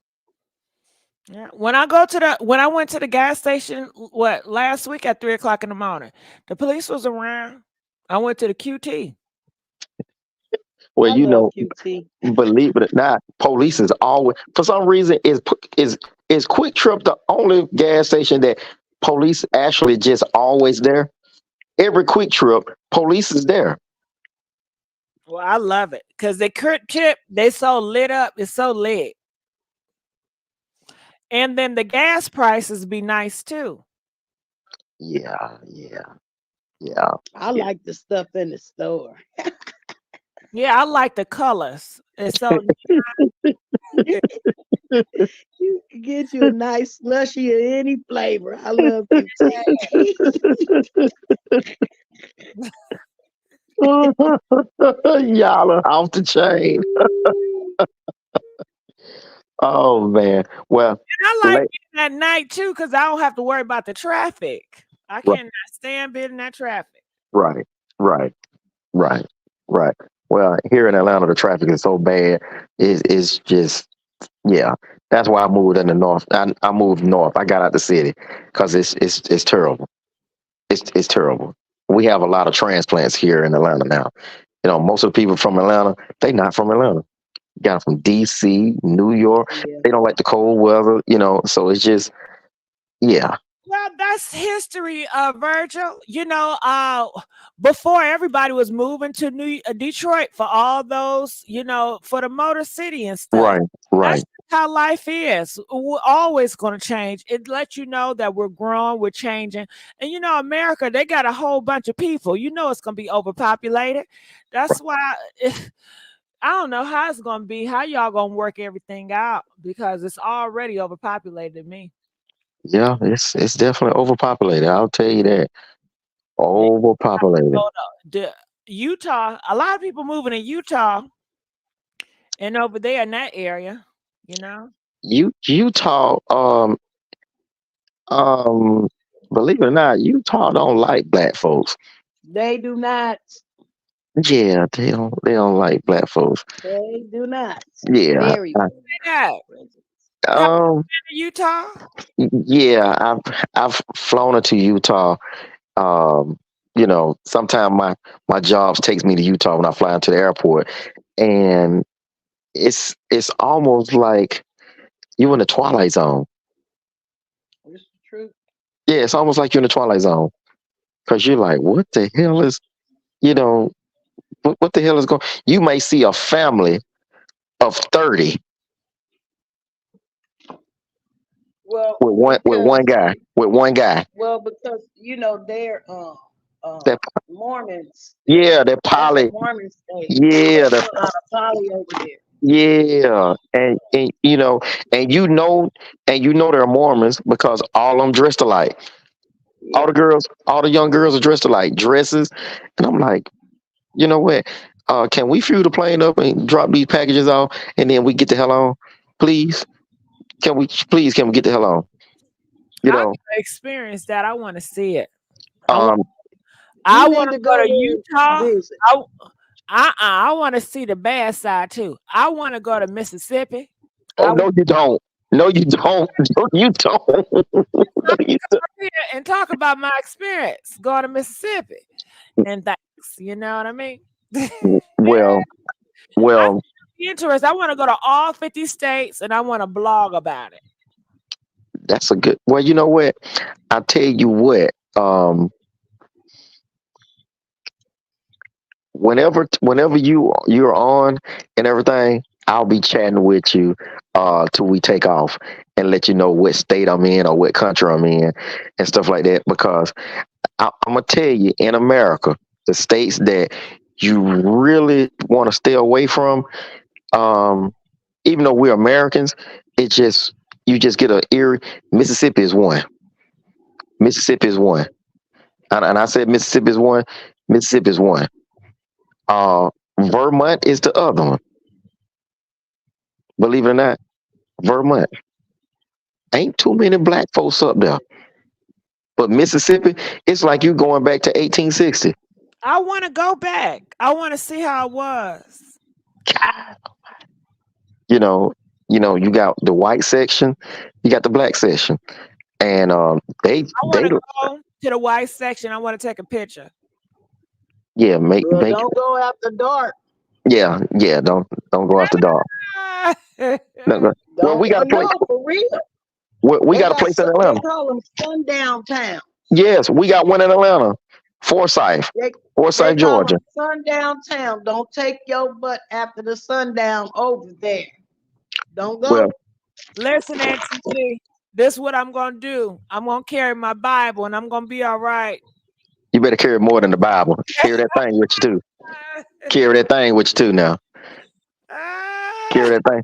Well, we have Forsyth County, and that's north of Well, it's past Alpharetta. Um, they have a sign, and no BS. They have a sign that niggas need not to be out here after 8 o'clock. Let's say, yeah, the N word. Yeah, the N word. Yeah, we need to not be up there at 8 o'clock. And they have a sign. They have a sign. That's the place. That's the place. That's the place. Yeah, that's the place that remember where Jesse Jackson, Oprah Winfrey, the civil rights people came to Atlanta in the early '80s, and they were hit with rocks and bricks and stuff like that. Yeah, that's the place. That's the place.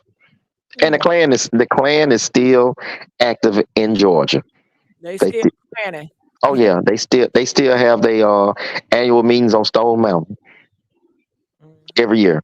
Oh yeah, they ready to take it back. They say next year it's gonna be up and stuck. Well, let me ask you this: what you think about the incident that happened, the insurrectionists on January the 6th? Because if Donald Trump get back in there, which I'm predicting Donald Trump gonna be the next president, y'all. I hope not, but okay. I'm here to tell you, it's probably gonna If happen. he become the next president, if y'all don't hear from me, don't look for me, okay? You in another country? I'm gonna hide. I'm gonna go low. Okay, I'm not about to be out here talking so I can get a target. Shit, because those individuals, they are in trolls and they take over the gossip sector. They already taken over the gossip sector, and they are pointing people out. Like it's so many. They're very aggressive, and all they do is go around and roam the internet. And I have them on in my chat, and they argue. They try to argue me about stuff because they be trying to force their beliefs on me, and be like, "Well, why don't you feel that way?" And why don't? And I'm like, they want to argue down because you don't feel the same way. So I know, they're going to get a treat. They're going to get a treat if you guys report individuals that don't believe how we believe. You get a treat. History repeats itself, just like when that dude that took over, that N-word, the Nazi, whatever. Yeah, history repeats itself. I mean, we've had leaders like that before, and you see what happened. Hell, Right. so shit. I mean, to me, I'm not about to be out here trying to be a freer fighter. I understand. I think it's great that people that do. I thought about it, but you know what? I'd rather just live low. Yeah. And just hope nobody bam on my dough. Okay? I hope nobody bam on my dough. Yeah, it's just yeah. All I know that Donald Trump becomes president again. Yeah, it's gonna be some problems for a lot of people because he's a vengeful guy, very vengeful, and he's already said that I become president again. I'm gonna remember everybody that talked about me and tried to do this and do that, and Yeah, he got a list and he checking it off twice. you already know it. You already know it, and you know the number one target, don't you? The number one, that lady in Atlanta, Miss Fanny, the district attorney. Oh, he's going after her. And he gonna make an example out of her too. Of course. Yes, he's going through them all. And I think this time when he get back up in there, he gonna make it where he ain't gonna get back out. You understand? Like Britain and stuff, how they stay in there for a long period of time because he got a whole clan of family. And I bet you they're gonna try to do some things. They're gonna change the world. And he already told you he gonna change the world. That concerns me. And they allow him to change the world because it's in they worship him. It's in a worship culture. They are very aggressive. If you can't say nothing bad about that person, they're gonna come after you. They're gonna dog you out. They're gonna keep on coming. I've seen it. That concerns me, y'all. I'm here to tell you. That concerns me. It concerns me. And he's already got his hit list out. So be mindful, like you say, you being trolled and stuff like that. I work with a lot of Trumpers, a lot of them. Majority of the pilots for who I work for are Trumpers, and it's so crazy that some of us are even Trumpers. A lot of black folks are Trumpers. What you mean? Yeah, yeah, Yeah, it's a lot. yeah. I know that's right. Make it make sense. Make it said I ain't worshiping nobody with cheap spray tan and 3 strands of hair. Come out with that. I know that's right. Make it make sense. Ooh, but he coming, y'all. I'm just here to tell you, He he ain't coming. coming. He here. He here. He been here. He ain't never left. Wow, wow. But everybody want to talk about, our president, President Obama. Want to talk about him. You know what I'm saying? I'm here to tell Well, you. the reason why they want to talk about him because it's the agenda's being pushed and they eating it up. Duh. Right, right, right, They're easy minded. You can right. just put out something out here right now and they're gonna eat it up. Well, It don't take much. you think about this. Whoever wins the presidential election between Biden and President Trump, these guys gonna be great granddaddies. They in their 80s. Nobody cares about that. Yeah. People care about it, but that don't matter. Shoot. I think with the Democrats, y'all got to start getting on one saying, one sound. It's too many people with different ideologies. Y'all need to come one together and hit hard because that's what the Republicans do. They don't believe half of the shit they be saying to each other, but they gonna take up for each other whether they lie or what, and they just gonna stick with it. And it seemed to be working. Thus far. They gang over there. What you say? They gang. Yeah, they gang. Oh. You see them in the comments. They say Trump 24. They know what to do. Look, gang. They putting the gang up. Well, I tell you one thing. Had they had that been some of us that would have stormed the Capitol January the 6th, we all been mowed down. All of us would have been mowed down without a hesitation. So all the time, I don't want to offend any Trumpers that's listening to what you got going. It's a lot of Trumpers in here. I don't know how. I'm not a Trump. It's a lot of Trump. I'd be having a lot of Trumpsters. They trying to get me to convert. Are they our color at that? Yeah, they black. Yeah, they gonna turn my black. They gonna turn me in. I bet you. I bet you. If I don't convert, they definitely gonna turn me. That's why I'm gonna turn this. I'm gonna shut it off, and I'm just gonna go AWOL. I'm just going out of here. I'm going to Canada. That's where I'm going. Well, at least they got free healthcare, so you'll be all right over there. They got free healthcare, but I hope America don't come up in Canada because America got a takeover spirit. You'll be trying to take over everywhere. Well, we the 911 to the world. People don't understand that. We are the nine. We stick our noses in everything. Well, I don't mind that. I just don't want them to come over trying to change stuff, bring that Trump rhetoric, Well, like you said, it's already here. It's already here. Because have y'all ever known anybody that's a presidential candidate or ex-president?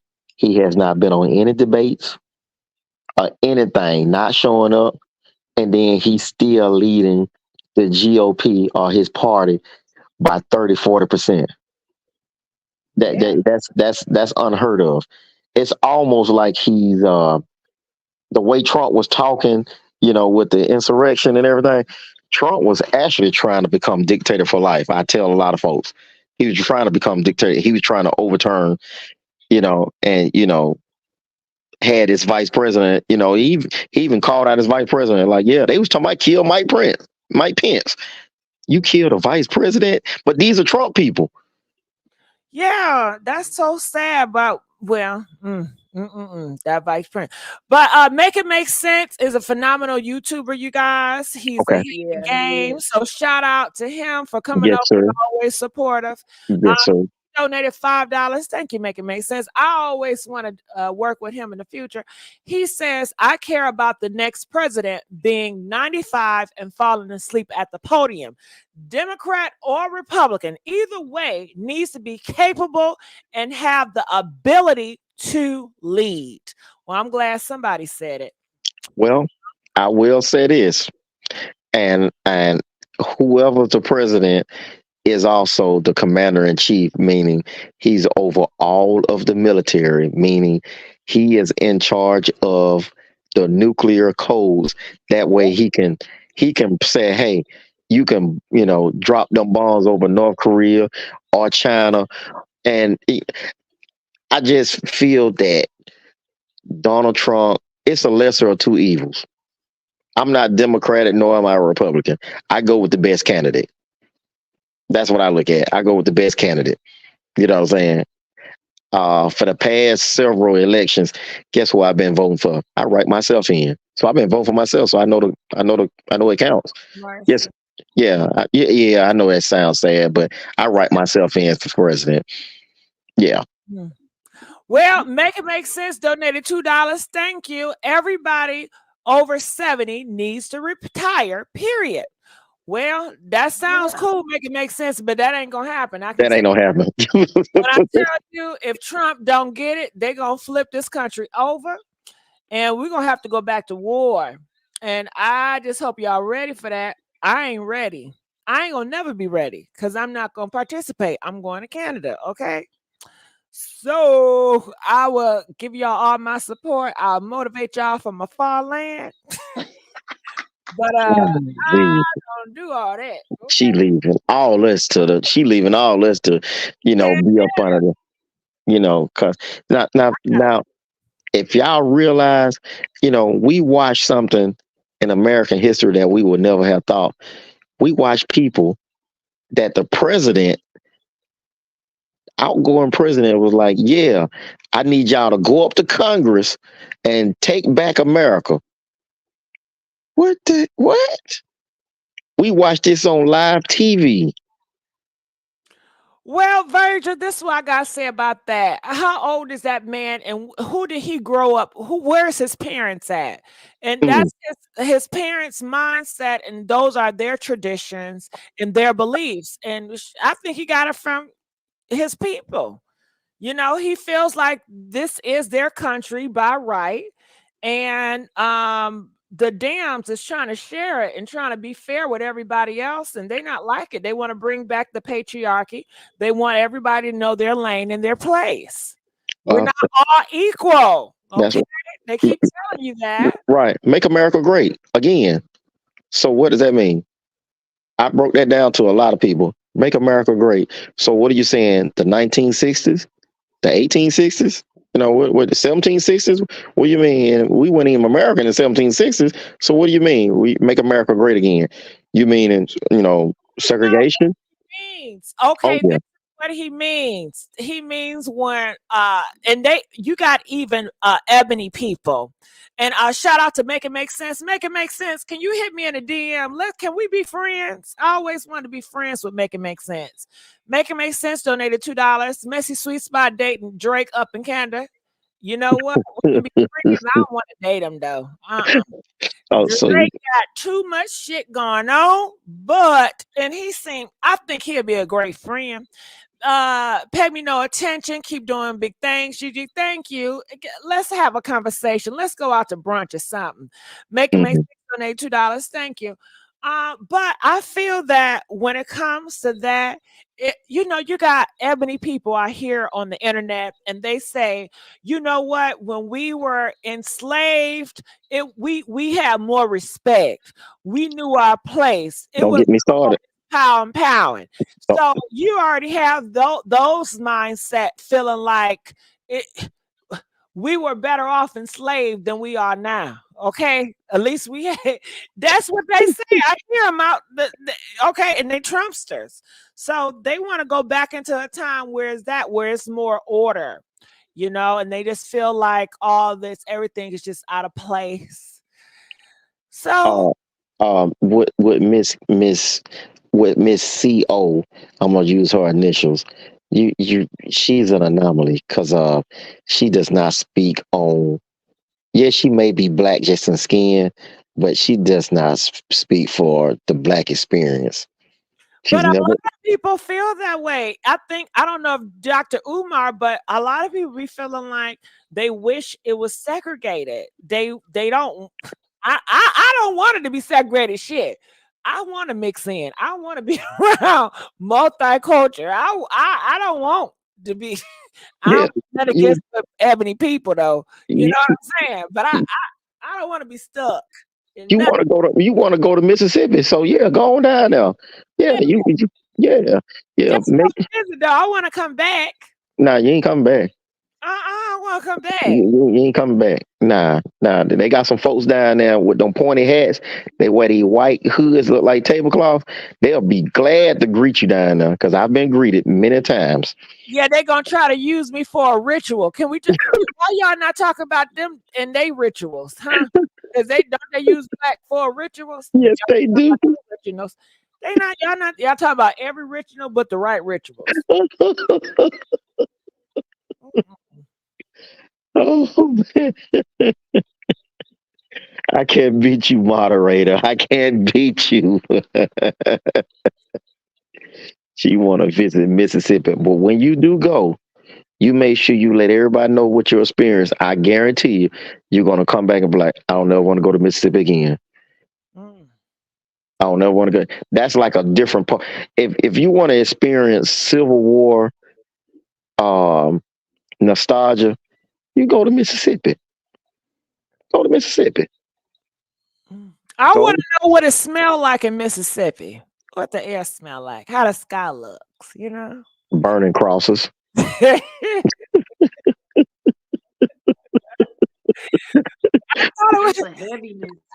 I thought it was barbecue. Nah, that ain't no barbecue. You know what I'm saying? That ain't no barbecue.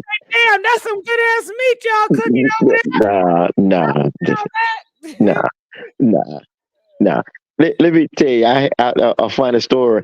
I have a friend, and he stays in Alabama, and he dates, the other side, but he can't marry any of them.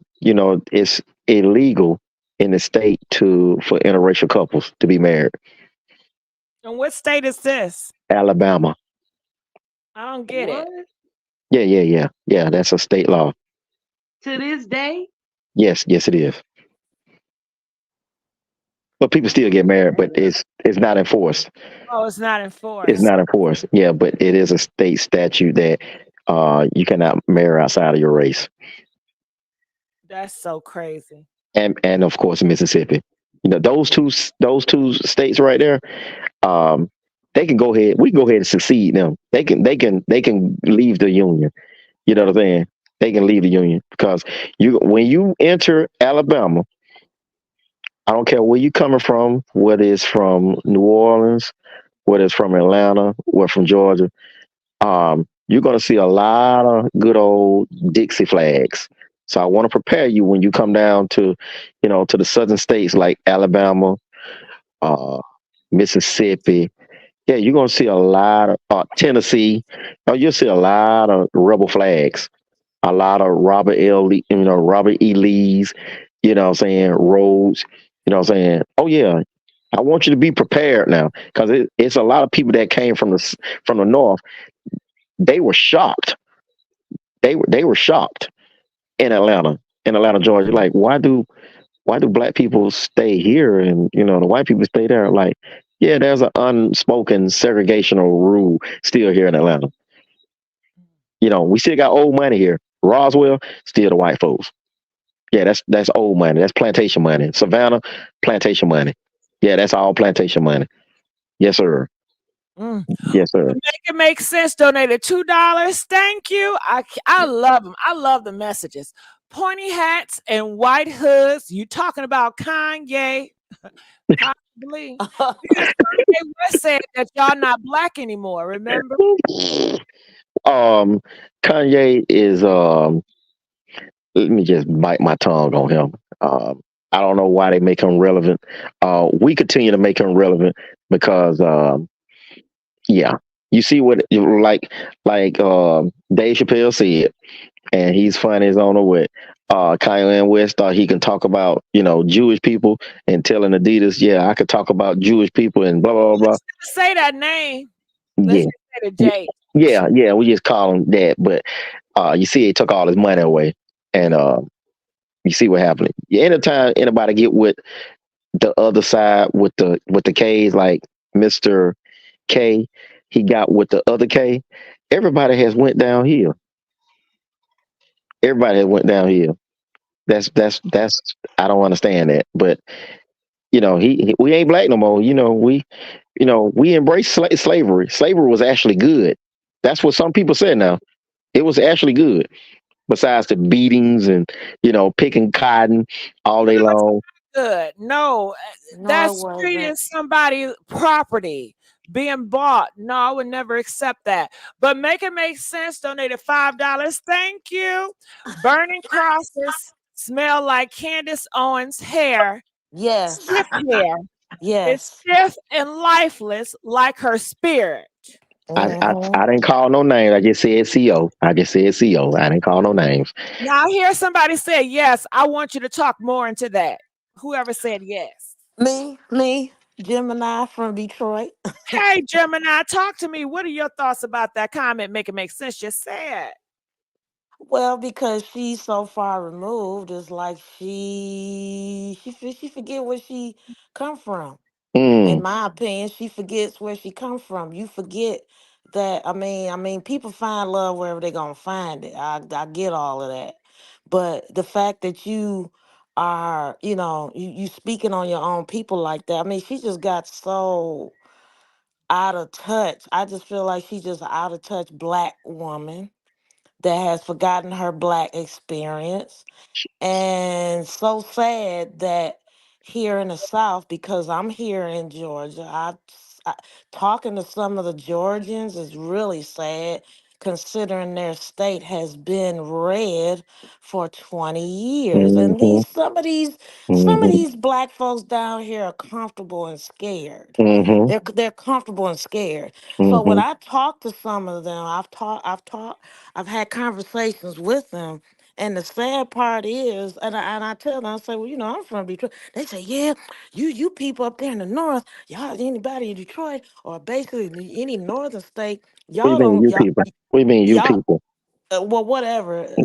I tell them, I say, well, you know what? I'm different. I guess I'll be that one that well, I'm gonna say something about what it is. I'm not gonna be scared and not say anything. I say that's why y'all the way y'all is down here in the South in history. Y'all let somebody dictate to y'all. That's probably why you want to be a Republican. Not saying that you are, and it doesn't matter where you come from. It's just if you not for me, if you're not on the side of right, then what are you for? You cool with saying your brother oppressed with the laws. I don't agree with the gun laws. That's just my personal opinion.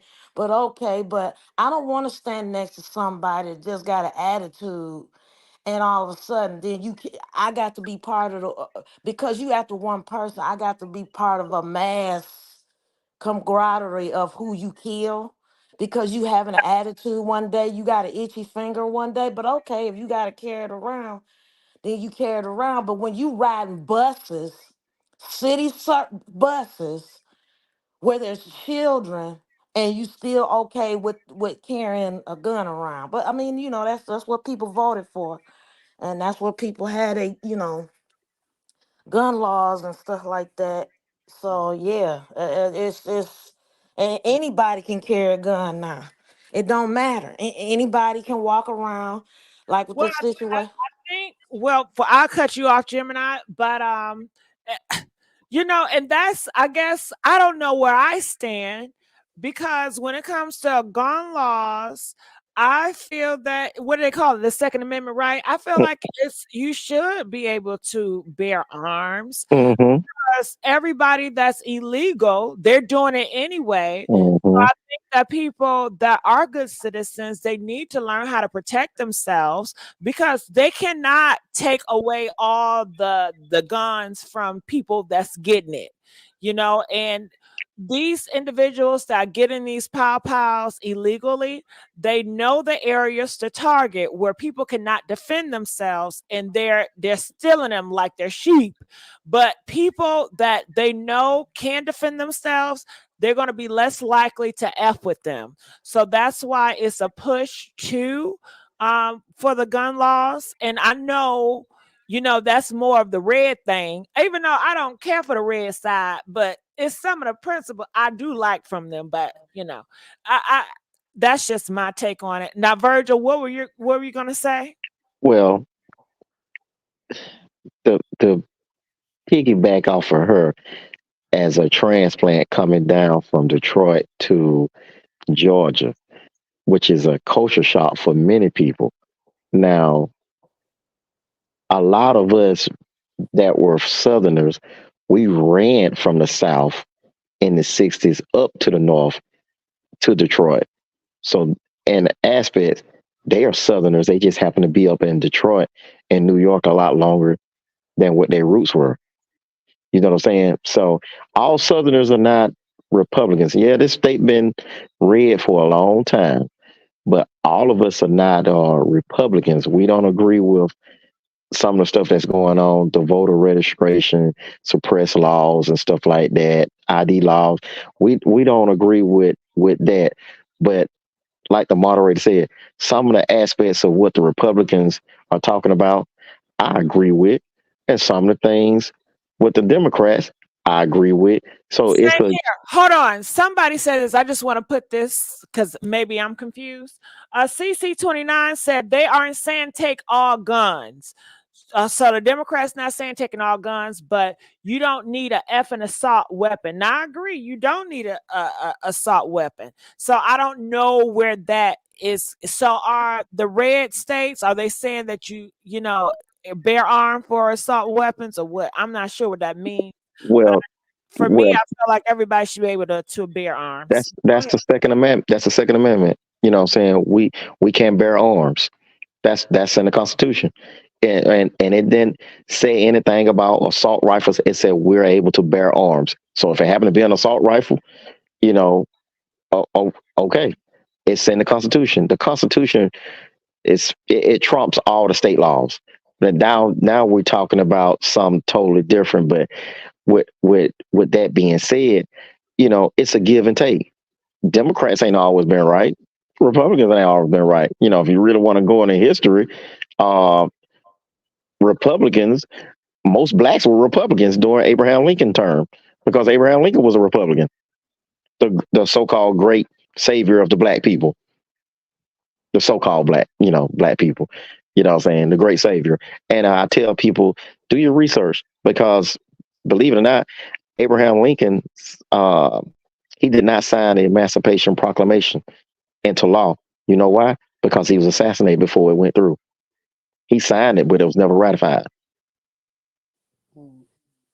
Yeah, yeah, yeah. So in all, we're still slaves. Just want everybody to know. We're still slaves.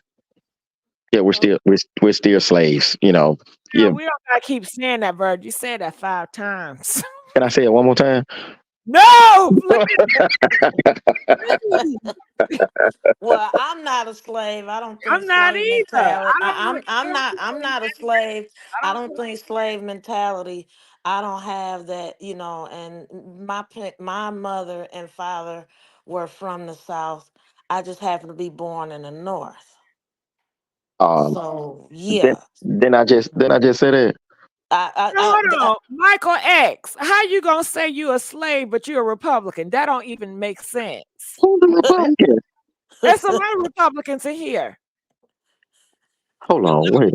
The Republicans in my chat are more bold and prideful than the Democrats. I never see the Democrats in my chat. Well, because you They, don't have to show you don't. I guess for one, if you gotta showboat and all of that, that's showing your weakness. I don't need to got it. know. Mm, The Show mm. show Democrats are me quiet. show me at the polls what you can do. Don't show Right. me, The but you Democrats just are showing me quiet. your weakness. Okay. Oh, You show me your weakness, and I'm a Democrat. I don't need to see all of that. I know. I Come mean, on, Dams. Come it on, let Dams. it lets me know your weakness. Come on, Dams. I know that's It right. lets me know your weakness. If I gotta see all of that, if I that lets me, especially especially now in the generations, or Right. basically any generation, if you gotta show me, if you can't kick my behind the old way, and you show me this new way that we got, you weak. You ain't nothing. You're nothing. You are nothing. You can't fight fair and square.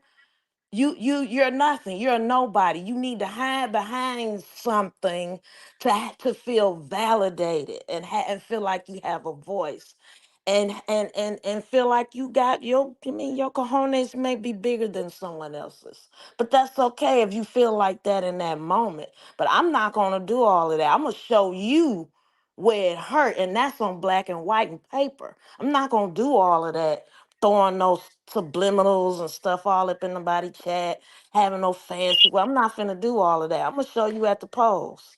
That's why I'm gonna show you where my power is. All right. That's right. I'm glad.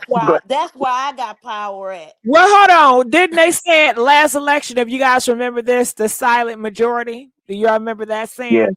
Yeah. Silent majority. Okay, Yeah. come on, Dems, the silent majority. Okay. Well, I'm looking at the chats, and somebody was like, I'm not a slave. Well, if if you took it out of context, but then again, if the Emancipation Proclamation was never ratified for all the people that are not slaves, and in theory, just on paper, it was never ratified, so he never freed the slaves. So we're the descendants of slaves. So nobody in Congress has ever ratified it. So in a sense, we are still on paper slaves. We just so funny people. Y'all are funny. Now, So one would thing, anyone? So would any one of us ratify it? Would you be so bold to be one of those people to ratify it? I if mean, I I wouldn't have a problem with it, simply if because, again, I'm not going to show my weakness by throwing up. I'm going to go I've been to DC. I've been to Detroit, Michigan's capital, which is Lansing. I've been in spaces sitting right next to people fighting to not get powder out of their homes. I've mhm. done that, organizing activist work. I'm right here in Georgia right now. Right now. Even though I have residency in Detroit, I'm here in Georgia helping to fight. What it shouldn't matter where you reside at, as Can you long. guys?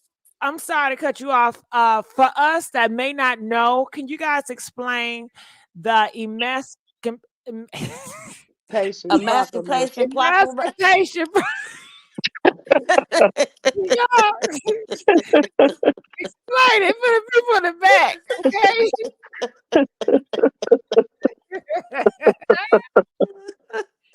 Who gonna go first in explaining that shit? Okay. Can y'all explain the constipation approximation? Now we Hey, sound like hey, somebody in hey, prison. I'm reading the comments, and then one person was like, "Oh, the 13th Amendment ended slavery. For people, the Emancipation Proclamation was an executive order. It was never ratified. It was just signed. It was signed into law. It was not ratified. So, in all sense, they bypassed everything because the president was assassinated.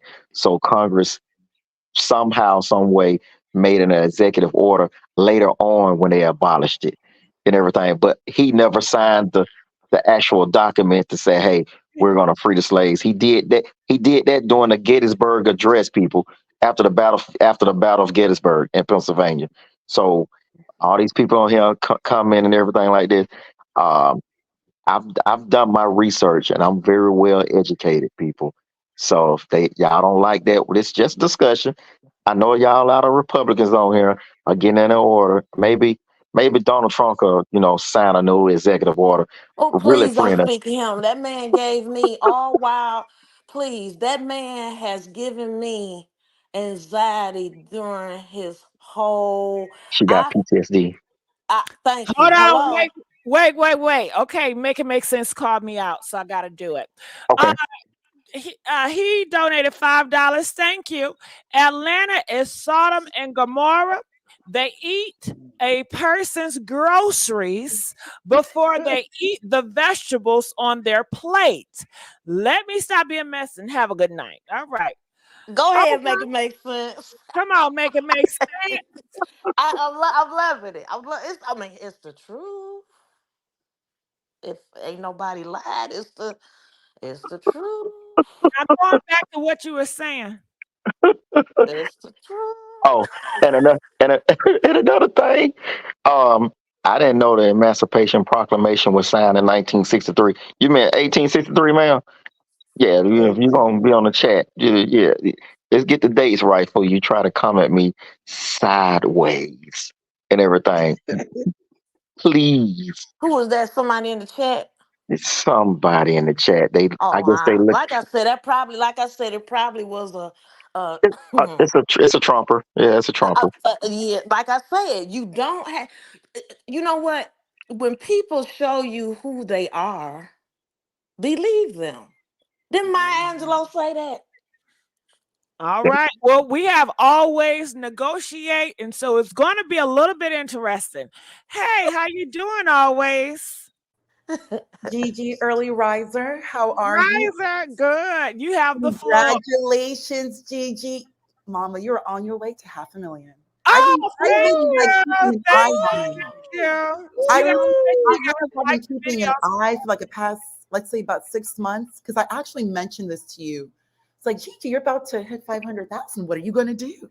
And your response was, it's in God's hands. I remember you said that. Like, that's how you do it. So I just been slowly, I always watch and I see that. I'm just personally, it's just on my own because it's a slow but sure process. You're about to hit 500,000. Hey, thank $500,000.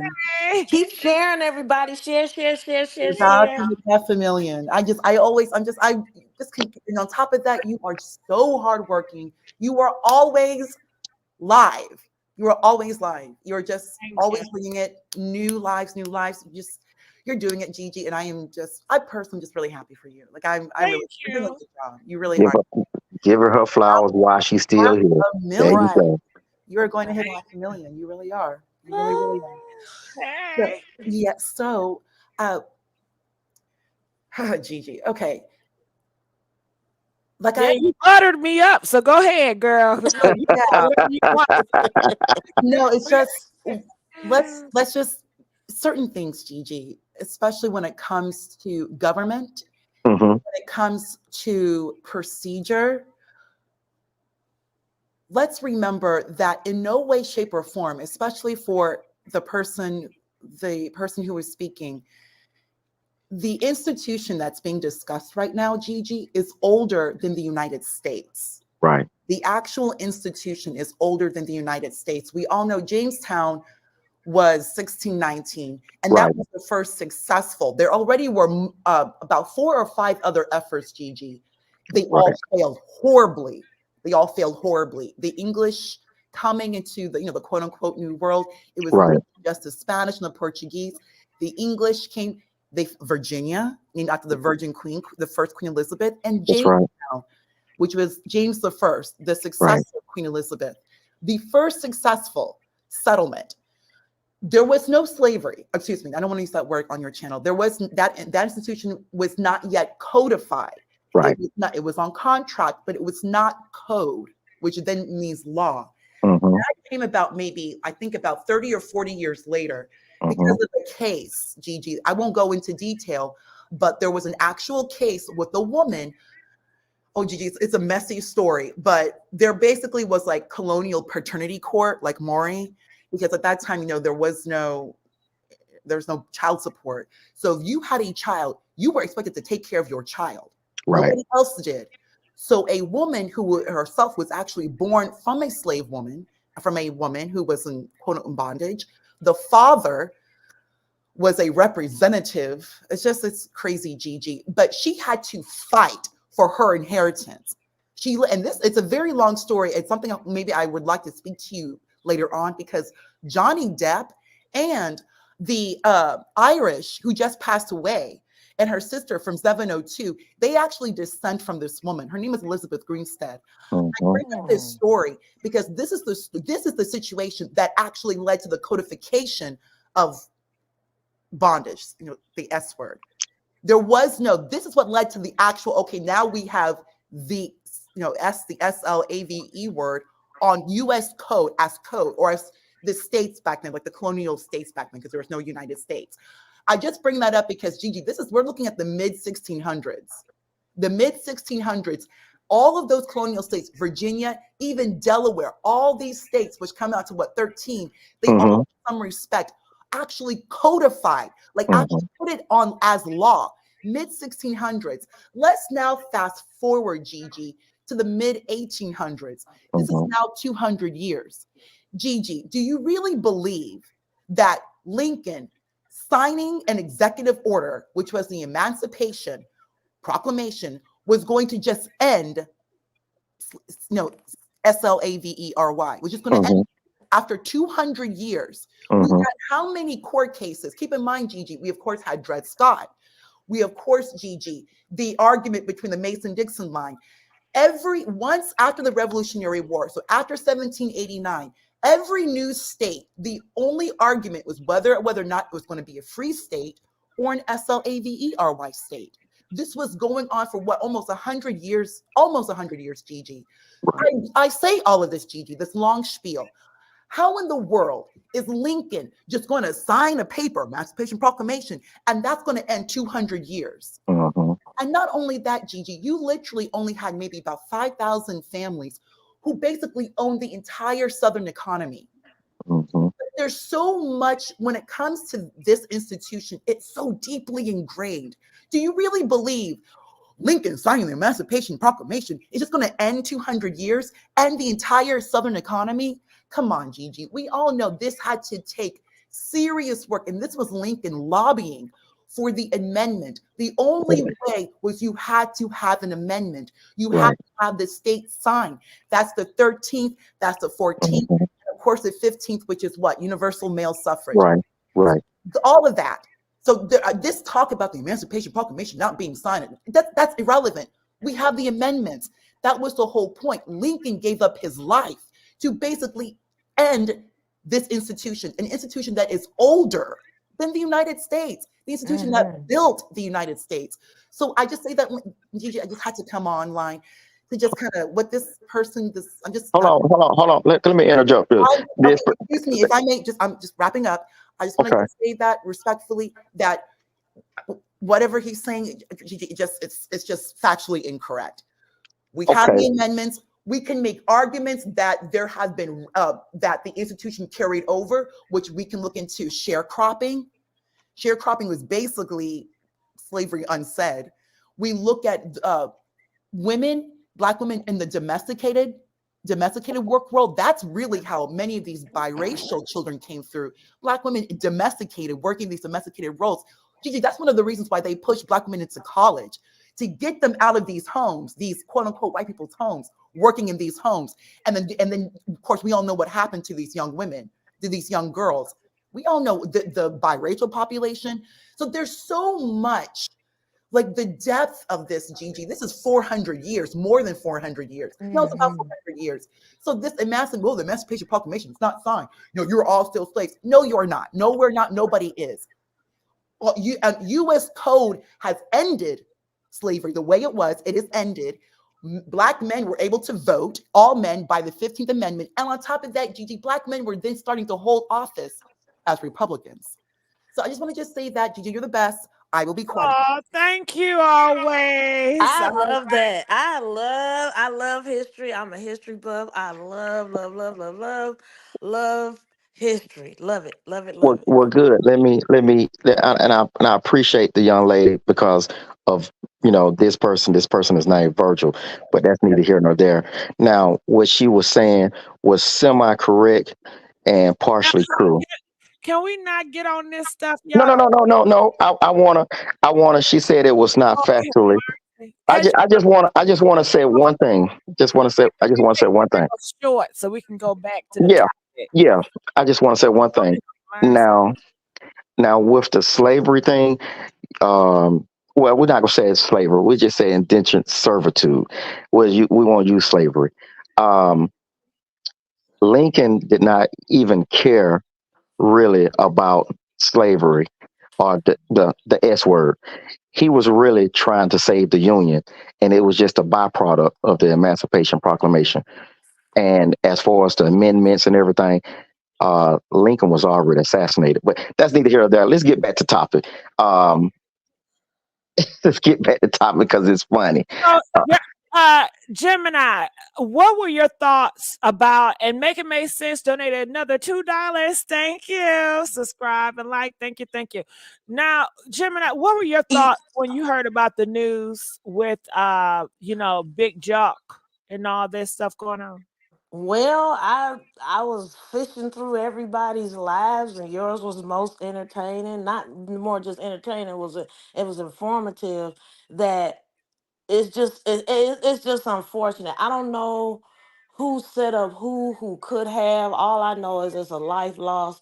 But whatever it is, I just feel like it's gonna be in my heart of hearts. I feel like it's gonna be a retaliation type of thing back at the other young man. That's what I feel like, because it is, because if you remember what is it the Amigos, they there's still some things going on with that, of how their brother died. There's still some, I mean, you're not hearing about it now, but Offset is still feeling that. So I just feel like it's gonna be, it's not over. I just don't feel like it's gonna be over, until what's the guy's name? I just Yo feel like Gotti?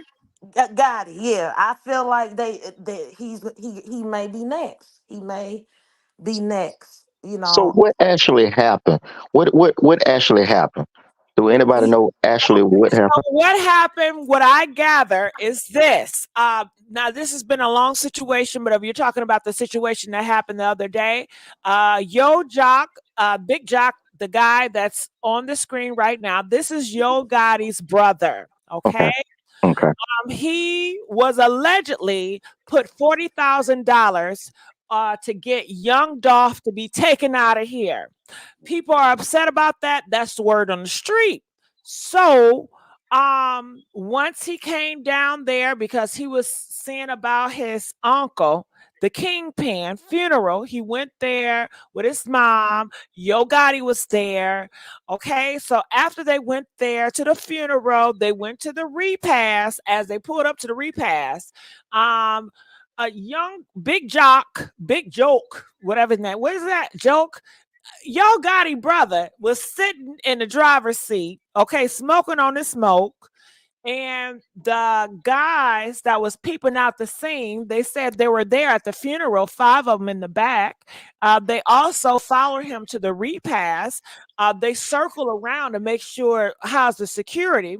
And then once they made sure the coast was clear, they got him with the, what do y'all call that? With the switch.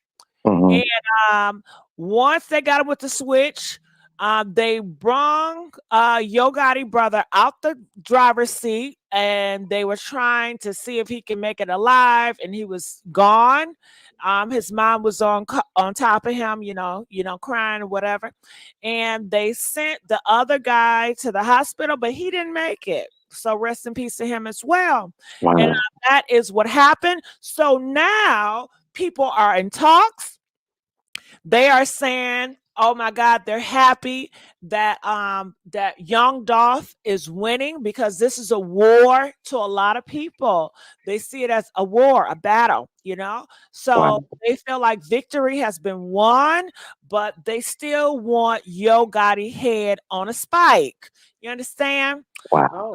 So people are just talking amongst each other, trying to figure out, well, who did it? Because Yo Gotti, they got a side. They're very upset about this. They want to know who did it. Some people are saying, do it really have something to do with young Dolph, or was it something else? Some people was putting in a situation situation where it was over something else. It had nothing to do with Young Dolph. Some people say it was. So it's a lot of speculation going on that people are just having a conversation with. People are feeling some type of way. A lot of people are happy that he's gone. And again, a lot of people are sad that it's continuation of brother and brother taking each other out. Are I y'all just there? hate, yeah, I just hate that it's another one of us. I now don't get me wrong. I do like rap music. I don't have a problem with listening to it. I know some of it is vulgar, but you gotta understand the part of where rap even comes from. It started out as poetry, and that's the thing. If you're a true hip hopper, people may or may not know that, but at the same time, it's different. The street code and what we think is code is two different things. They already know what's going on. I just hate that the, somebody's. It's not over. I just say it's not Of over. It course, just it's not over, but it's never over. If yeah, this situation wasn't happening, somebody else is getting down. It's a whole society. It's a whole world situation. It's never over. I mean, they having war in different countries right now. People and family are losing their life by the seconds. So in this world, unfortunately, it will always be people taken out by the hand of man-made machines. Okay, man yeah, created these weapons that are taking each other out by the droves. Man is created food that taking each other out by the droves. So man is its biggest enemy. But you didn't hear that from me. Somebody says, I'm so confused how these millions keep getting touched like regular people. It's because they're getting relaxed. They said that this young Joke, he did have security, but not enough. And he should have known something because what was so crazy about it was yesterday, he said this. This is what he posts just 24, just less than a day than he died. He said they don't want to face you, they want to snake you. Stay alert to stay alive. Watch your back at all times. Put wow, snakes on the plate and eat great. And right within the 24 hours that he put that, he was gone. So wow, it made it feel like he knew something was going on, and yeah. people were feeling like, Yo Gotti, he was there and he left early.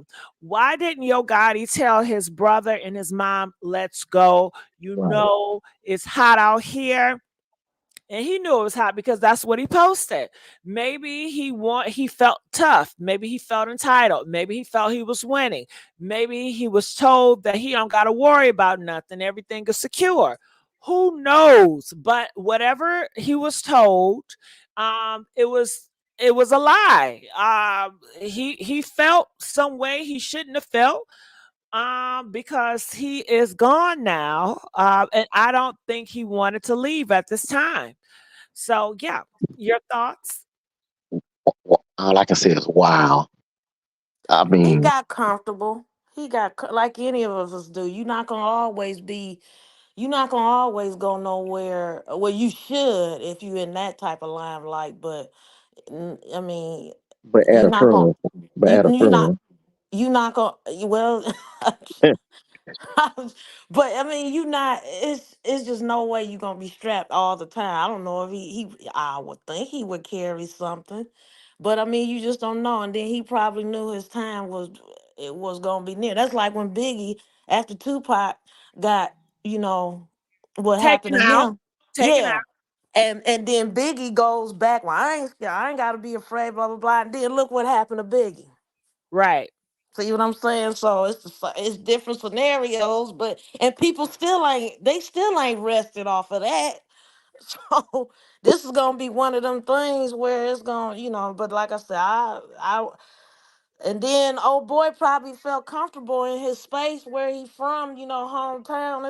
It's like Detroit. Some of us ain't gonna leave, and some of us gonna stay. I mean, die hard to the day you die. I tried to get my son to come down here to Georgia, but he ain't no thizzle. Well, but he ain't he you just want to be comfortable. You gonna be comfortable in the spaces you in, and he felt comfortable in the space he was in. But I'm quite sure, you know. Social media. So guarantee you, some of your ops are very tax Of savvy, course, you know they are tech savvy. They're and tech savvy. they can Just they ain't even got to you ain't even got to share your location. They don't got to the point now they can find out your IP address and trace where you at. come on, I'm a tech savvy person. I know. I tell Hmm. people, I say, I like the dumb ones because while people talking stupid and you go in somebody chat, do you know That's right. they can find out where you live at just off Yes, it, it, sir. it- just off of the name alone. So if you go in and people chat with these dummy accounts, please believe that they're gonna find the IP address. And then if you real smart and you read in the email, it's encrypted. You Hmm. right Hmm. click on it. There's a source code on Hmm. there, and I can find your latitude and longitude. Trust, believe. I can I just know go on your some. Mac. I can just go on your. I can go on your MAC address. I just found out on your MAC address. Your IP address is a it's an identification for everybody's computer. Everybody got a different Every one. your phone, every device you buy, once it comes, it's like your phone when it come off the car lot, Hmm. it's active. So Your stuff is active. so moderator, I think that somebody tipped off his location Yeah, they did. They and did. he, like you say, he got too complacent. Like, man, I'm in my city, man. Ain't nobody finna do that. Oh, okay. Oh, okay. You get killed most of the time in your own city. Yep. Where you most familiar at, where people know where you eat, breathe, and do a number two, whatever it is going on. So my thing is, with this being done, and whoever side think they winning, what you winning? I mean, you're All getting back. right. We got young Dolph in the chat. We got young Dolphs in the chat. They coming Yeah. through. And I gotta say this. Hmm. Maybe the young Dolph, that community felt it was so disrespectful for Right. them to come back to that city. It Don't was. it It was. was. It And was. also, I feel like not only did I don't know if they had a tip alert, but everybody knew that their uncle has fallen.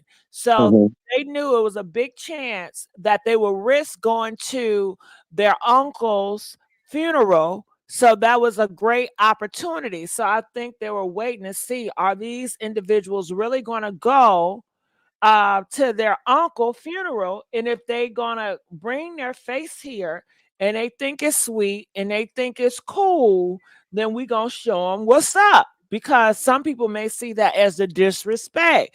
You brung your butt back up here after you know what you did, and you standing being disrespectful on the internet. Nah, we gonna show you, because the more that these individuals, Yo Gotti and his brother, go to that city and nothing is being done, it makes the other side seems weak. It makes the other side seem soft. So they have to retaliate for young Dolph, and also to keep their reputation like they're not to be played with, because once people have this idea that you are weak and soft, everybody's going to play in your face. It was just so sad how young Dolph met his end. It was just so sad for somebody to put, because of whatever beef y'all, one don't like a person. What I mean, Dolph got folks on his team too that are killers.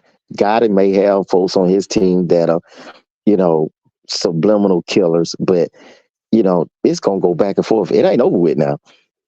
It ain't over I with. hope Gotti get his family. I hope he get. After this, hopefully he is shook enough to where he get his family up Nah, he want to out stand of on street. He Memphis. he want to stand on He street business now. He want to stand. He want to stand on street man, business. That well, he want to stand on street business. So street business. You see what street business get you. but see, that's where you got you not thinking. You thinking with a hot head. right, he need to go on because all is it's just gonna off each other on both sides. I mean, I understand you trying, and that's for me it just feel like a man thing. You know how y'all men, y'all like to prove y'all point, y'all don't want to be suckers or nothing in front of the next man or whatever the case is. But sometimes it ain't nothing wrong with walking away. It's nothing wrong with that. It's a pride thing with some folks. That's what I'm saying. That's it's a pride thing, and it don't matter what color man you is. A man is a man. It's just I don't want somebody thinking I'm a weak or a punk, but sometimes it's. I mean, I don't know. I don't know. That's a man thing. I can't talk about because Well, I ain't no man. I got a male child, but even though I'm here in the South and my son is there in the North, I tell my son all the time, I can only tell you so much. I can't tell you. I can tell you about these females in the street because I'm one, but I can't tell you how to be no man. I mean, at some point, I got to where I could, but then after a while, thank God he wasn't out there running in the streets doing all type of. so let me ask the moderator. Moderator, my thing is the people that allegedly killed Dolph, they got them in custody. They got the person that paid the money out to have Dolph killed, but they also got Gotti's brother that actually was the whole figure behind Dolph getting killed. They gonna, the police gonna put all that together because of social media, phone records, this and that, word of mouth, folks testifying against each other because it's Well, I think that was the issue. That was the issue. They've been waiting for the police to do something, but the police have not been doing anything. right. It was almost like Yo Gotti was paying the police off, so they had to bring it to the street justice. Okay, because everything we already knew everything. We already knew what's his name? Big Jock. He was allegedly friends with the person that was seen taking out young Dolph. He was real Wow. close with him. And Wow. connections collect, and they even said that young Big Jock was there at the time outside the cookie store when young Dolph was, getting taken out of here. What? See it witness. That's what the words on the street. I don't know. Don't quote me. I was not there. Right. Well, then that's what it's about. Then it's a tit for tat Well, retaliation. they waited Back for and the forth. police to do something. It's been years, and they have yet to do anything. Yeah, so basically is what it is. It's I mean, right now, I guess they feel even, but it's still not over. He better do something. He better do something quick, fast, and a hurry, or So else he what gonna be people want to next. know now is Angela Simmons. Should she stay or should she go? Should she stay behind She better her go. or should she leave? Is it too She late should for go. her to leave? But she already knew what type of lifestyle he lived in. She welcomed this type of lifestyle. She the fool. Yeah, she need to go. She the fool. She's the Somebody fool. mom? I mean, Who is? I'm talking about his girlfriend. She the fool. Oh well, I mean, some females like the life if they stick But you around. but you better be willing what comes with that life though. Yeah, yeah, You know what I'm yeah. You saying? should. You better be willing to take what comes with that life Cause because that means somebody gonna be at her front door, or be at her, at your family door, or whatever. They gonna be doing, it's just a never ending. It ain't over. It just ain't over. It ain't over. It well, ain't over. well, I'm I'm not on nobody's side or anything like that. It's just unfortunate that especially Atlanta really, we really dealt with Dolph. I mean that was a good dude. We really good dude. You know what I'm saying? Come down here and just do things for the community because this was like his second home. But the way he went out, man, it's a lot of folks from Atlanta that was like, man, you know, So What? where is he from? Where is he from? Dolph was from Memphis. Oh, he from Memphis? Yeah, he from Memphis. Yeah, he from Oh, Memphis. Yeah, they Memphis. You know what I'm saying? My thing is, why do they go back? I would never. home. I don't care. I wouldn't go back. If I I was know. wrapped up in some I stuff know. like that, I would never go back. I would never go. I'll send money. I would not go back. Yeah. Even if my mama died, we would have to have her funeral where I'm at. I'm sorry. You'll send money for her to get flown down here. Yeah, whatever. I Yeah. would not go back to that place. Why are you keep Yeah. going back? You're not welcome there anymore. Mm. To your That's own city. To your own city. Yeah, that makes sense. I I wouldn't mean, go but back. but in the back of their mind, them good old times. You feel like you still got some cred on the block you got somewhere. yeah, not when you don't, not when you been implicated in killing somebody that was loved Well, in the city. yeah, now that I don't want to say, but it's almost like you had that coming to a degree because you don't go back But where but the deed is done. but you got to think about. I said implicated is it ain't came out. It ain't came out yet, but Well, it's he been dead now. How you can't prove what I mean unless he say he was there. man Now you can't that paperwork. Folks talk prove now. Paperwork. You know what I'm saying? One thing about it, you can't run away from that black and white. not unless you got it and you pay for somebody to put it in the Yeah, shredder. nah, you ain't running. Now, once your name in that paper, once your name in that paperwork, you know what I'm saying, coming from them courts. Oh, it's Yeah. official. It's official.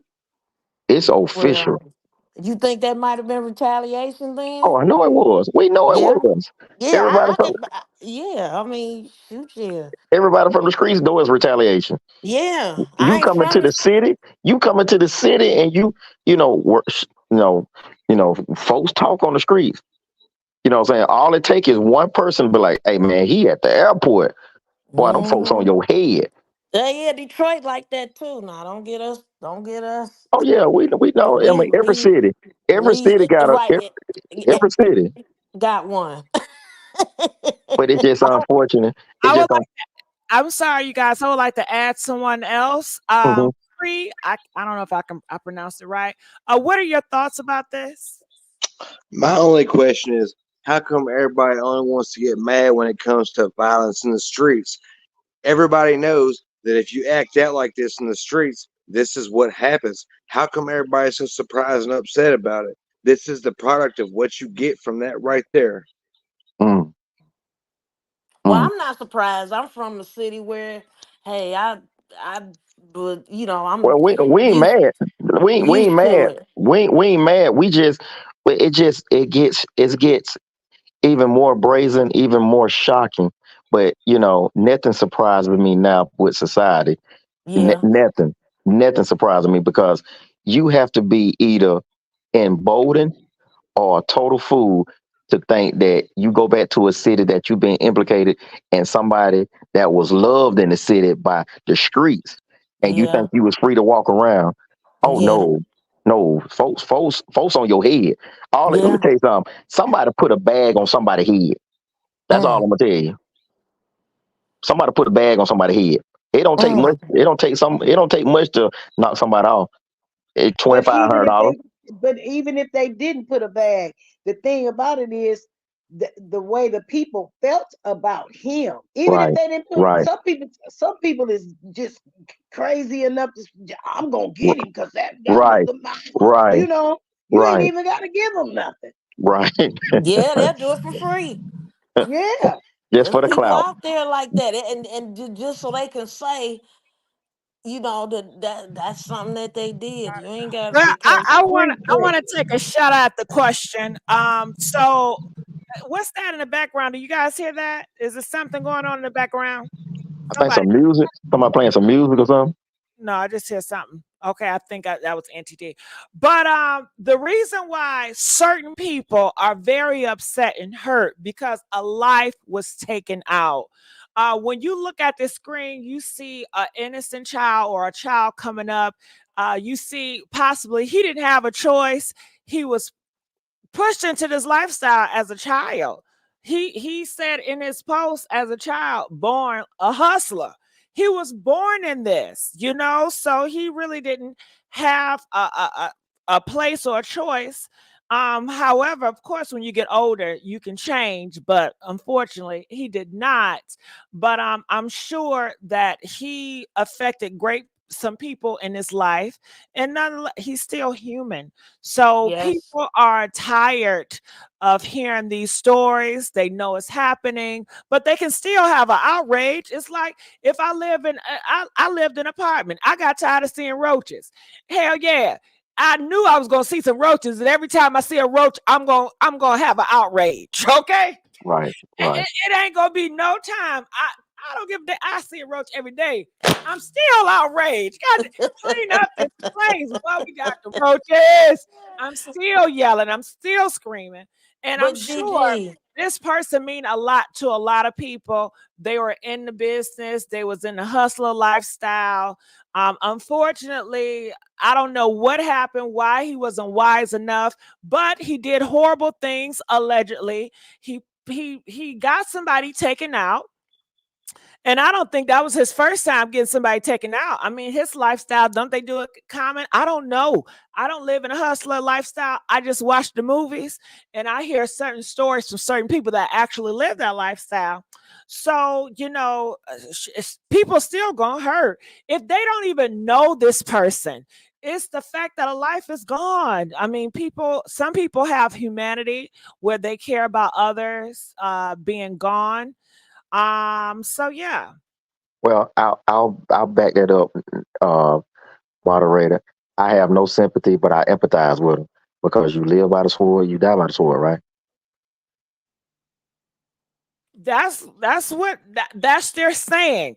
Yeah. That's what they're saying. I that didn't say that, but that's their saying. Yeah. that's a saying, but looking at his picture then versus now, you do gotta understand. I mean, you don't have to, but I understand living around children in the inner city, being an inner city child myself. I seen a friend of mine not in that type of lifestyle, but she was selling herself. Okay. And she got kids all through the system. She's deceased now. She probably would have been my age. But the fact is, you can't help the lifestyle you in if this That you if were it born in. That you were born Mm-hmm. right that you were Mm-hmm. born in. You can try Right. That's to all hide you it, but know. it's I'm sorry. hard. You right. You can't help that. I'm just sorry. His People, oh, but ain't no mindset, better. his Yes, mindset was growing up around hustlers, and you yes. already saw the guy that caught in 155. And it's great to talk to people with different lifestyles. Mm-hmm. Yes. See their perspective, and their perspective is that people that walk at Walmart in a 9 to 5, they see them as losers. That's not a life to have. They Right. see them as, they degrade them. Like Right. you see these hustlers as thugs and horrible, they look at y'all like that. Okay. Yeah. That's not the Yeah. way to go, because they're people, they living real good. You know what I'm saying? They getting the best of the best while y'all sitting up here arguing and struggling. They don't want to live that struggle life. They want to live the fast life, even though they realize the fast life may get them caught up and gone sooner than later. But they don't care about that. Some people would rather have 5 minutes of pleasure and 5 minutes of all the money versus to live an hour, so Mm-hmm. And they But figure, heck, either way, I'ma die. I mean, what's the big? yeah, well, I we mean, may we a lot of them, remember Tupac said he didn't even think he was going to make it to what, 21 or 25. right, That's what a lot right. of black men felt that way in that He era. was a They was baby. not He going to was a make baby at 24. Right, right, right. But Yeah. just remember, we may be losers working at Walmart or corporate jobs or whatever. But one thing we know that they probably would love to have, we don't have to watch our back.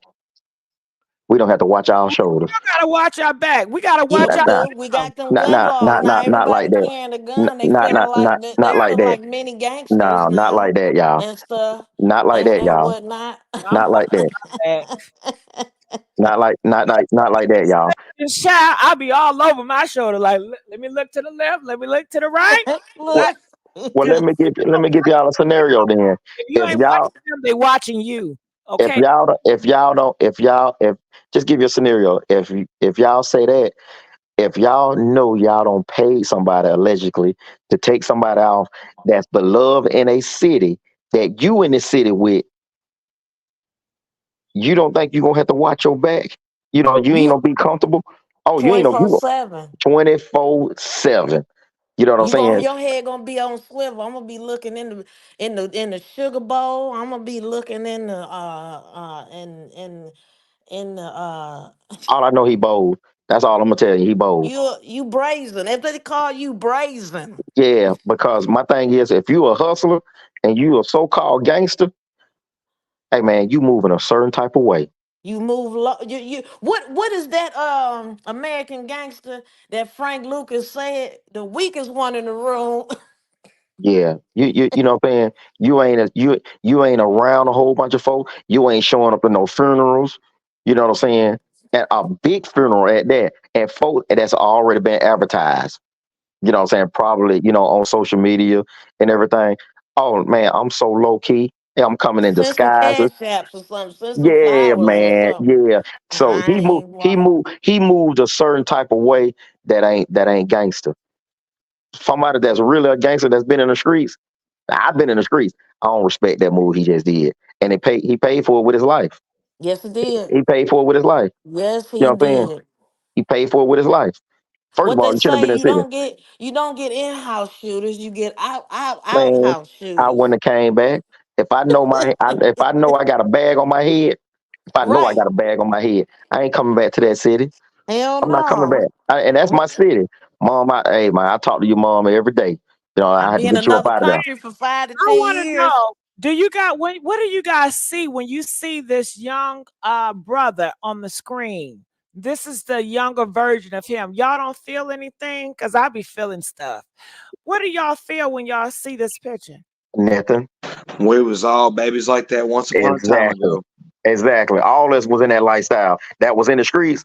We was all in that lifestyle. What I happened? feel What went I wrong? feel He I could have been feel something different if he I had feel the chance something and different. opportunity. He don't have he didn't have no, I'll put it like this. I understand that, but again, I've had friends that live like him, that's still doing dirt in the streets in Detroit. And that's all they know. I mean, come on now. So do you My feel? cousin, How do you feel, Gemini? The guys, they feel like they say they don't feel nothing for this. well, I What guess do you being a feel? mother would be different than being a father. Being a mother would be different than But being a just tell me father, how you maybe. I feel. don't Just know. describe how you feel when you I see just the feel picture. sad that, hey, he was in that life. I feel hurt for him. I feel sorry that he's a life that's gone for nothing. But he And chose it. He chose well, that lifestyle. no, What? he Did he didn't. No, he really didn't. chose it? He was Yes, born in that He was yes, lifestyle. born into it. It's not a man. choice. You don't have I mean, come on, really? There's kids right now that don't have a choice overseas right now that's being AR'd in other countries, that's being kidnapped in Yeah, other countries right trafficking and now. stuff. They don't have. Right. They don't have no choice. If he was taken then and over there now, what choice would he have had if he'd have won over there with El Chapo doing the same thing? He wouldn't have had no choice. But you missing the whole point. We ain't talking about overseas. We talking about in It don't America. matter. It It don't oh it matter. it it, It it don't matters. matter. There's people here in the States that's overseas that's still working for El Chapo and he dead. Still, it don't matter. When It doesn't matter where you come from. It don't matter what cloth you cut from. It just matters the fact that that child had no choice. And then people say, "Oh well, a mother, some parents know what their kids doing all the time." No, they don't. There's stories right now of hitmen that the wives did not know that they husbands was out there working for the mafia.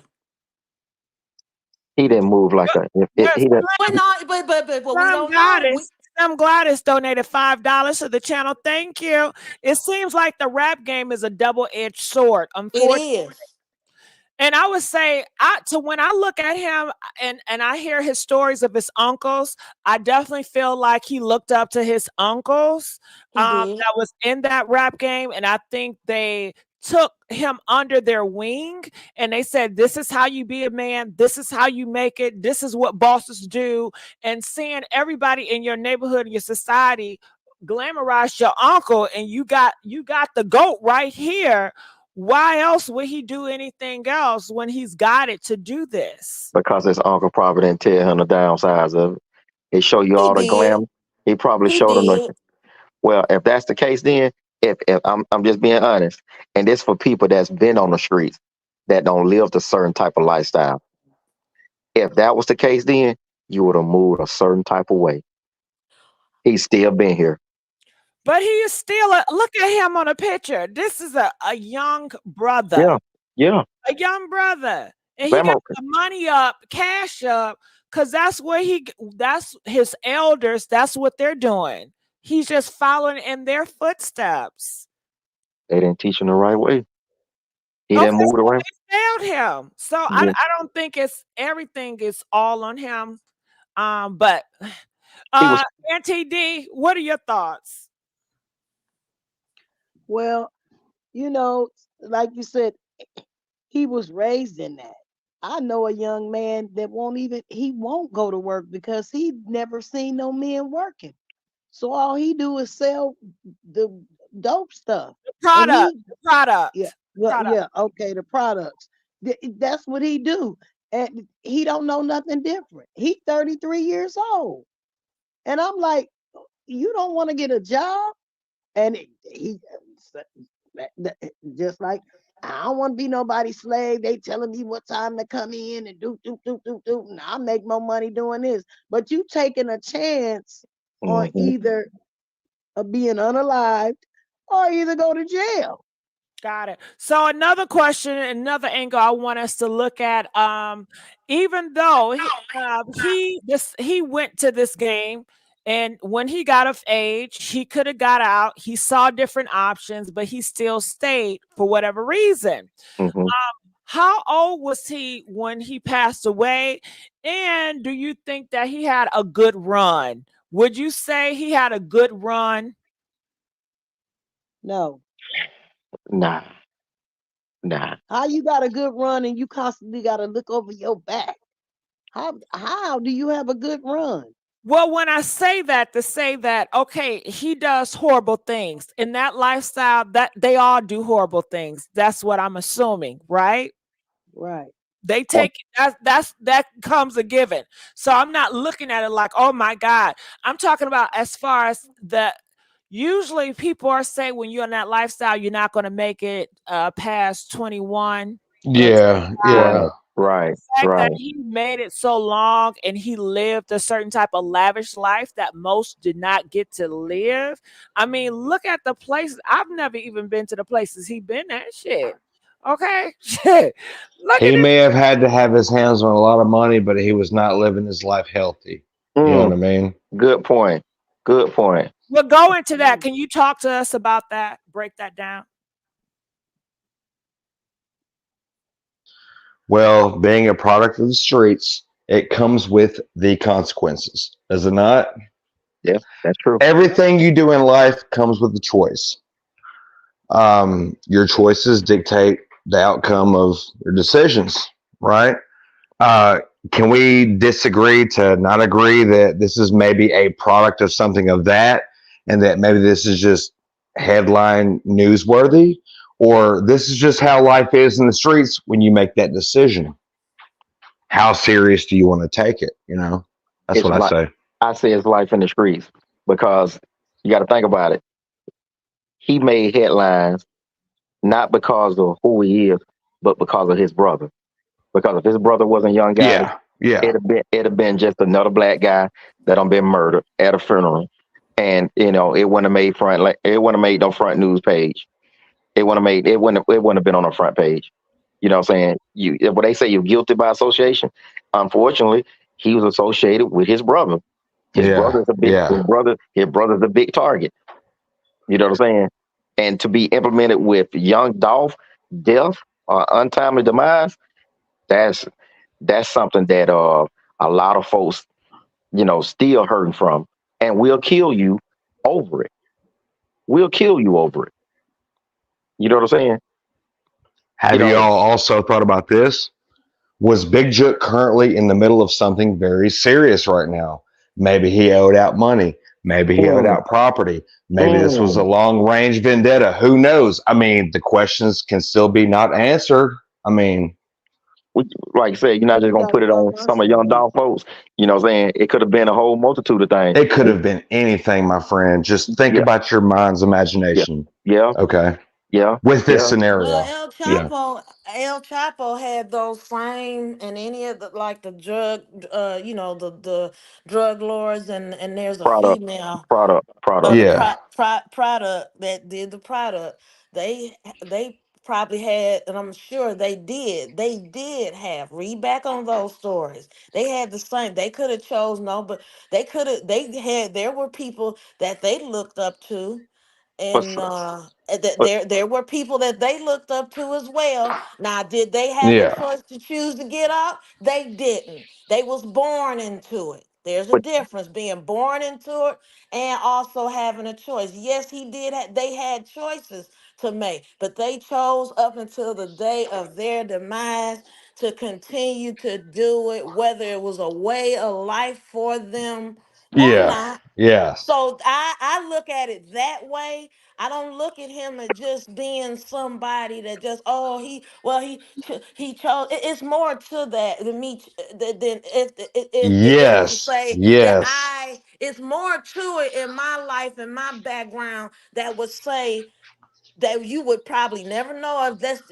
case in point. And if an example, i.e., if I were a stripper.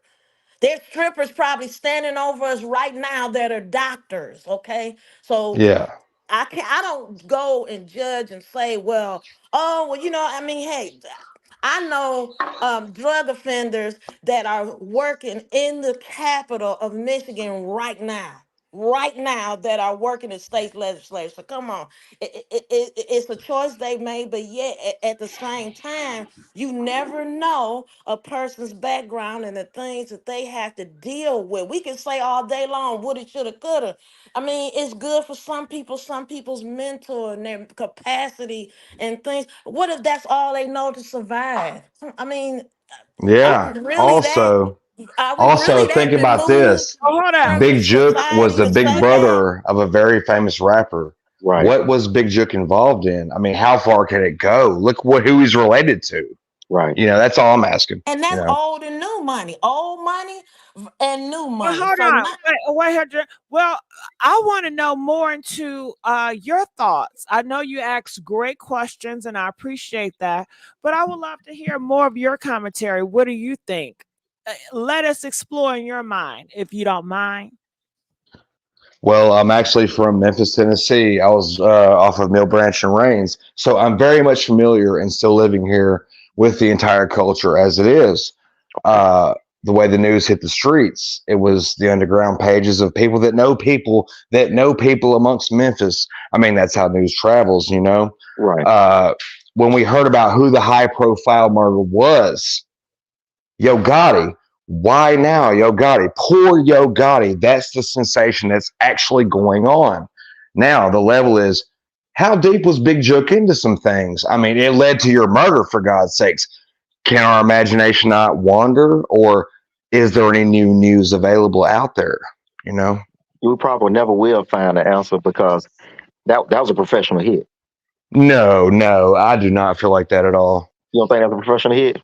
I think this was somebody that knew him personally. Mm, mm. Think about Why it. do you think it was someone that knew him personally? What made you think that way? You ever seen those old mob movies where they say your friends, your murderers come with smiles? It's Yeah. not going to be your ops, your enemies that's killing you. It's going to be your best friends eventually, some way or another, tricking you into your demise. That's how it always happens in the gangs, the mobs, all that. It's all treachery. That's what you call treacherous life behavior. Now, I will go with you with that, and the only reason why I would say that because I don't know. I find it very odd that young Gotti he left before everything took place. Do you find that very suspicious? I And do. also, not only did he leave before everything went down, um, uh, Big Jock, I believe his name is. Yeah, he has a message, and the message is kind of creepy. It says they don't want to face you; they want to snake you. Stay There alert, you go. stay alive, watch your back at all times. Put snakes on the plate and eat great. It's so weird that within 24 hours of him posting that, he's dead now. What do you make of that? Somebody close to him. Who else will be that close to you? Yeah, yeah, somebody close to you that either they didn't do it or they don't call somebody. And Do you think my enemies are going to get that close to me? No, I've got no, things put in place. no. My closest are going to be the ones to get to that close to me. Could have been jealousy. Could have been envy, like you said. Could have Could have been been I owe money. somebody. I owe somebody. 100 racks, 10,000 racks. There you go. And I ain't paid up. Could have been. Maybe you slighted someone you made a promise to, and you just Mm, accidentally, absent-mindedly forgot. mm, They mm, have spite for you now.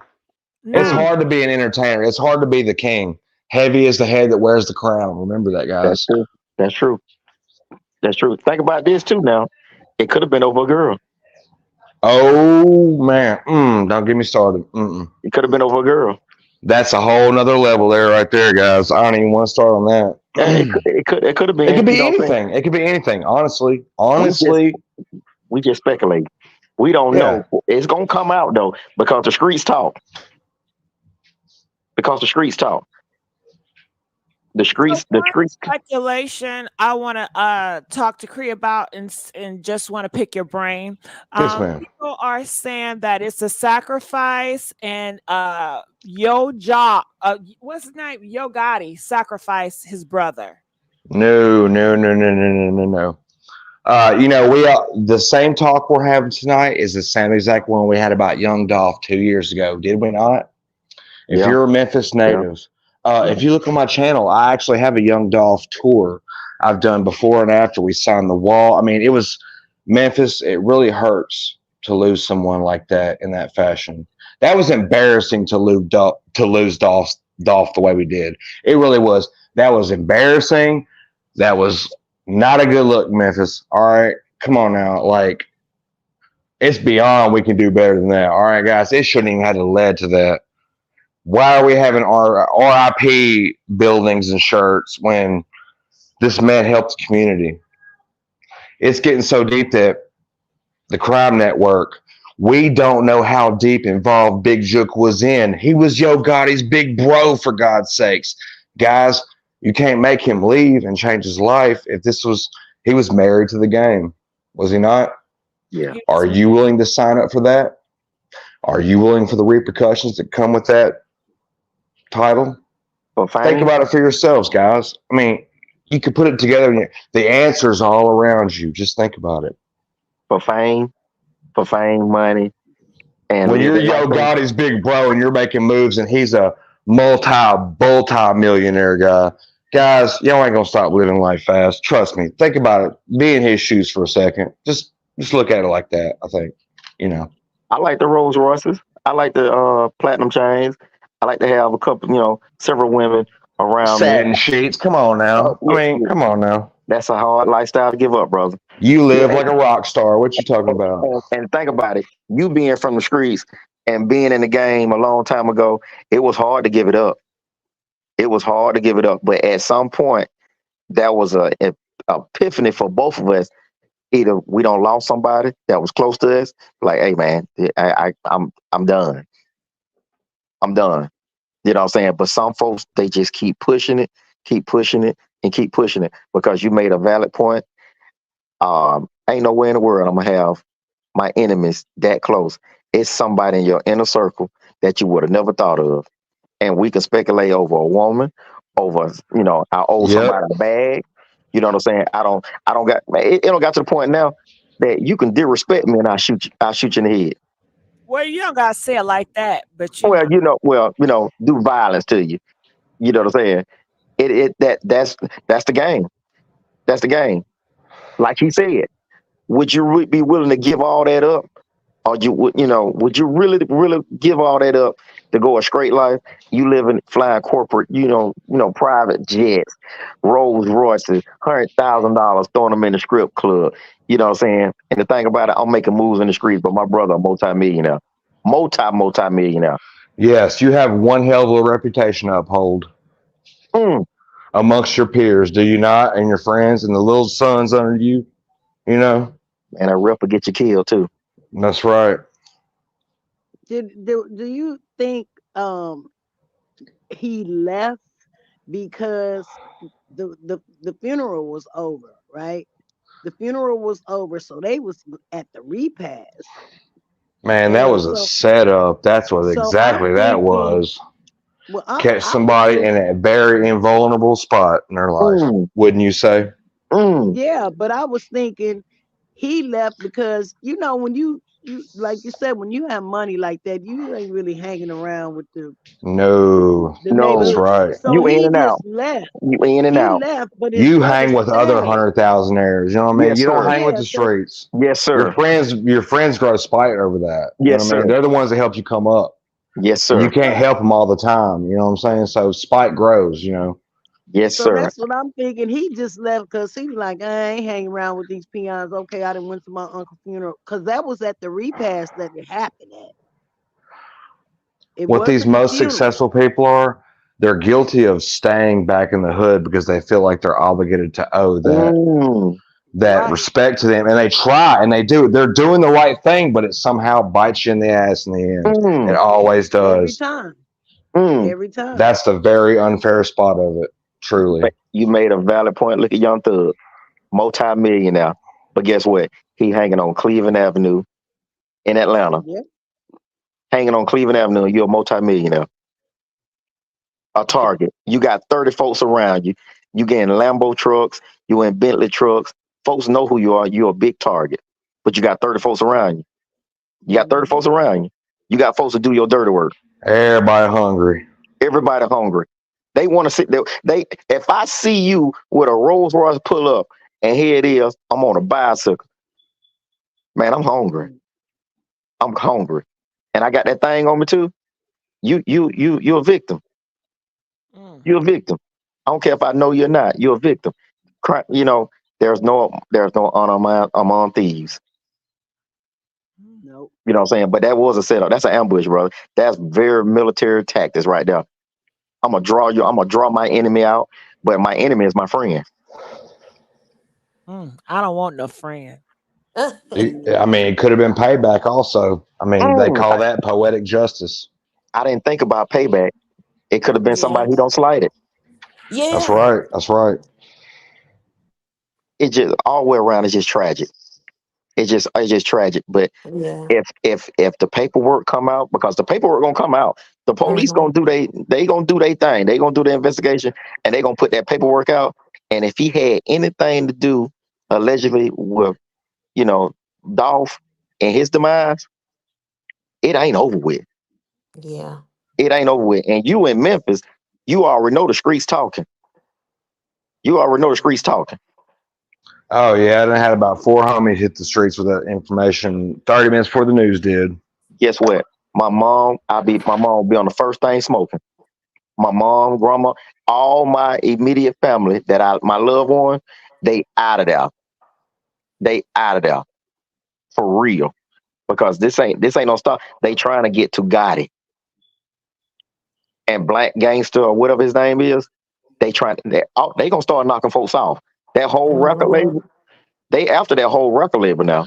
Well, here's another interesting fact. You notice when young Dolph died, Black youngsters started capitalizing on diss songs about Dolph after he died and stuff. Yes. You notice Yo Gotti started distancing himself from Black Youngster. Yes. I swear to God, you can look it all up. It's all there. Yes. So I remember seeing something, and I don't follow the hip hop community like I used to because it just don't got too outrageous. Now I seen Black Gangster. a black youngster, whatever his name is, he was talking about he was smoking on Dolph, which was very disrespectful. And you had some folks, some goons that was on Dolph's side was like, "Hey man, your head next now." Now they don't started this Chicago stuff. We smoking on this and smoking on my dead ops. We didn't do all that stuff from Chicago. We ain't never talked about smoking on no ops. You know what I'm saying? Smoking on folks, smoking on dead homies. And man, we weren't doing that. We wasn't doing that. Let the dead be what it did. But I tell you one thing, we start disrespecting the dead and they got loved ones that are in the game, that's some real hitters out there. Hey man, you looking over your back. I don't care where you at. You could be with your family. You see what happened with FBG Duck? This man was in the gold district, and he got popped when from his family, in front of his family. When folks want you out of here, you got some people that are motivated enough that'll take that chance to get you up out of here. But this one right here, yeah, this I don't think this one no enemy. I think that was real close. I'll tell you what, I'll be real surprised if Yo Gotti makes a live press conference tomorrow about this. I really will. I want to hear what he has to say about this, honestly. He don't say that, brother. I'm gonna tell you that right now. He don't say that. He don't say that. He has to. His brother's the one that put Yo Gotti on. He has to say something about his brother by tomorrow. I swear. You know why he don't say nothing? Because for the simple fact, if he said anything about his brother and everything, it's going to implement him in something that he knew something. Because folks gonna start putting this together, like, well, why you weren't there? You was there, but why you leave? Why you didn't take your brother with you? Because one thing about it, if I'm with my brother, we leaving together. It can be so easy for Gotti to go, man, that's my brother's life. That ain't me, You have to realize that was their uncle. So the brother was there with his mama. The mama seen that happen. But man, they don't care. Killers don't care. Yeah, but I'm just saying. He didn't take his brother with him because the brother was with his mom, and I think that was her brother. If I'm not mistaken, I think it was the mom's brother.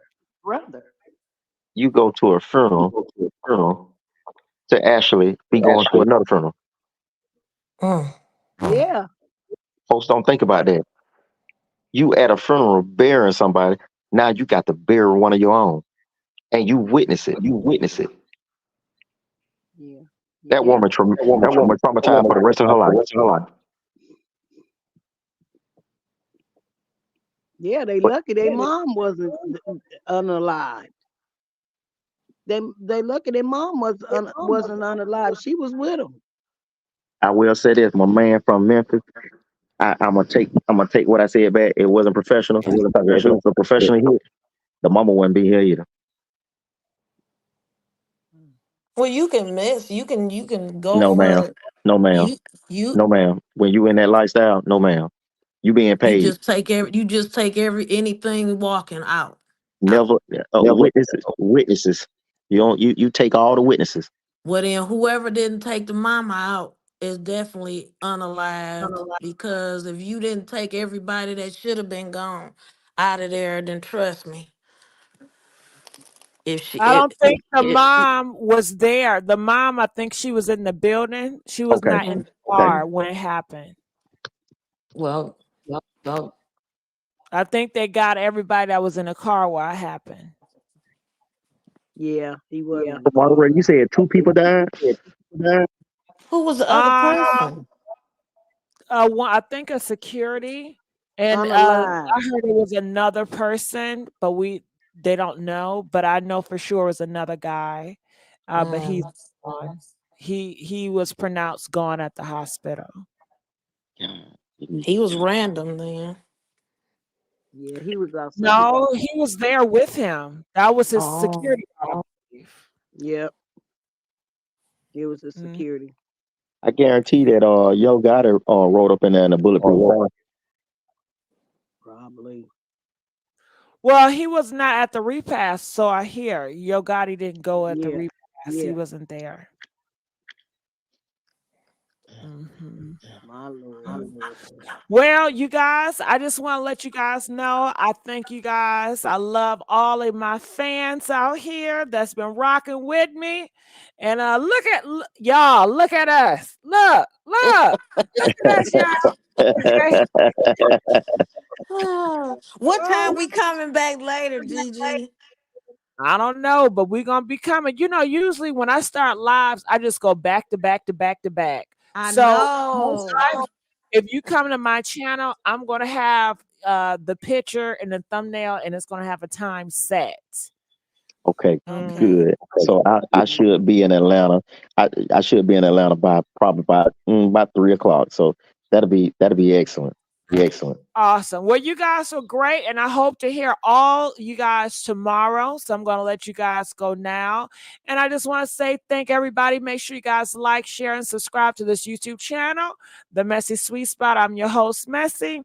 And also make sure you have subscribed to this YouTube channel.